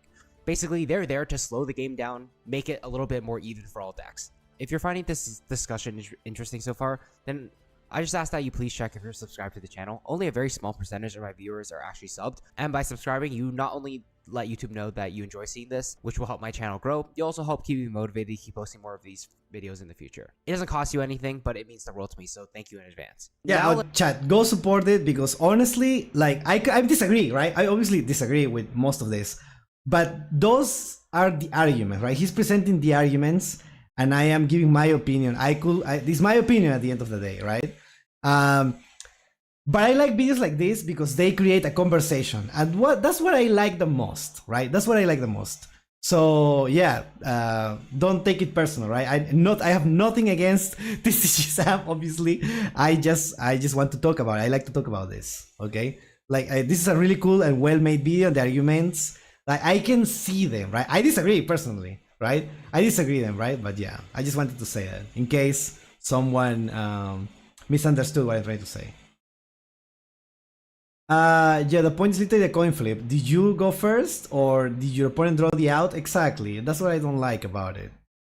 Let's move to the other side of the coin on whether or not we should ban all floodgates. So these are the arguments that I think make sense in favor of banning all the floodgates that we have in the game. So I think the biggest and most obvious argument for banning all of them, like I mentioned at the very start of the video, floodgates were intentionally designed, at least in my opinion, to have an equally negative effect on both players. But in practice, most of the floodgates that are being played are just too one-sided. For example, I get to go first, set up my big board, and then flip my floodgate that says neither of us can, like, for example, add cards from deck to the hand. But it doesn't really matter if I've already gotten to play the game and add all the cards I need for the deck to the hand, right? Because I'm going first. Or a floodgate just simply doesn't affect the other players. Think about how strong of a card Dimension Shifter is. My Dracotail opponent gets to go first. I'm playing Malice. I drop Dimension Shifter on them. They can't do anything, but it doesn't affect me at all. Ultimately, this Yeah, it's not a problem for the Malice player to banish cards. Like, it's good. It's a positive effect. make it feel very imbalanced when one player does get to see this overpowered floodgate and then the other player just can't really do anything about it. I also think another big problem is that most of these floodgates are just way too easily accessible in the modern game nowadays. So maybe back in the day when there was like, let's say 1 copy of Vandy's Emptiness in everyone's deck, it wasn't a searchable card. Maybe you'll see it once every like 8 to 10 games, which is not that big of a deal. But nowadays, with cards like Triple Tactics Thrust, decks being able to draw so many more cards than they ever have been before, or just having decks that can search a floodgate, like I mentioned with Spell Canceller, this is going to make it so these floodgates are seen in more games than not. And ultimately, that can be a very frustrating experience for anyone to play against, because if they're dealing with these super broken cards almost every game that they play and they can't really do anything about it, it's not going to be a good time. Also, another argument to just ban all the floodgates outright, even if that specific floodgate isn't good at this current moment, it's possible it can be problematic in the future. Okay, I can't believe I am gonna say this, but I feel like that is not a good argument. I'm gonna argue against this because I feel like cards shouldn't be banned because they are gonna be problematic in the future. What? Are we like already? Are we gonna, you know, arrest people, putting them in jail before they commit the crimes? Is that what we're doing? We don't do that, right? I feel like we shouldn't do that. I feel like that is not a good thing to do because it's not a floodgate thing. It applies to any card. Just because a card could be problematic in the future doesn't mean that we need to ban them now, right? I don't know. I feel like that is not how it should work. And become overpowered. There was a period of time, let's say between Zodiac format in 2017 and 1 or 2 years ago in Yugioh format, where a card like Dimensional Barrier was decent, but it wasn't necessarily seeing play in every single deck. Or back when Dimension Shifter was released, it wasn't necessarily seeing play in every single deck to begin with, but over time as more and more decks entered the game, there were inevitably going to be decks that just didn't care about Dimension Shifter's downsides, and decks that were severely hampered by Dimension Shifter. So even... Good point, probably should have not banned Obedience School before Yami came out. I can't tell what exactly you're saying. Like, I don't know if this comment is supposed to be ironic or... are you talking about the difference in the TCG and Master Duel? Or the OCG? The thing is, like, sometimes you know because it already came out in the OCG, so it's already pre-banned in the TCG, right? You already know it's gonna be a problem, so you preemptively hit it. In Master Duel, it was hit before Yami came out because they already know that it was a menace in the OCG and the TCG. That's why they do it, because they already know, right? I'm not talking about that, right? In that case, it makes sense. I feel like that is perfectly justified. Because it's already something proven, right? In this, if it's not proven, then no, I don't think so. Even though those cards weren't necessarily problems for certain periods of the metagame, ultimately, these are cards that undoubtedly became problematic later on in the future, as we see with a card like Dimensional Barrier or Shifter. So the bottom line for this side of the argument is that just having these floodgates in the game generally leads to more uninteractive and unfun games for everyone, both for the player playing against the floodgate and even for the player playing the floodgate. If, let's say, I'm playing Malice, I drop Dimension Shifter, my opponent just passes turn. Well, I basically just played Solitaire and just won the game from there. That sort of experience can make it feel like games are decided more by luck or RNG as opposed to actual skill. So that kind of leads me to this. Right, Master Duel and TCG use the OCG data. OCG doesn't really pre-ban cards. Well, yeah, exactly, because they cannot prove it, right? This next part of the discussion. Are there any middle ground solutions? Do we have to ban all the floodgates, or do we have to keep all of them in the game for the game to remain fair? And here I've listed a few solutions that I think could potentially work. The first, maybe most obvious solution is just to give players more outs to floodgates in the format. For example, we have 1 copy of Heartbeat Feather Duster, 3 copies of Lightning Storm, a few other back row removal cards, but generally most of these cards aren't seeing play aside from Heartbeat Feather Duster and maybe Lightning Storm from here or there. But if we were to introduce a card, let's say like Red Reboot back into the game, these like, let's say lingering trap cards that would otherwise play around cards like Harpy's Feather Duster, well, they no longer are able to do that when Red Reboot is a thing. But are you gonna put these cards into your deck just because of the possibility that your opponent might be playing Floodgates? But I think the biggest problem that you can all probably see with this is that a card like Red Reboot is incredibly broken in its own right and is essentially a floodgate for any trap deck that you're playing against. At least at the moment, I don't think there are enough cards to sort of counteract all the possible different floodgate iterations that we have out there. Even if we get a card like Red Reboot back somehow, well, that doesn't deal with like the searchable floodgates like Spell Canceller, or it doesn't deal with the spell floodgates like Dimensional Fissure, for example. So I ultimately don't think there are enough cards, at least at the moment, that can be used to counteract all the possible floodgate options that we have. So ultimately, maybe the solution wouldn't be the best.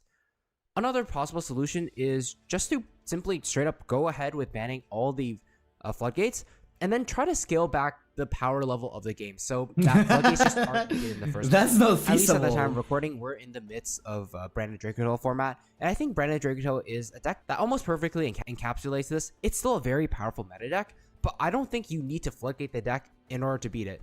If deck's power levels were able to get to sort of the same level as Dracotail is, I think that's something that could ultimately lead to floodgates just not being needed in the first place. Now, ultimately, this is very hard to implement, and I'm sure inevitably there's going to be a deck that's going to be way stronger than they anticipated, so I don't think the solution is perfect either. Another potential fix is just to be able to fix some of the most problematic floodgates that we have at the moment by errataing them. This one, I think, is a little bit more experimental, and there may not be a perfect way to errata every single floodgate to make it more fair. Like, for example, if there was a line of text on Errata them, it would require to change a lot of cards. Maybe, let's say, a card like Mistake. You can't activate this card this turn if you added more than 2 cards from your deck to the hand during the previous turn. Ultimately, though, this is something that's just very experimental and probably not actually going to happen, but I thought at least it'd be interesting to talk about. Overall, it's also possible that there's no good middle ground solution to this. Solution? No solution. What if you just keep printing cards that are good going both first and second? That's a crazy concept. Problem. Curious, let me know what you think in the comment section below. Do you think there's a solid middle ground solution to this floodgate issue, or do you think we either have to ban them all or keep them all? I'm curious to hear what you think. Before I end off the video, I just want to I hate floodgates. No, I'm just kidding. Affiliate link in the description below and use code TCGSAM for 5% off your entire order while helping to support the channel. Again, keep in mind that this is just meant to be an interesting, thought-provoking discussion. Yeah, exactly. That's what I love. That's what I love. One of these options is necessarily correct or better than the other, but I am curious. No, I am saying, I am saying the floodgates are bad. I am saying it. Thank you, TCG Sam. Hear what you guys think, so do let me know in the comment section. But with all that being said, I just want to thank you guys so much for watching, and I will see you guys in the next one. Very cool video, very cool video. Dude, the ban could fix the game. Ooh, banning Reaper? That's rage bait for me. I should watch it. I've been successfully rage baited by this. I might watch it next stream. What is the next ban list? Do people have like predictions about it? Is it like this Tuesday? Is it next Tuesday? When does it usually go, right? That Ocean, RP's Fire Duster on a link tree that activates by tributing itself?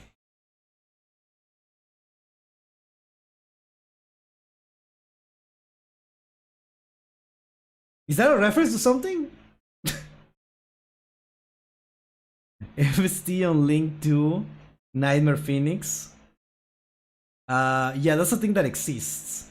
The thing is, like, for some decks, like just summoning 2 things and their dimension feature or whatever is already impossible.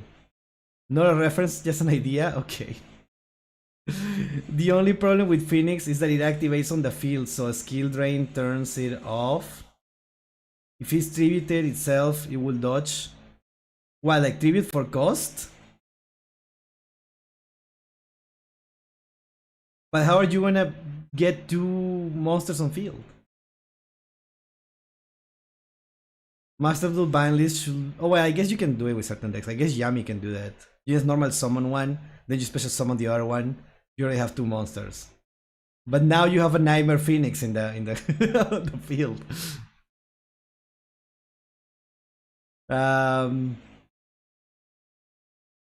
Master Duel bang list should be this week. Wait, really?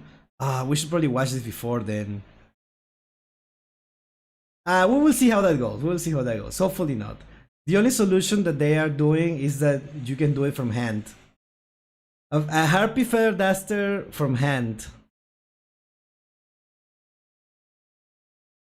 Yeah, I don't know. I'm sure there is solutions about that. No, let's just ban all the floodgates. Let's get rid of all of them. They should have never existed. That's the solution. Honestly, people are just like overcomplicating it. The solution usually is the simplest one.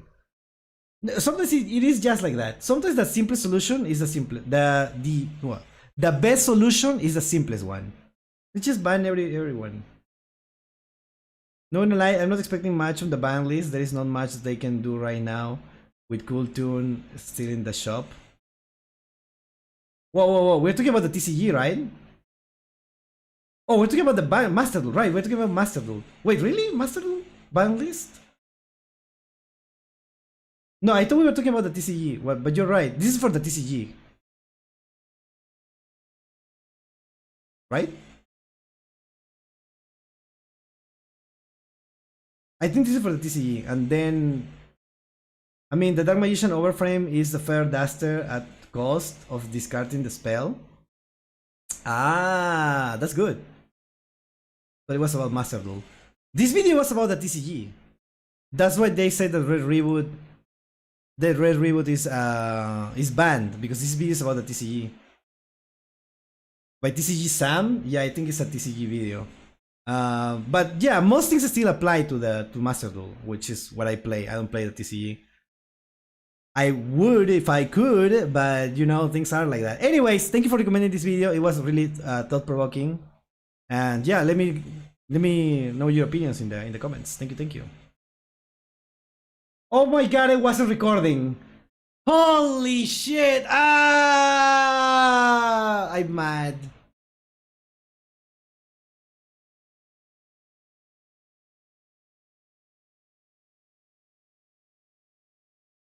Anyways, chat, that's gonna be the end of the stream. Thank you so much. Let me see something.